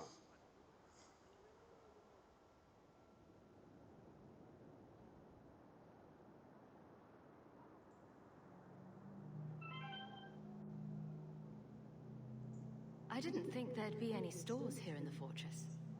There are many merchants who come here right now who can't afford the bribes to enter the city. So the Templars suggested having someone set up shop, temporarily. And I am the lucky man.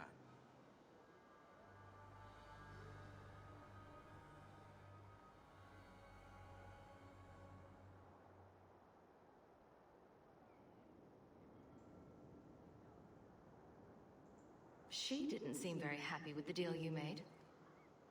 What am I supposed to do? Buy every piece of furniture these people dragged with them? I'm sure they'd rather not sell what little they have left. My point is that I'm running a business, not a charitable order. I'm sorry. I imagine the profits help with the guilt.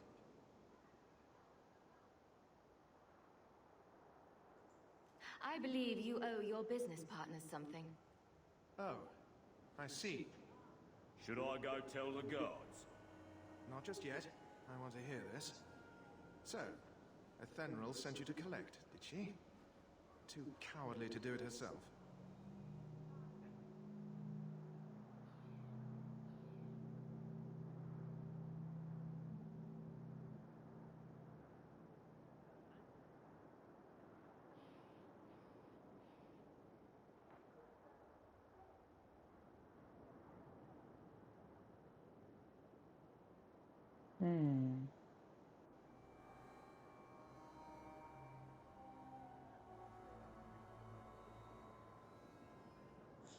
I feel like if I go with I'm here to collect and I'm not walking away, his response is going to be, okay, there are guards who can drag you away, that's fine. Not the response I want.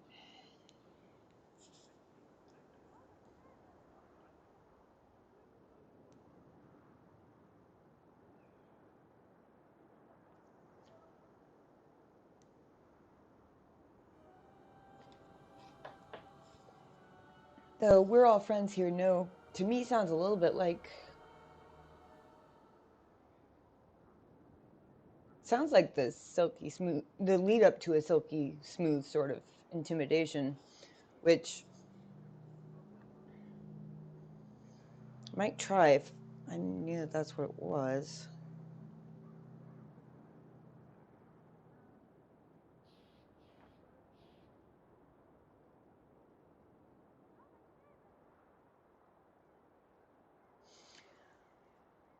First I thought 1 and 5 were basically the same thing. If you pay up, this needn't go any further.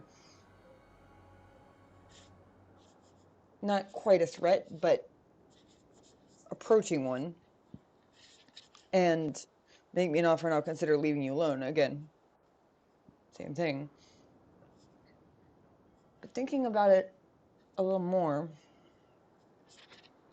I realized make me an offer actually sounds like pay me off and she'll have to go back to coming to collect from you herself. I wish somebody had given me a number of how much it's actually going to cost to get us in. Because then I would know if he's offering me enough.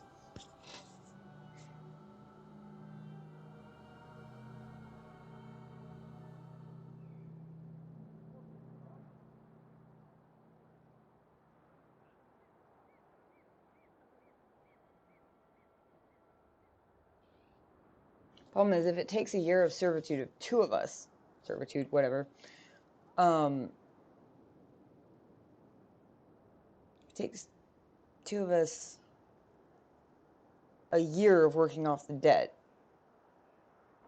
I have a hard time imagining he's actually going to pay me enough for me to avoid that year entirely. So,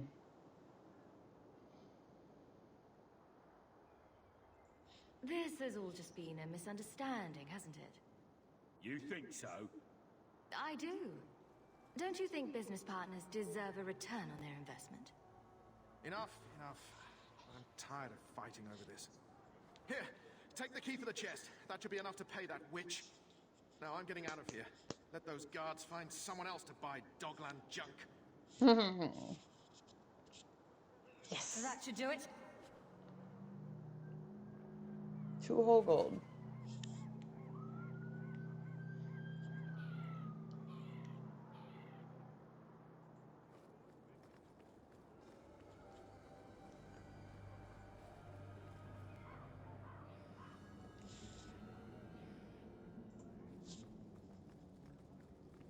Oops. Overshot. You could have given us something more challenging. Look at that. Cocky, I like it. Make the arrangements. Welcome aboard.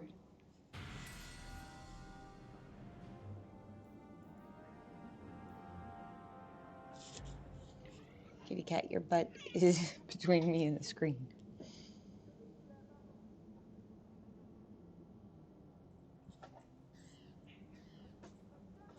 Oh, is that pitiful little meow? Come here.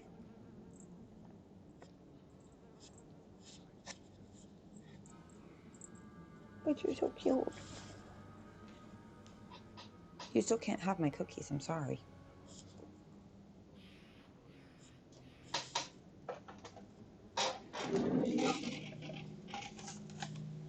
No, cookies not for kitties. Not those cookies anyway.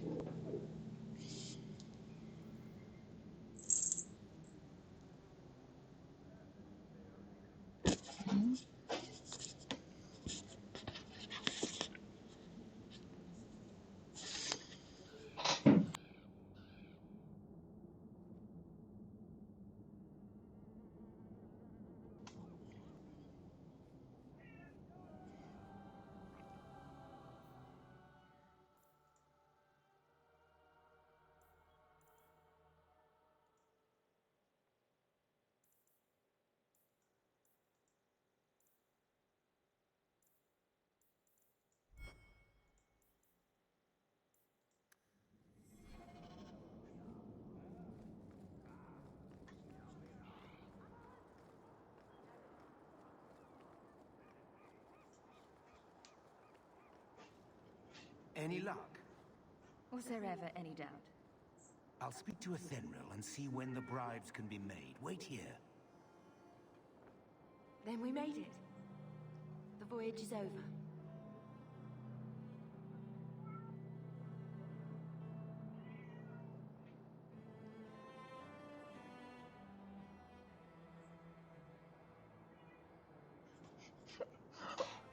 Oh, option 3 makes me laugh. No more running for our lives unless we really have to.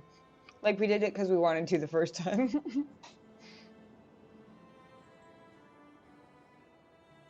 The blight may still spread, but for now we have a new home. If only Carver were here with us. And Wesley.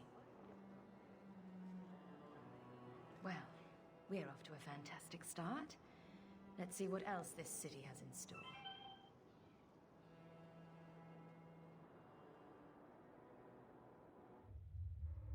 Thus began the champion's first year in Kirkwall.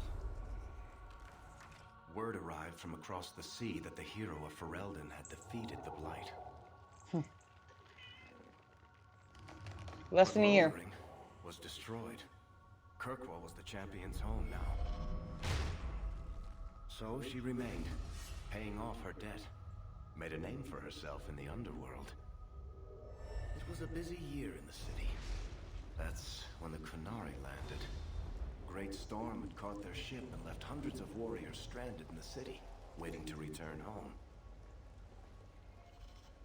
That's also when the trouble began with the mages. The Templars had become very powerful under Knight Commander Meredith. But, most importantly, that's when I first met the champion. Oh. Wait a second. Shoot. Damn it. I skipped that other quest. It's not gonna let me do it now, is it? I didn't mean to skip it. But I told Plymouth I had to get my family inside the city first. I thought I was gonna be able to turn around and go back out again. Damn.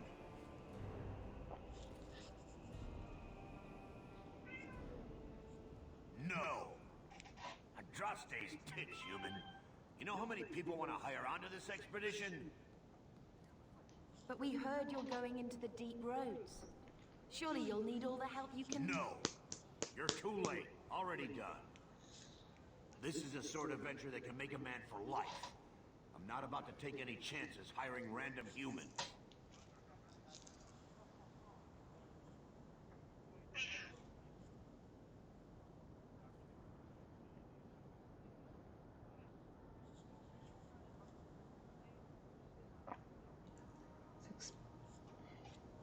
Yeah, option 2 is lame.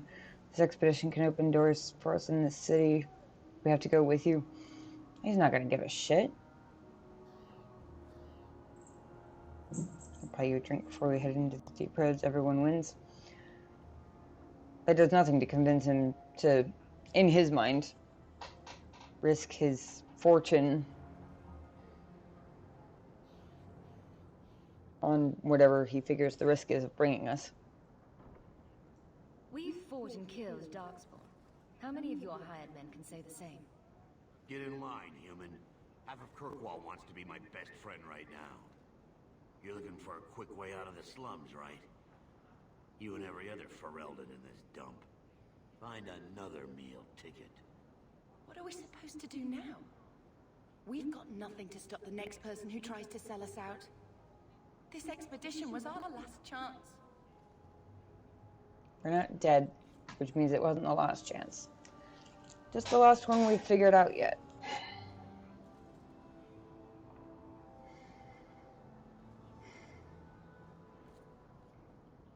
Can you tell I've told myself that before?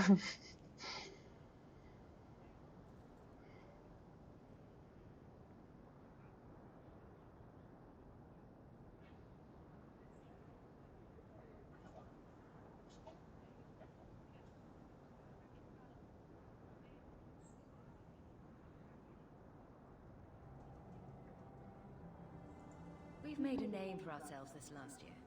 We'll find something. We have to. We need coin, status, something we can hide behind. As long as we're just refugees, we're no one. Maybe Gamlen knows someone who can talk to Bartram for us.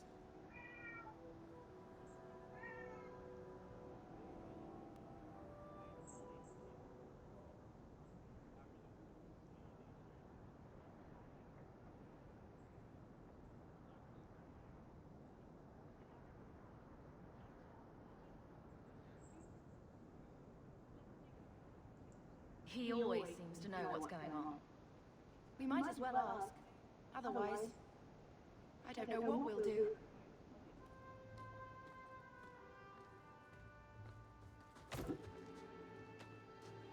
Hey!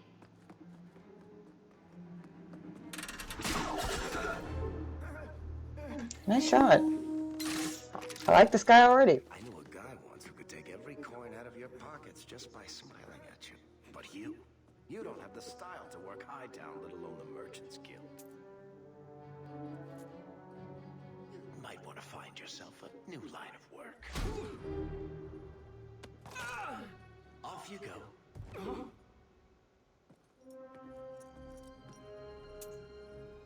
How do you do?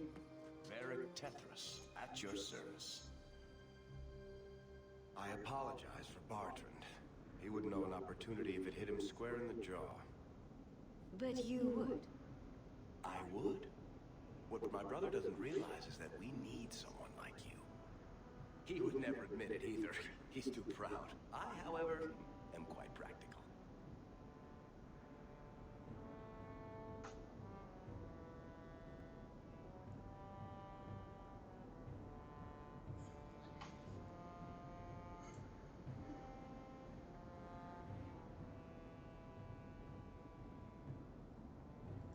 You're part of Bartrand's venture. That's right. The deep roads wouldn't normally be my thing, but I can't allow the head of our family to go down there alone. So as you might imagine, I have more than a passing interest in this expedition's success. What makes you so certain we can help? You know nothing about us. Oh, on the contrary. You've made quite the name for yourself over the last year. The coterie has been squeezing smugglers out left and right, and the only group to survive owes it all to you two. The name Hawk is on many lips these days. Not bad for a Ferelden fresh off the boat.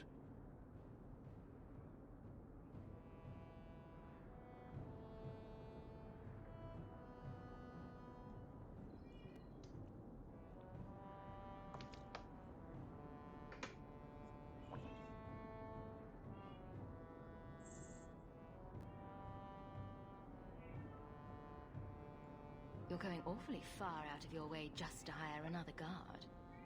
We don't need another hireling. We need a partner.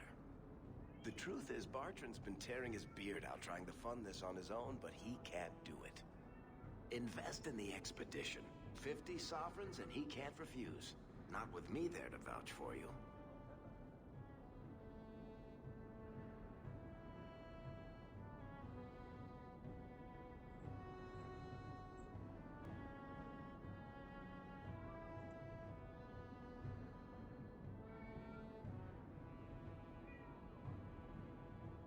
Your brother doesn't seem like the sort who's willing to split profits. My brother is many things, but he is not stupid. Far better to share the profits than be trapped in a tide with 1,000 darkspawn between you and the exit. I mean, trust me, true. He'll come around.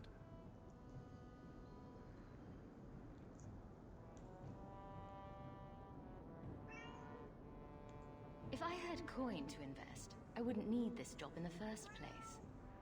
You need to think big. There's only a brief window after a blight when the deep roads won't be crawling with darkspawn. The treasure you find down there could set you and your family up for life. It won't be easy, but it's a chance.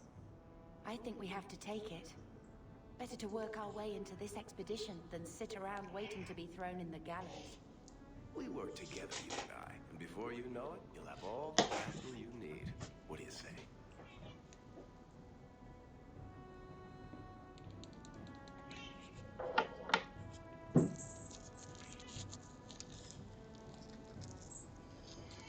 I mean,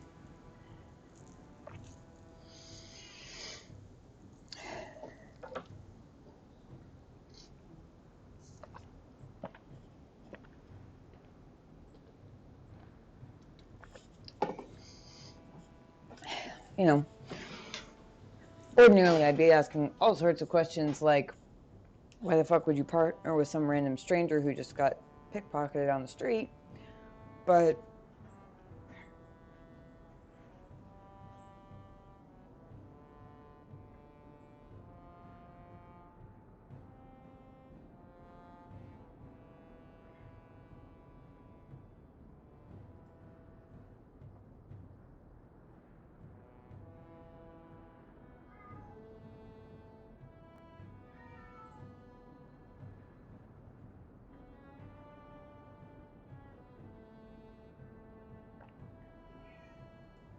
There might be nothing down there except darkspawn and rubble. How can you be sure we'll make a profit? Well, Bartrand isn't grasping at strings. He's operating on some good information. Some of the deep roads are so old, even the dwarves have forgotten them. We just need to get down there. Then Bartrand will lead the way. You and I will be there to handle problems.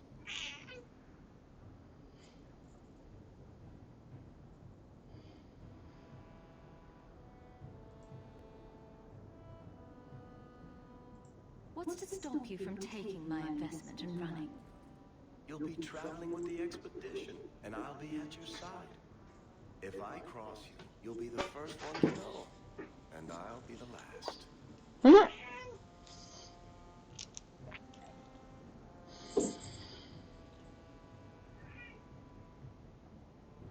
None of these things explain why he would pick me as a partner, but that being said,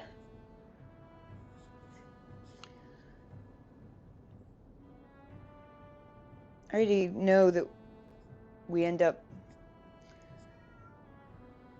I would say, friends, or at least long-time, well-known acquaintances, given that he's the one telling my story. And I'm kind of getting the vibe that maybe I have to lower my expectations of realism just a teeny tiny bit from where they were set by Origins. Just a little bit.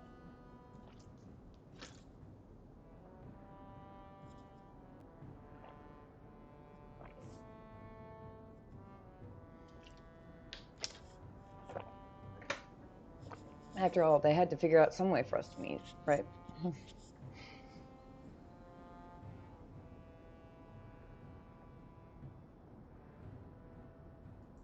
You're asking me to take a lot on faith. You're asking for a guarantee? I don't know that I can give you one. Look, I know the Templars have been asking questions. How terrible would it be to get out of the city for a while? this works out, you'll be wealthy enough that the Order won't be able to touch you. You need the coin, and I need your help. We need each other. I can't make it sound better than that. You have a deal.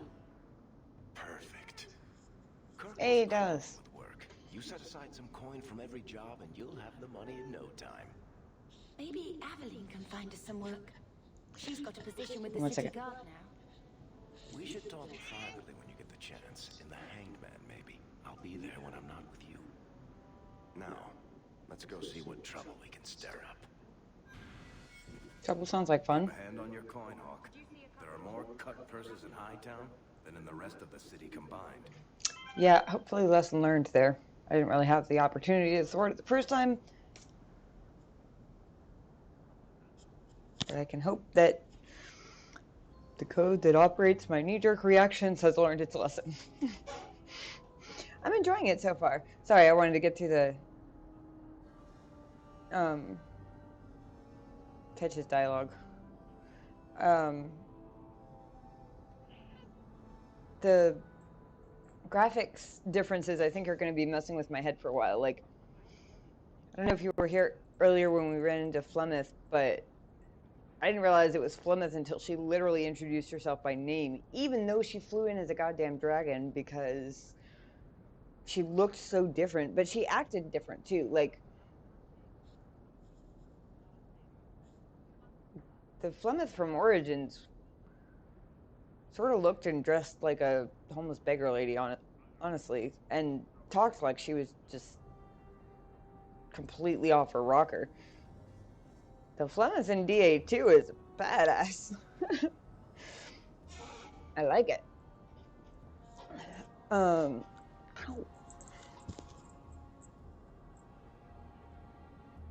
Definitely glad for Genobi's suggestion to go with the dialogue thing, though.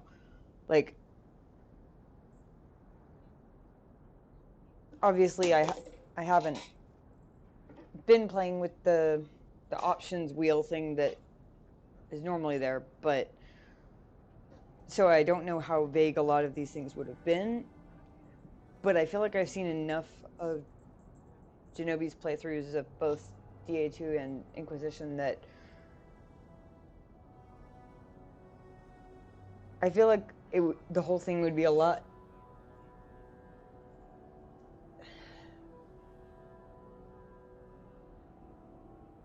There would be a lot more anxiety-motivated overthinking going on rather than just straight up enjoying it. Or in addition to straight up enjoying it, I guess. But I feel like it would be more stressful anyway. For sure.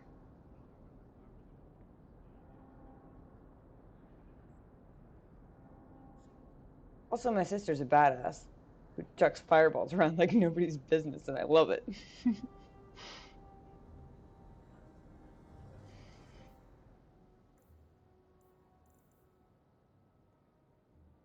It does seem a little bit... I don't think I'm far enough into it to really have a comparison, but it wouldn't surprise me if I end up having to lower the expectations bar just a hair from Origins as far as the depth and realism of like the dialogue and the various roleplay aspects. Like by Origins standards, it seems like a little bit of a plot hole that I was able to ask him all these variations of why he would think that we were valuable as guards, but then he said, I don't want you as guards, I want you as partners, as in profit split. And I didn't get to ask him about why he'd pick me for that. That seems like the bigger question, honestly. It's not a big deal. It's just like, I feel like that's not the sort of thing that would have gone without some option to explore it in dialogue in Origins. But again, I get they had to introduce us somehow because clearly he's the one telling my story. So obviously we have to end up acquainted in some way, shape, or form.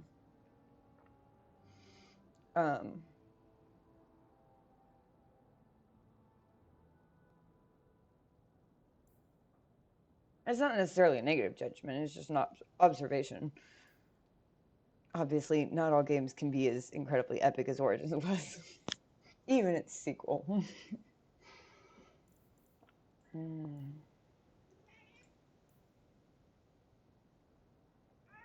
Yeah. Alright. I can't see my screen. Your furry butt's in the way.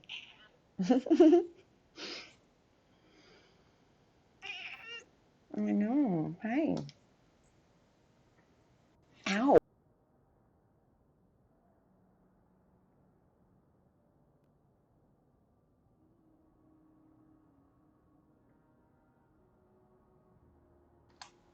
Also, why are you muting my mic?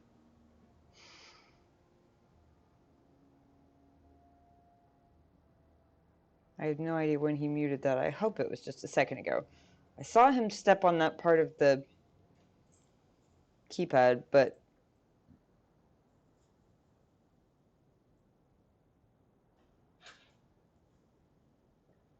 you goofball. Fuzzy little troublemaker. Alright, what else do we have here?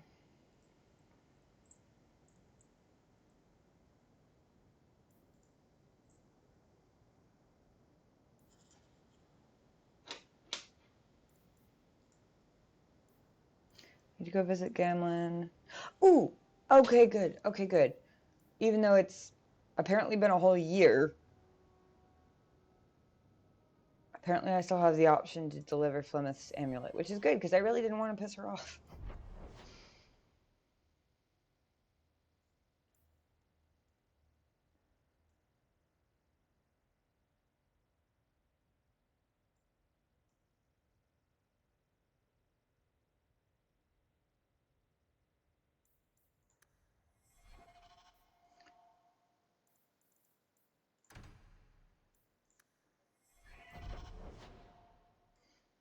Will it tell me how to get out of the city?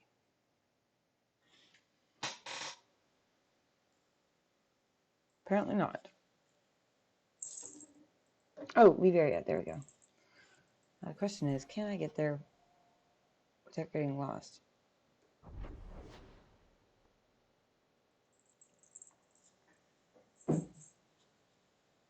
Oh, there's another one up there. Okay, good.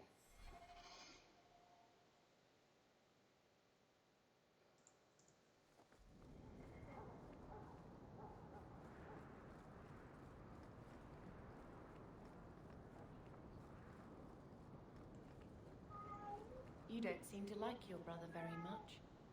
And here I thought it took blood magic to read minds. I had a twin brother, Carver. He used to nail my braid to the bed while I was sleeping. I never thought I'd miss him this much. Sorry about your brother. Hey, you want mine? I got a spare. I feel like business discussions aside, I like Varric more every time he opens his mouth.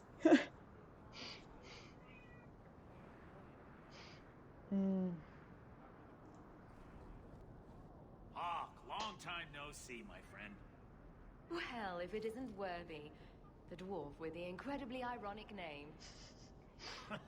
I only advertise the truth. You aren't still working for Athenril, are you? Your year must be up by now.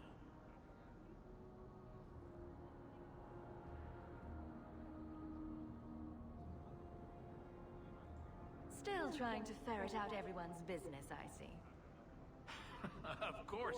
How else do you expect a dwarf to make a living? I'll tell you what.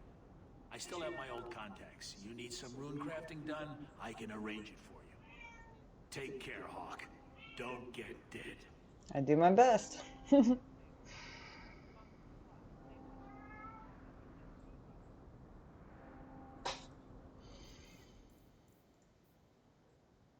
Hold on. Where did that go? I want it back.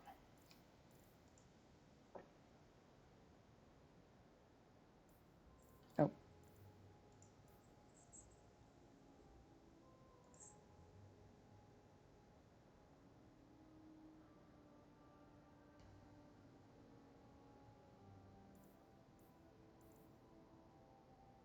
Unless I can't get it back. Oh, places maybe? No.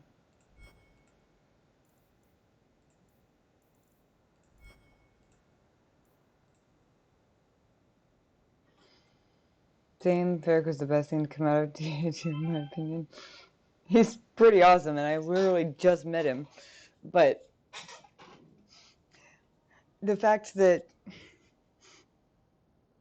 he expressed sympathy over to Bethany over the loss of Carver, which I didn't realize they were twins. And he sounded very genuine. And he gave just enough of a pause. And then he offered her his brother instead. It's perfect. Like, damn. Let's see.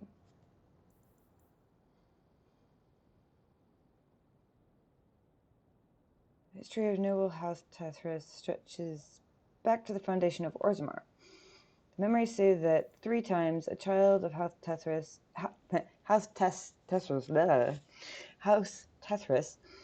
took the office of Assembly Steward. They held appointments in the Shapered of Memories and the Shapered of Golems, but no longer. In the 2nd year of the reign of King Endrin Idukan, Lord Andvar Tethras was found guilty before the Assembly of willfully manipulating proving matches in favor of his house.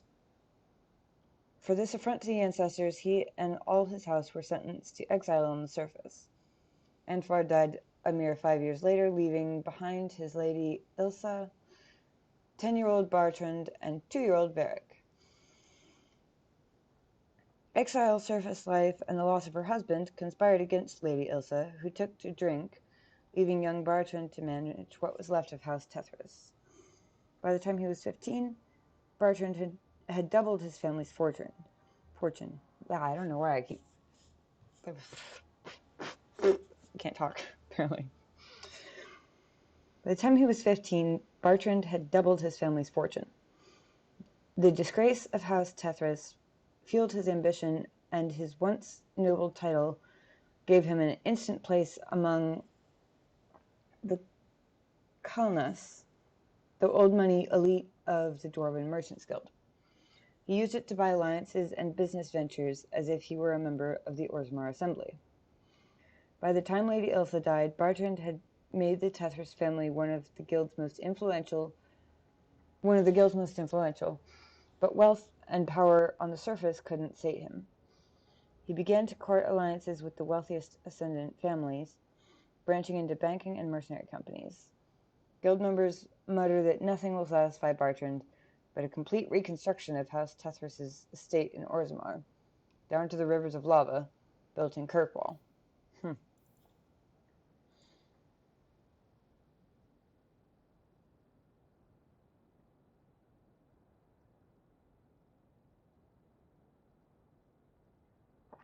Even growing up as an apostate has not dimmed Bethany's faith and sunny nature, though it has colored her view of the world. Bethany wishes above all else to be normal. She appreciates the trouble her family took to keep her out of the circle, but the running, hiding, and constant fear have taken their toll. Though she would never admit so to her mother, not after all she sacrificed to protect her, Bethany sometimes wonders whether she would be better off in the circle. At least there she would be with other mages, confident she'd be serving the will of the Maker and not defying a millennium of religious teachings. Still, her first loyalty is to her family. Despite her doubts, she gladly embraces her magic if it keeps them safe. She has a teasing rivalry with her twin Carver and greatly respects Marion. Oh, this is going to be good. The hero of Ferelden. Hey, that's me. The hero of Ferelden once belonged to a clan of Dalish elves. Encounter with a tainted magical mirror corrupted the hero. Yes, I'm literally reading my own history. Shut up. I want to see what they say. I did this in Skyrim too, for the record. I totally went to, crap, what was it called? The monastery up on the mountain. I looked through all the books until I found the one that had the history that covered the time frame of Oblivion. And then read the whole thing. An encounter with a tainted magical mirror corrupted the hero, and only the Grey Wardens held the cure. To save the hero's life, the clan gave her up to the Grey Warden Commander Duncan and the Order. The hero fought and killed the Archdemon and lived to tell the tale. With the Archdemon gone, the Darkspawn ranks broke and the Horde was easily routed. After ending the Blight, the hero of Ferelden took up the mantle of Warden Commander and began the task of rebuilding the Order of Ferelden. Okay. Relative to Skyrim, it's a pretty brief history, but, or at least from what I remember of the book on Oblivion, but still kind of fun to see your own character's history written down in another game, even if it's not quite, you know, hundreds of years later or anything. Varric Tathras. Varric was born 3 years after his father's exile from Orzammar into the world of the Merchants Guild. Wait a second.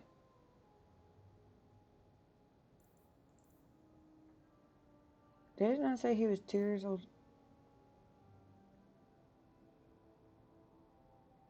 Oh, no, that's when he died, not when they were exiled. Never mind.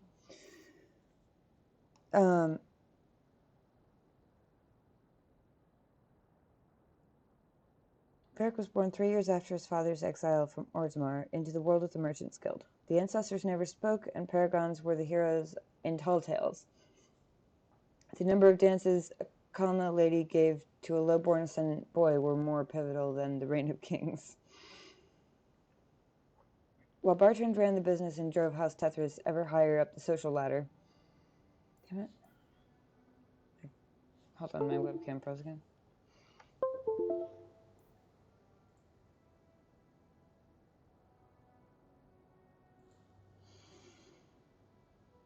Varric looked after the family and their retainers. His mother, Lady Ilsa, suffered terribly from the trauma of her disgrace and exile, finding solace in liquor and smoke. It fell to her younger son to try to curb the worst of her drunken rages, to keep her from becoming a matter of public scandal, and to care for her when she fell ill from her excesses. Okay.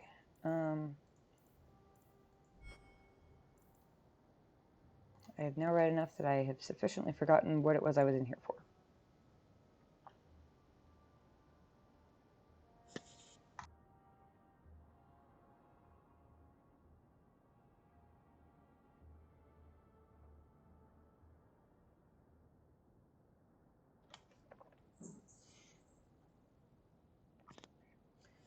Kirkwall is built on a solid foundation of greed and human suffering.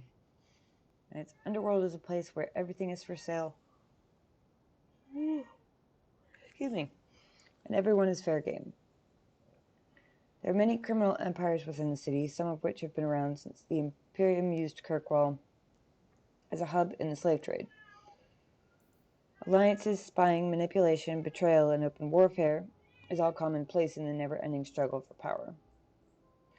The Coterie is a thieves' guild that has been around for almost a century, but until recently was never a major player in the underworld. Some 20 years ago, the strongest of the local criminal empires was an ancient guild known as the Sabrathan? Sabrathan, until I hear it pronounced otherwise. But its leader was betrayed from within. There seems to be a lot of that going around. And during the turmoil, the Coterie made a successful grab for power. Since then, they've sunk their claws into almost every level of Kirkwall, including the City Guard, the Dwarven Merchants Guild, and some of the most influential citizens in the city. It's safe to say that the Coterie gets a slice of every pie, and very little goes on in Kirkwall that escapes their notice. Oh, from In Pursuit of Knowledge, The Travels of a Chantry Scholar by Brother Jen and TV. I swear I've read at least half of that book by now.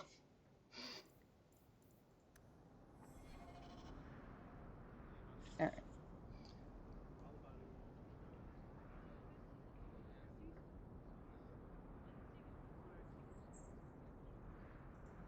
Always a pleasure, Hawk.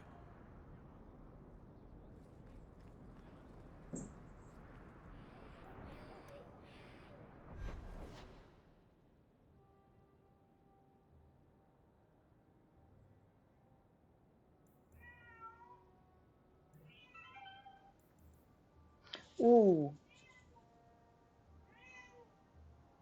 They started doing the thing that Pathfinder does, where you hover a location, it tells you what current quests you have there. That's handy.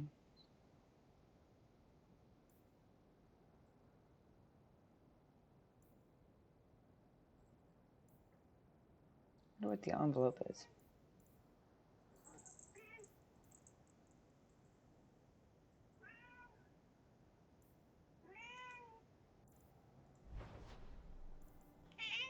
Yeah, hi. Oh, kitty cat. I don't know what you're stepping on, but you literally turned the cat cam on. You're turning on your camera.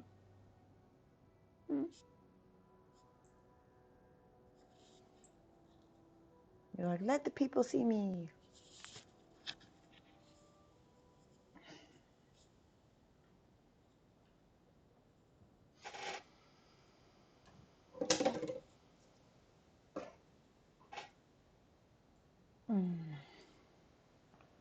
Oops, he also turned off my camera. There we go.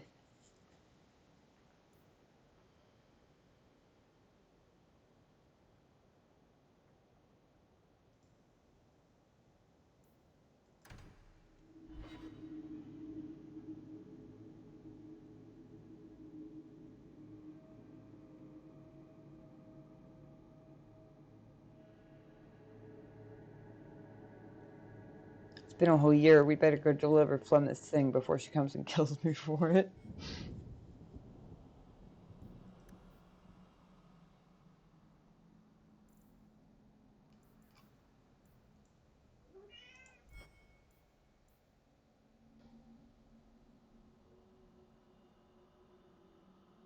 Use the world map to visit Kirkwall during the day, Kirkwall at night, or the free marches.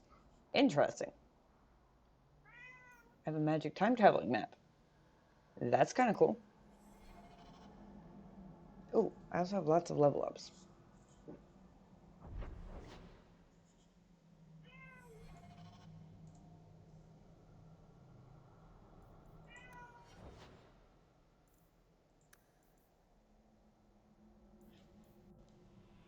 Alright. Yeah. One dex, one cunning, as per usual.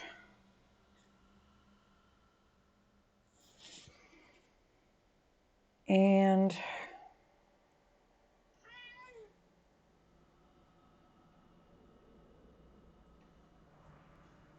I was actually losing health faster than most of the party last time.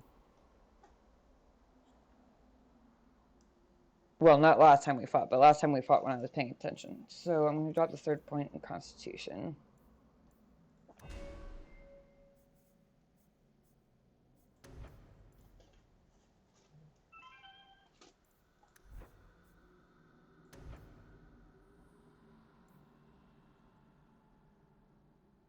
Speed. While this mode is active, the rogue attacks with much greater speed.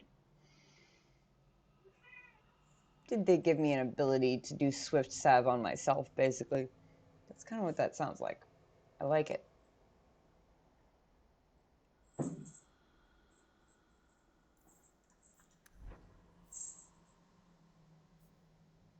Ooh, I have new trees, too. Duelist. I wonder if this is more interesting in this game.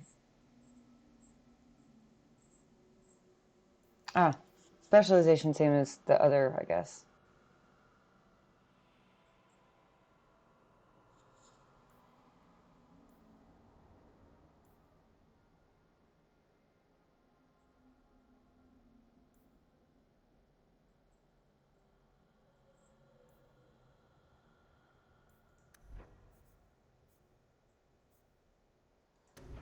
Shadow.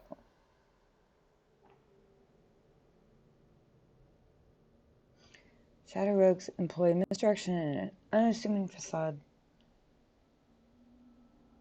to waylay their opponents with devastating attacks. As a smuggling hub, Kirkwall has more than a few practitioners of these techniques. Pass down their secrets to those they deem sufficiently skilled. Shadow must be purchased using a specialization point before... Okay. 7 and 14, same as Origins.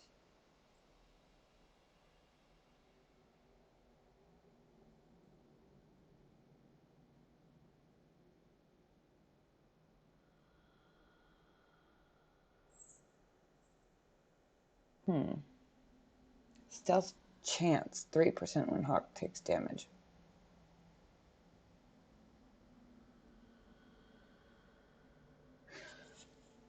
I assume that means... That makes it sound like I have a 3% chance of going into stealth every time I take damage. Which doesn't seem like it could possibly be the case.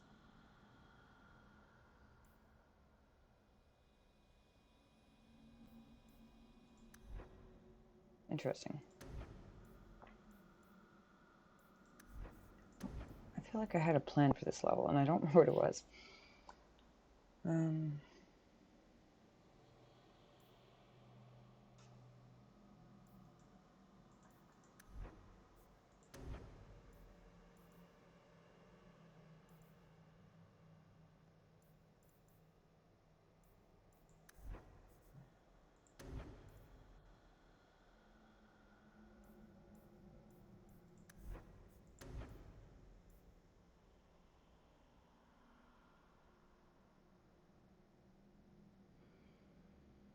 Rogue completes combo built up by Unforgiving Chain.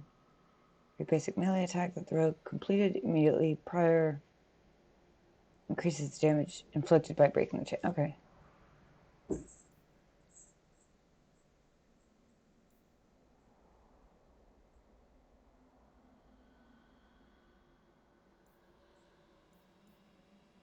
I like that there's an entire skill called Murder. I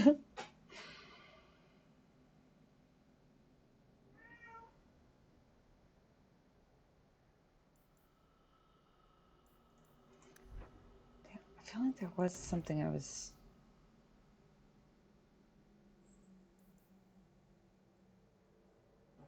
Let's go with speed. Miss Bethany.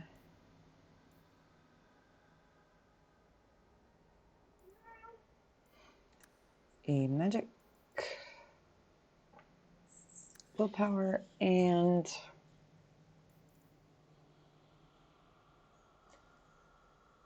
If I'm reading this right, she currently has 0% chance of a critical... landing a critical hit. So we're going to drop a point in that just so that it's not 0 at the very least.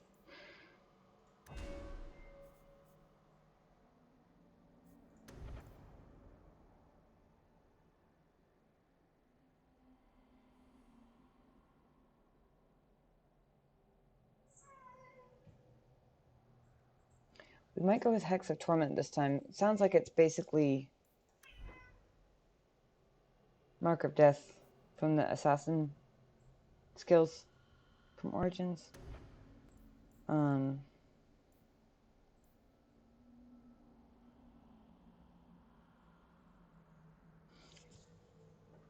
spell is active as the caster's staff channels its base elemental power across the entire party, chanting the weapons of allies to give them additional elemental damage. For example, mage using a fire staff adds extra fire damage to attacks from all of the party members. Ooh. Oh. So not all staves are staves. It is staves, right? It's plural of staff? Whatever. They're not all the same, apparently.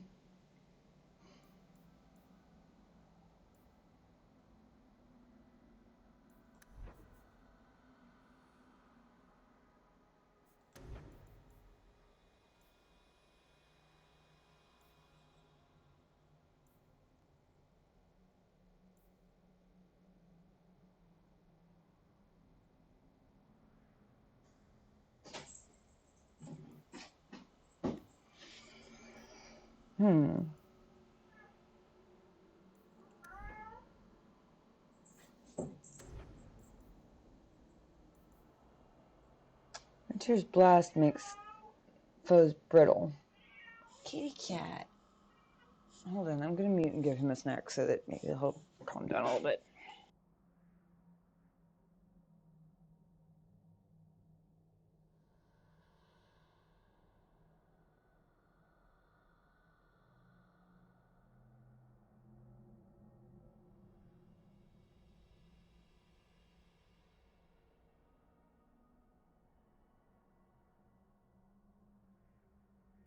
Ay, ay, ay.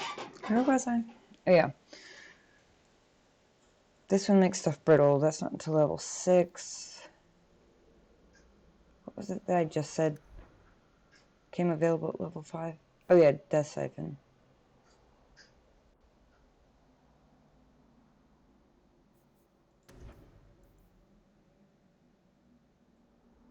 I think we're going to go with Hex of Torment this time.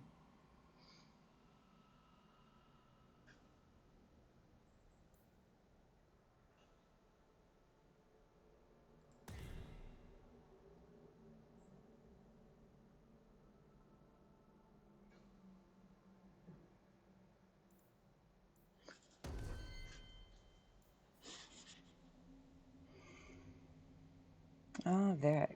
How many? One ability point to assign here.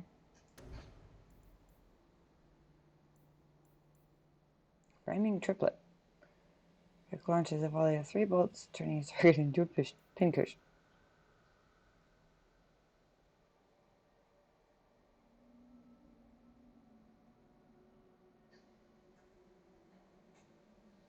I need to get some clarification on the whole stealth chance thing, because I am not at all understanding what that means.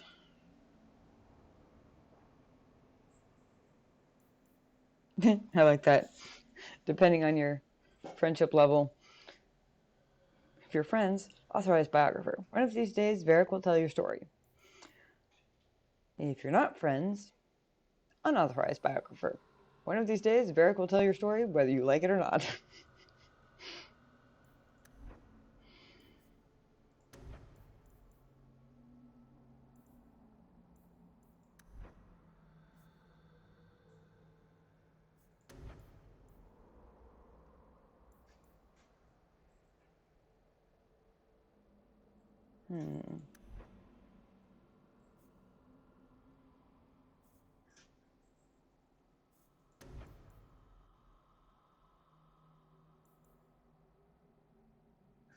Yes, pinning shot.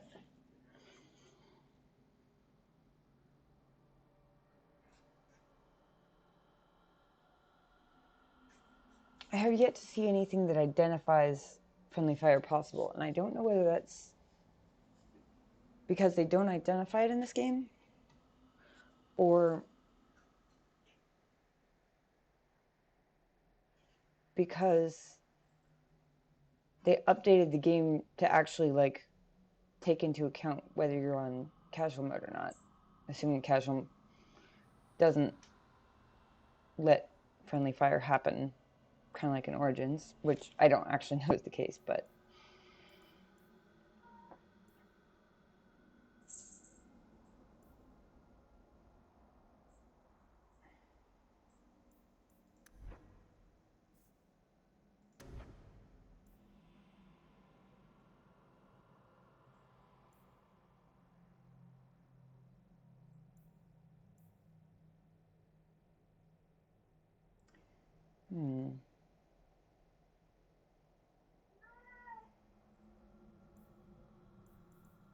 Now, him I might put a Veda on, actually.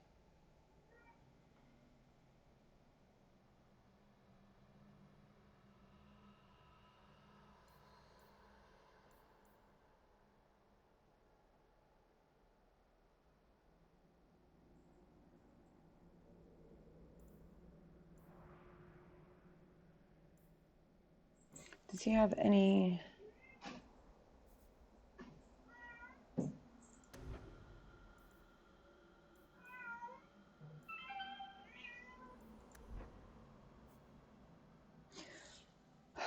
So if I'm right about the weapon, his current weapon is a bow or a crossbow. Actually, I think it's a crossbow.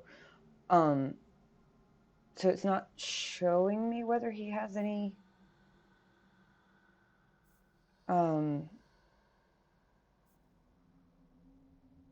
melee weapon skills at all, I think is how that works.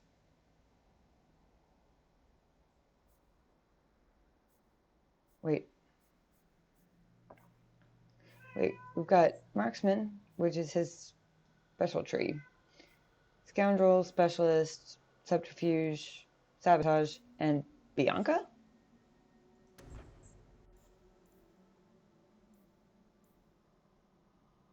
Oh, Varric specializes in picking off distant targets and suppressing enemy ranks. Talent trait, is required to equip Varric's treasured crossbow, Bianca. That's awesome. Also, it solidifies my bursting arrow decision.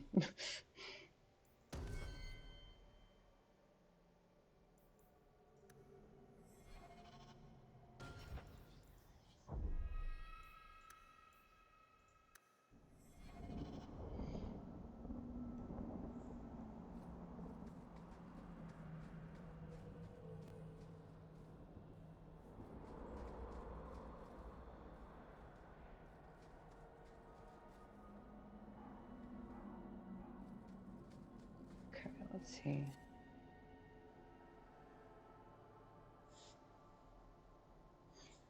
Of course it's a giant spider. At least it didn't fall out of the ceiling on me this time.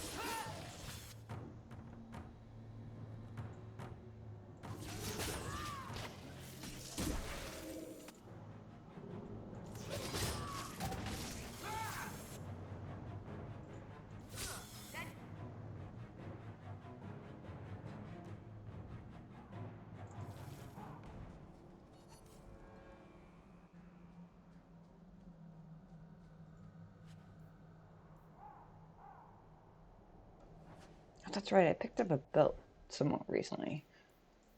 Did that do anything? Plus 3 health.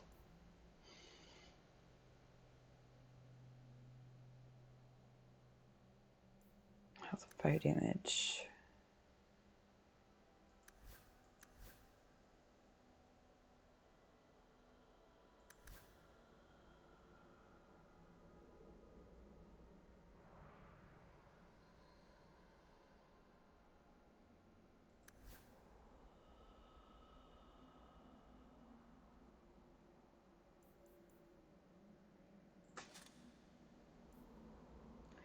Give Bethany the fire damage one because that girl does some serious fireballs. Good morning, Shinobi. Also, I can kill you with my brain. How's it going? Hope you slept well. Yeah, I'm still at it because I don't remember if I talked not last night, technically the night before, at all about the mess I've been dealing with the DMV, where the office that I have to talk to is apparently only open by appointment only from 8 a.m. to 10 a.m. Monday through Thursday. So I realized, like, I don't know, an hour and a half ago, that if I stayed up and just kept playing for a little bit longer, I could make it so that I'd still be awake and, like, upright and shit at 8, so I could give them a call and then go sleep some. So that's kind of what I'm doing. It actually wasn't entirely accidental this time.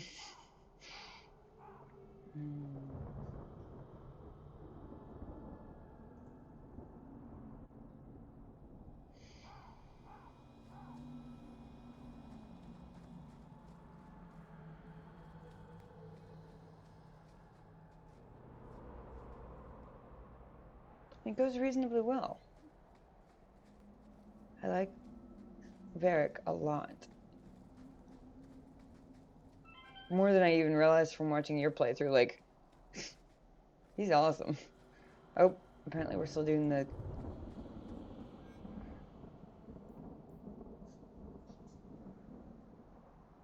Wait, do the varieties matter?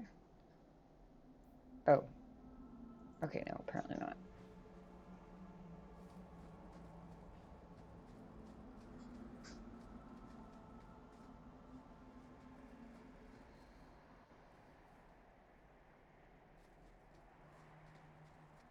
Old Shamlan, your kind are not welcome among the Dalish.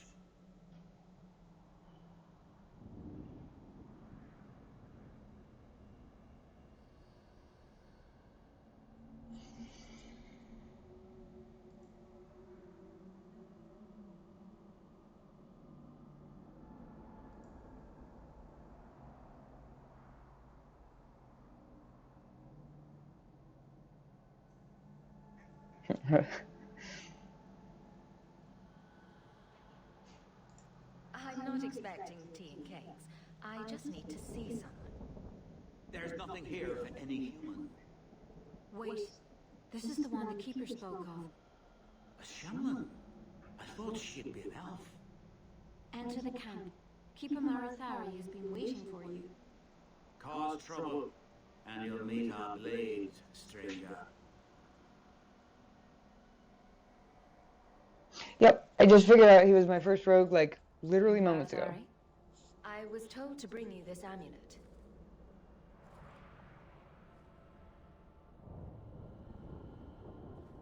Andarana Tishan, travelers. Indeed, I am Keeper Marathari. Let me look at you.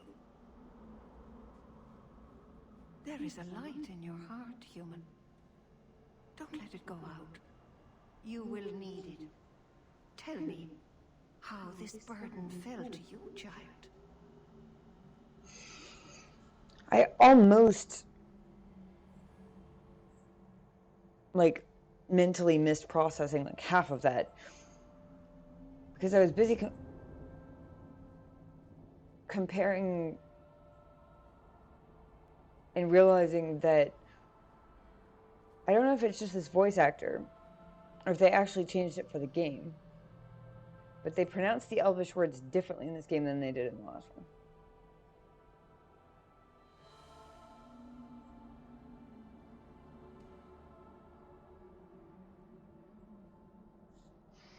I got distracted by that. Almost missed what she said, but not quite.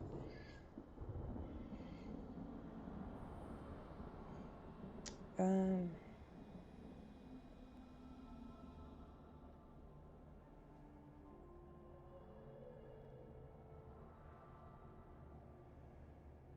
dragon fell from the sky, charged in Darkspawn, and asked me to bring you this amulet. No big deal. I mean, you know, those dragons, they just fall from the sky every day. Oh, man.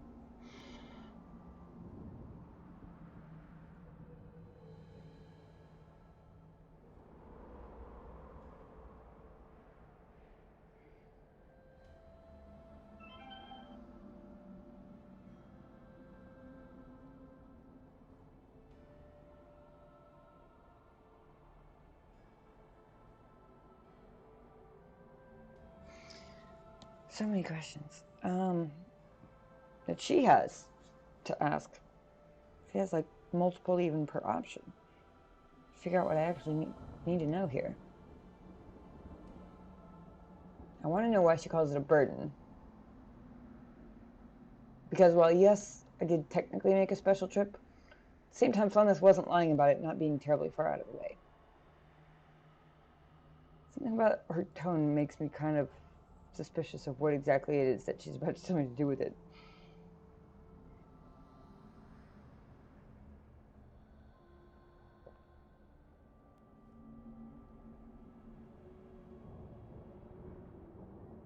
swear I'm telling the truth.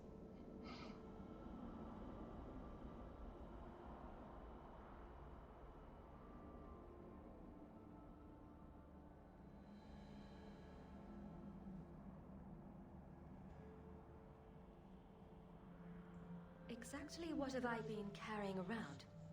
Is it magic? It is a promise, child. Made by one whose word still has weight. And therefore, it has terrible power. There are few things in this world stronger than a promise kept. Remember that.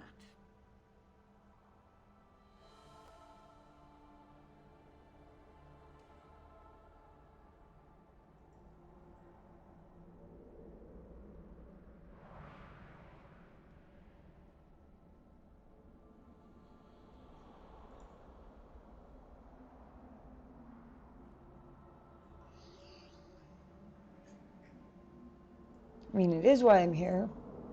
And I feel like Huck probably does keep her promises.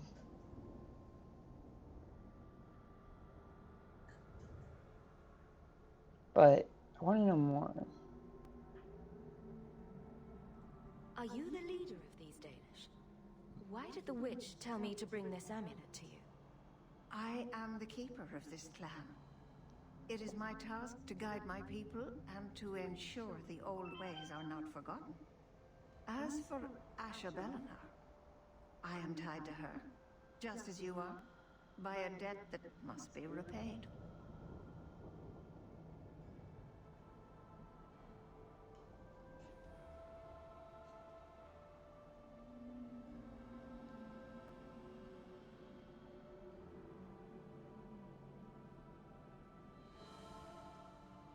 Shinobi, I don't know if you were still awake when we ran into Flemeth. I'm guessing probably not. But, oh my god. I felt really dumb after the fact. Because I literally did not figure out who she was until she introduced herself by name.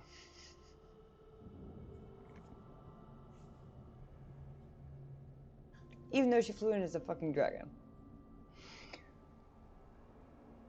But in my defense, holy shit, she is so much different in this game.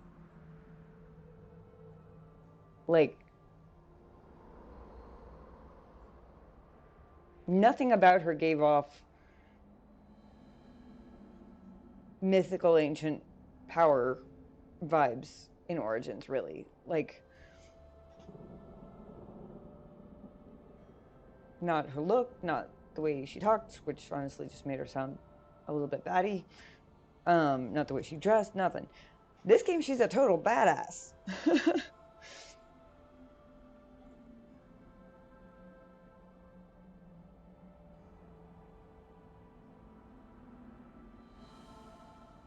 I always repay dragons. Your guard said you spoke of me. How did you know I was coming?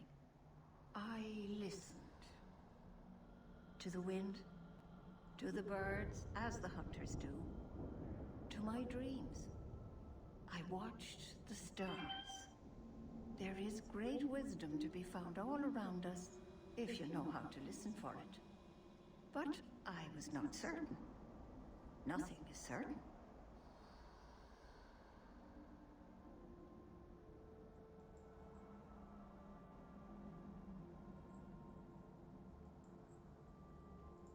This amulet's owner rescued my family from the Blight.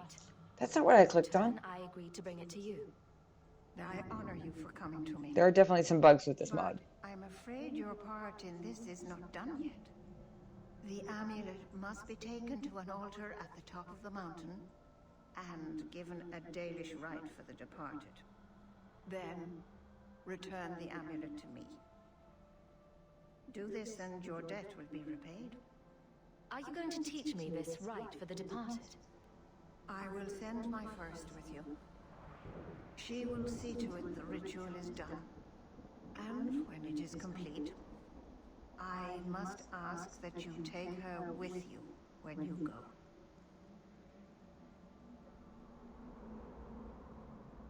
Yeah, she does. Assuming she acted that way in front of Morgan. Possible the writers wanted up her awesomeness. Well, gee, I sure hope so. She was supposed to be, like, massive, big, scary witch lady of fable and legend in the first one. She kind of seemed like a crazy old homeless lady, frankly.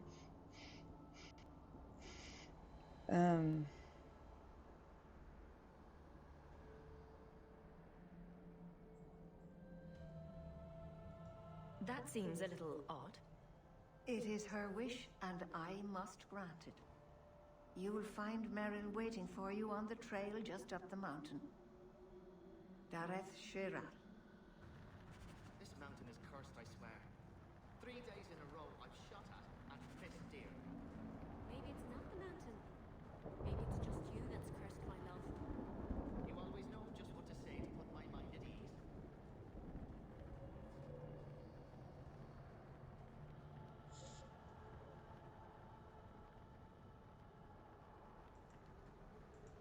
Why does that name sound familiar?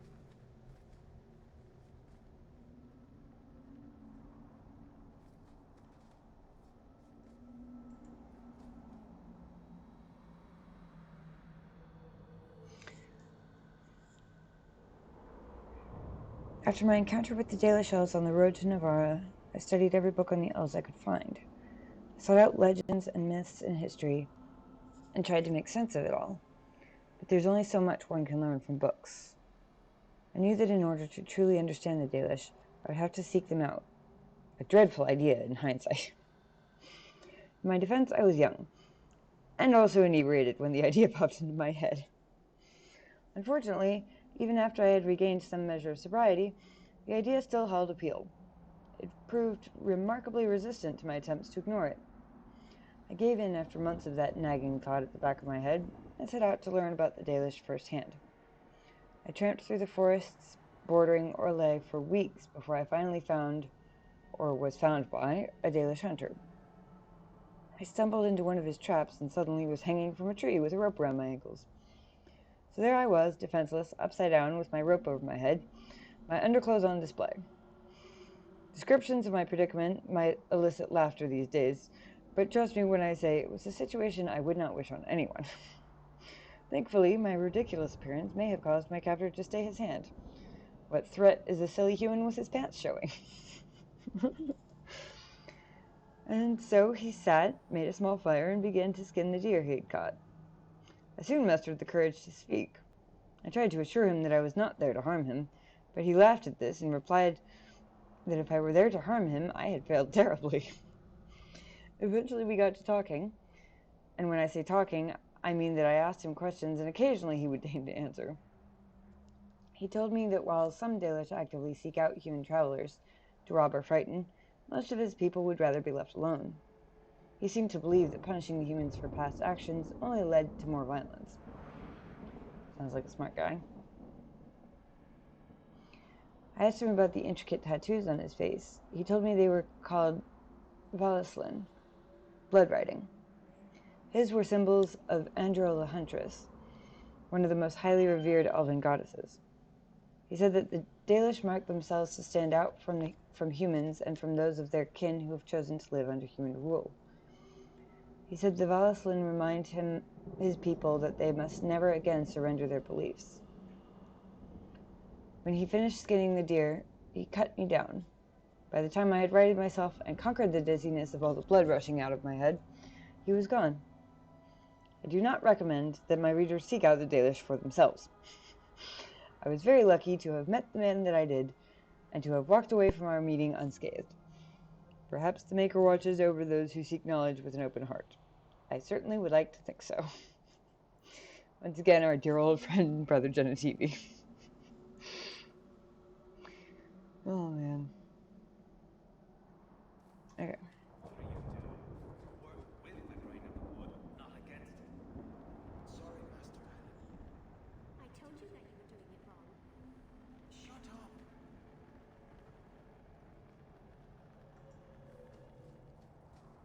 Shem. I am Master Island, a crafter for this clan. Forced to stay so close to this Shemlin city, I've seen my share of outsiders pass through our camp. Is there something you needed? I was about to ask you if you knew that name. In fact, if you remembered more of the Dalish names you've heard thus far. Off the top of my head, not necessarily. But, as long as they aren't super similar to somebody else's name, I tend to remember them when I hear them. Like, Island actually sounds familiar. Couldn't place him, necessarily. But I feel like I've met him, or I feel like Azrin's met him before.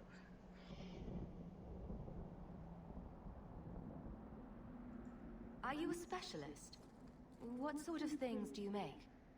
A Dalish crafter does many things. We create weapons, armor, anything our clan has need of. I don't need anything right now. Of course. I think I'd be able to place them a lot better if everybody didn't look so damn different. Wonderful.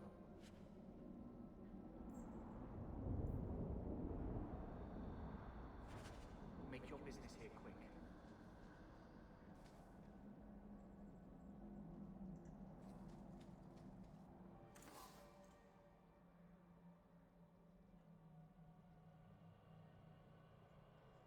Oh, interesting.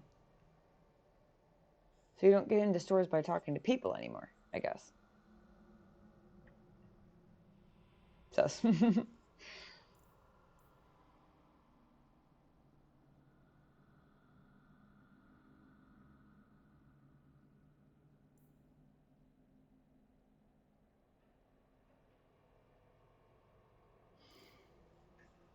damn.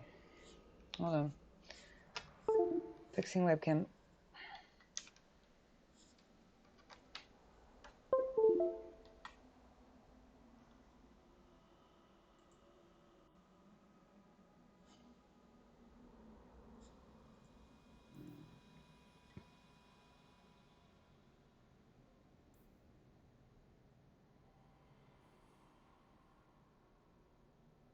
Hey, Chef, how's it going? Love this series so much. Have you seen other folks still playing it?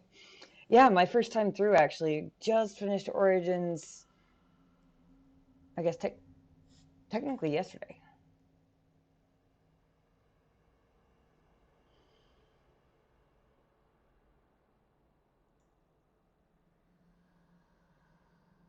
Welcome in. I'm terrible at remembering names, and usually Twitch tells me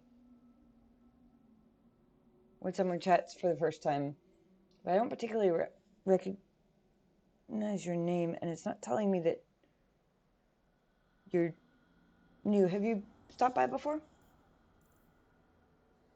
I don't have the money for any of this stuff. That's okay.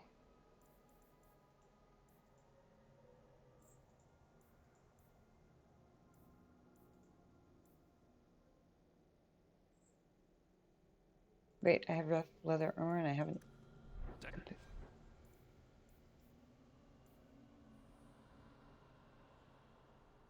Not as good as mine. Smuggler's scale and banding.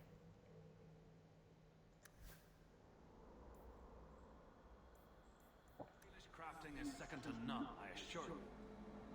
If you can't tell what it is, then it's rubbish. Hush! Oh, You're playing the series myself? Doing even evil decisions run. Nice. Nope. Saw you while scrolling the Dragon Age streamer since I follow games.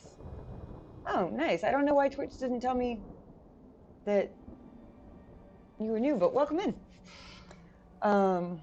Yeah, I just finished Witch Hunt. What are you doing? Work with the grain of the wood, not against it. As the last of the Origins DLCs that we had left to do yesterday morning. My evil run tends to turn into tears runs. Yeah. must I always want to do an evil run, but I have a feeling I wouldn't get very far. It doesn't look that bad. What's it supposed to be? Like, If you can't tell what it is, then it's rubbish. basically every dialogue option that actually required me to be evil would slowly start wearing away at me, and over some amount of time, I would eventually break. I don't know how long it would take. I haven't actually tried it, but I actually really like the Darkspawn Chronicles DLC because of that.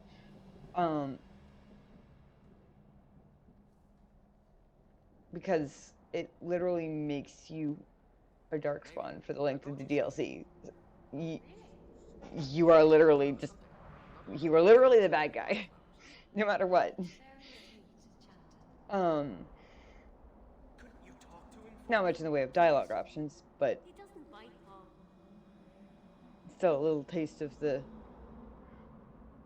baddie life, so to speak.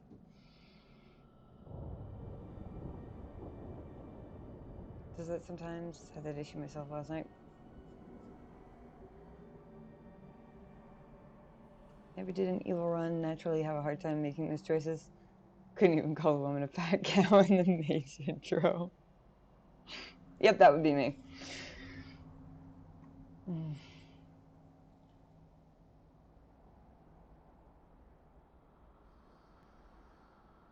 It was fun. It was a really neat change of pace. The ending was a little bit of a but honestly, they could have made it a whole lot more hurtful. And I'm grateful that they didn't.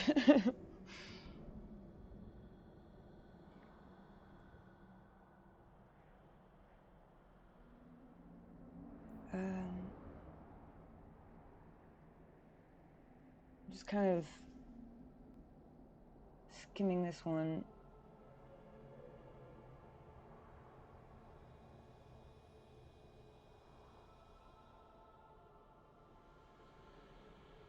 Not particularly looking to reread stories that I already read through in Origins if they're duplicates, but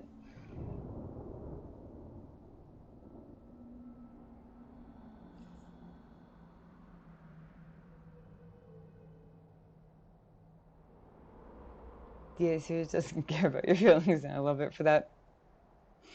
Oh, and they don't care what your feelings are, but they put so much into making you have them, no matter what kind of feelings they are. Oh man, and they do such a good job of making sure you have feelings of some kind. In the days after the rising of Zazakel, the Dark Ones covered every corner of the land. The Archdemon drove all the nations of the world before him, Shemlin and Elven alike. In the far north, where the hills wander the plains and the earth is eternally baked beneath the uncaring sun, the lands which the Shemlin call Anderfells, a clan of our people lived, struggling to survive the blight. Ilurin was their keeper. Or Ilurin? I'm trying to think if I've ever heard it pronounced. It's Ilurin until I hear otherwise.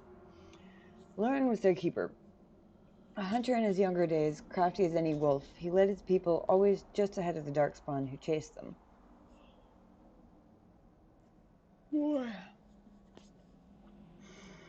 But the old hunter knew that even Holly cannot run forever. They must turn and fight or be run down. Hey, thanks for the follow. Alistair thinks I'm a serial killer now. Funny, but man, it's hard to keep him on my side right now. Oh, really? Oh, man. I was sad that Alistair never popped back up in Awakening. Not gonna lie, that was a little bit of a disappointment.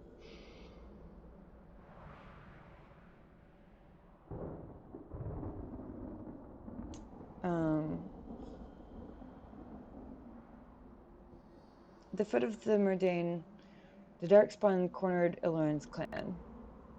That night, the moon was strangled by the clouds, the earth concealed by a dread mist that rose up out of nowhere. so that the Elven could not tell up from down. In the confusion, the Darkspawn attacked. But Aloran had prepared for them. All around the camp, the hunters had strewn dry grass, brush, and brambles, and the sound of rustling footfalls began.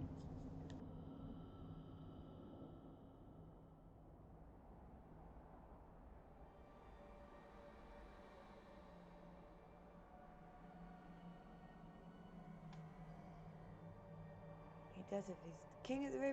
Seriously? Oh. You mean I missed out on seeing him just because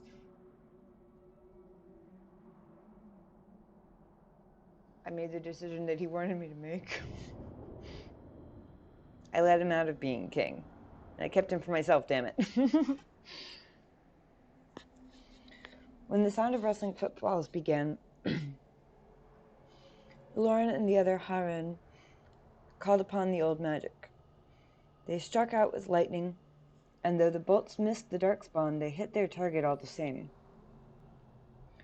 The sea of kindling lit, and not one of the dark creatures made it through the fire to reach Ilorin's clan. From the Tale of Ilorin, written by Zathrin. Now that's a name I recognize. It has been passed down from keeper to keeper for generations. Just tell him you made a mistake. I can never remember whether Zathrian or Zathrian, the way they pronounced it. I always want to say Zathrian, but I don't know if that's just because I read it as Zathrian and it was one of those where it looked like the pronunciation was obvious, so I committed it to memory, and then if they corrected it, I didn't notice or something. I don't actually remember that part, but I do remember him.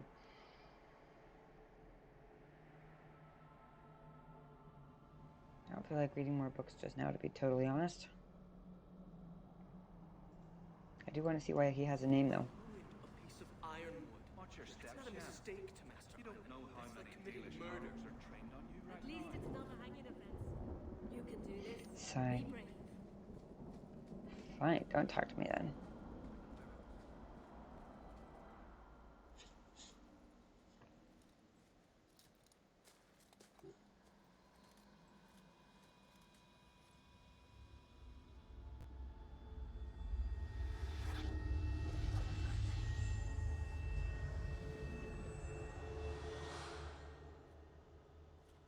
Oh, I didn't hear.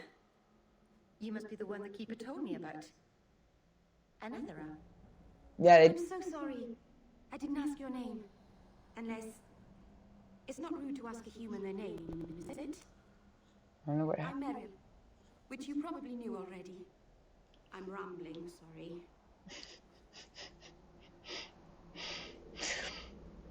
Okay, she's cute, I like her. I don't know what... Every once in a while the audio stutters like that. I don't know what that's about, but... Also, unless it's just pure coincidence that both of the two Dalish elves I've spoken to so far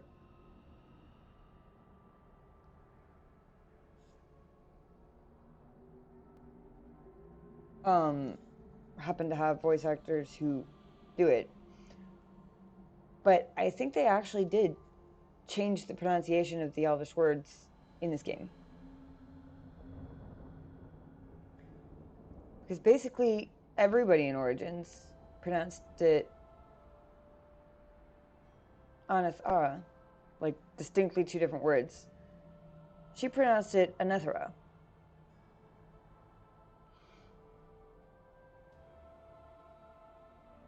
And I wasn't sure because the Keeper's greeting was pronounced differently too. But I wasn't sure that it wasn't just that one voice actor or whatever. I think maybe they actually changed the pronunciation. Meryl life.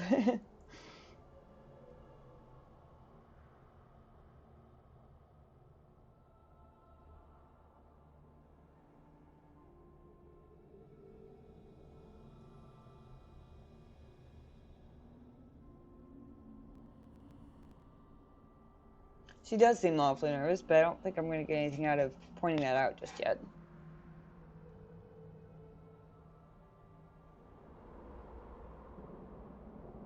Who, Meryl?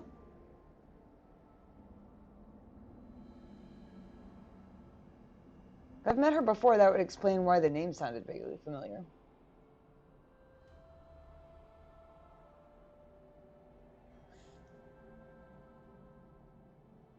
Wait a second. She was one of the Dalish camp elves, right? I can't think of. Yeah, I know about Isabella because I actually saw and remembered Isabella from watching Genobi's. Genobi was streaming Dragon Age 2 like well before I ever started playing Origins. So actually, it was in Origins that I didn't recognize Isabella at first because she looked so different. But I figured that one out eventually.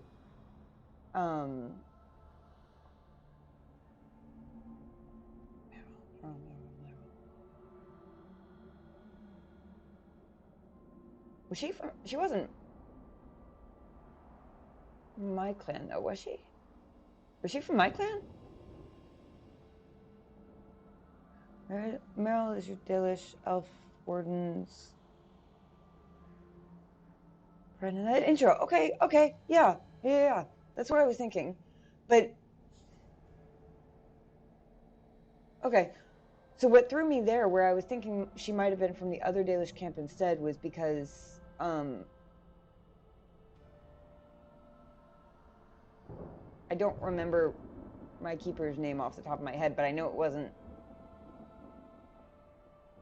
Narathari or whatever this one's name is. So Meryl is currently traveling with a different clan, at least, than what I had context for, but that explains so much. Okay, yeah. I still like her.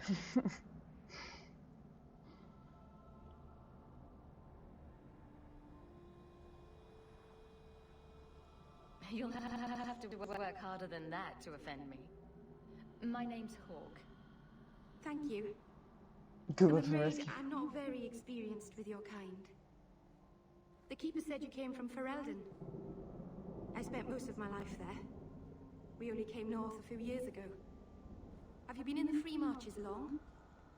Do you like it here?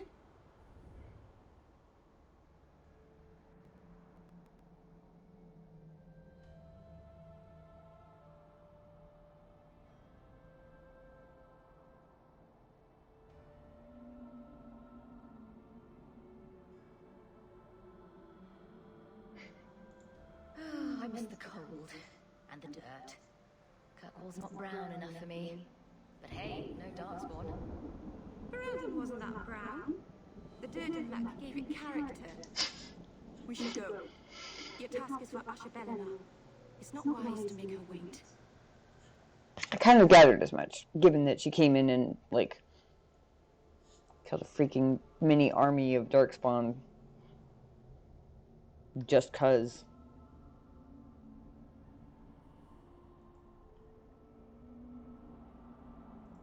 What do we have to do with the amulet? It's a funeral of sorts. I'll perform it when we get to the mountaintop. Getting there is the tricky part. Our hunters haven't been able to reach the summit. Dark things are about.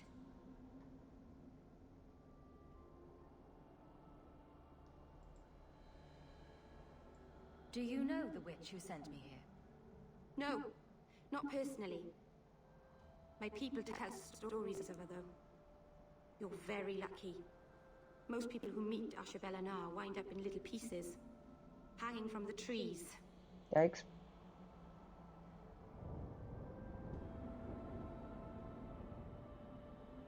Is it?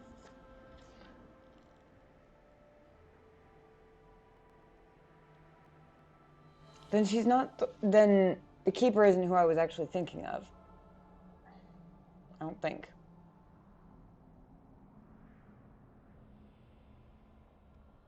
I'm thinking of the older female elf who shows up.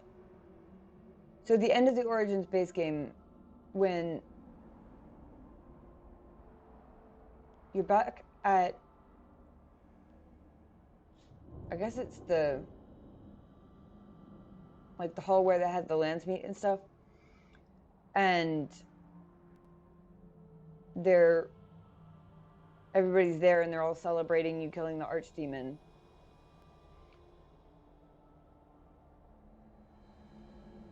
And Alistair's up on the stage and you can talk to him, and then as you're walking down the red carpet, all your companions are on both sides. Right at the beginning, when you come down off the stage, there's an older female elf from your clan there. She's who I was thinking of, but I'm almost certain it's not Marithari, unless she just looks so much different in this game that I'm mixing it up. Shut up, Snoopy. Oh, okay. Origin, singular, not, okay. I thought you were poking fun, teasing me about how long it's been since I played Origins, as in, like, 24 hours. But since the Origin story, yes, it's been quite a few months. Shelly, yes, her. Ricky is my friend. Thank you. That would have driven me crazy. That's who I was thinking of, not Marithari. The funny thing is,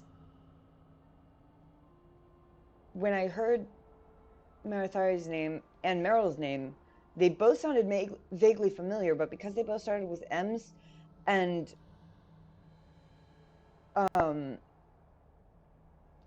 like the R's, and they were just similar enough that I thought that I was mixing them up, and it was one of them that I remembered, and the other one I was just mixing up slightly similar names.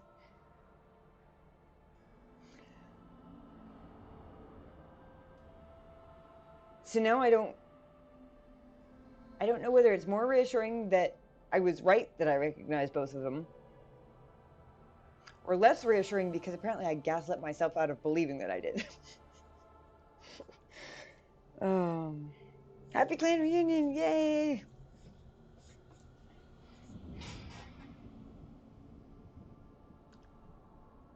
I want to know where the old storyteller guy is. I said Thielen. Island. That's why he sounded familiar too. Yep. Also, damn.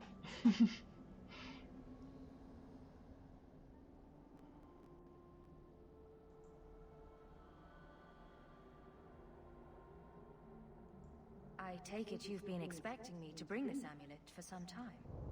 The Keeper brought us here to wait for you. I don't know much more than that. I do know that you have Asher Belenar's amulet, and we must bring it to the altar on the mountaintop. Nothing more.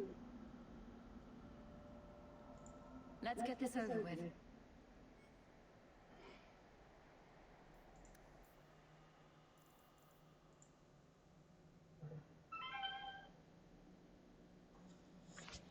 The stories tell us that all Elven once had the gift, but like so many things, it was lost. It's the Keeper's job to remember, to restore what we can. As each generation passes, magic becomes more rare among the Dalish. As the gift dies out, talented children are moved between clans so that every Keeper has a successor, and no clan is in danger of being left without guidance. Meryl was born to the Ilarion clan, which wandered the hills of Navarra. She was the third child of the clan with the ancient gift born to her. When the next Arlathvan gathering of the clans occurred, she was given to the Sabrai clan to be first to keep her Marithari. Meryl was just 4 years old. She spent most of her life in Ferelden and the Korkari wilds until her clan was driven north by the Blight.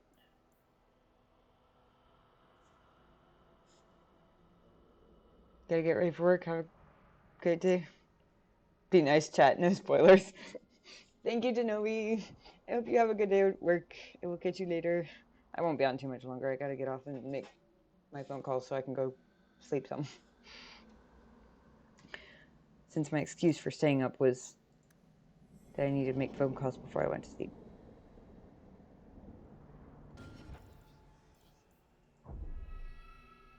Actually, that's probably a pretty good place to call it.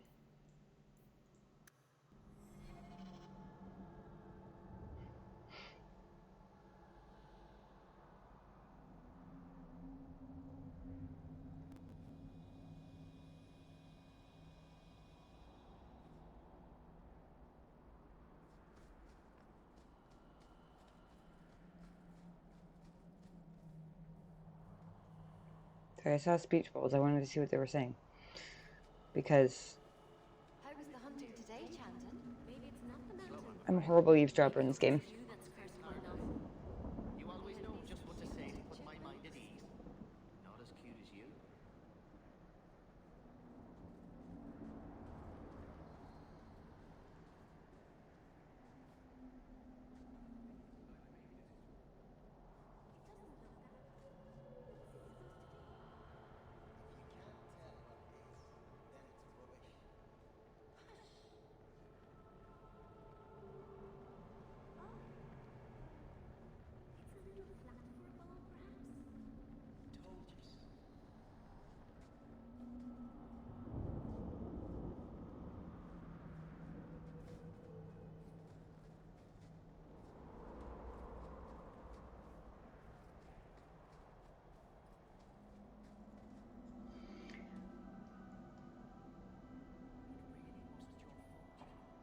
It's fun chit-chatting for a bit.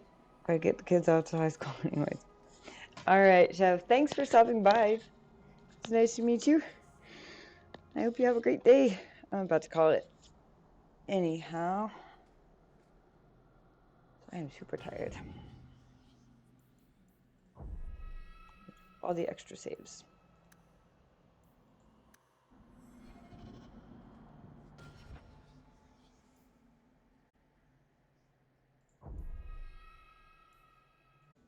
Alright. Thank you guys, as always, for hanging out. We are off on a whole new adventure. And who knew that better graphics would be more confusing than worse ones? But it's fun, too, because it's kind of like, sort of like a cross between throwback to a previous life in the world, so to speak, and a pop memory quiz of sorts. It's like, how many names can you remember along with context without being able to recognize their faces most of the time?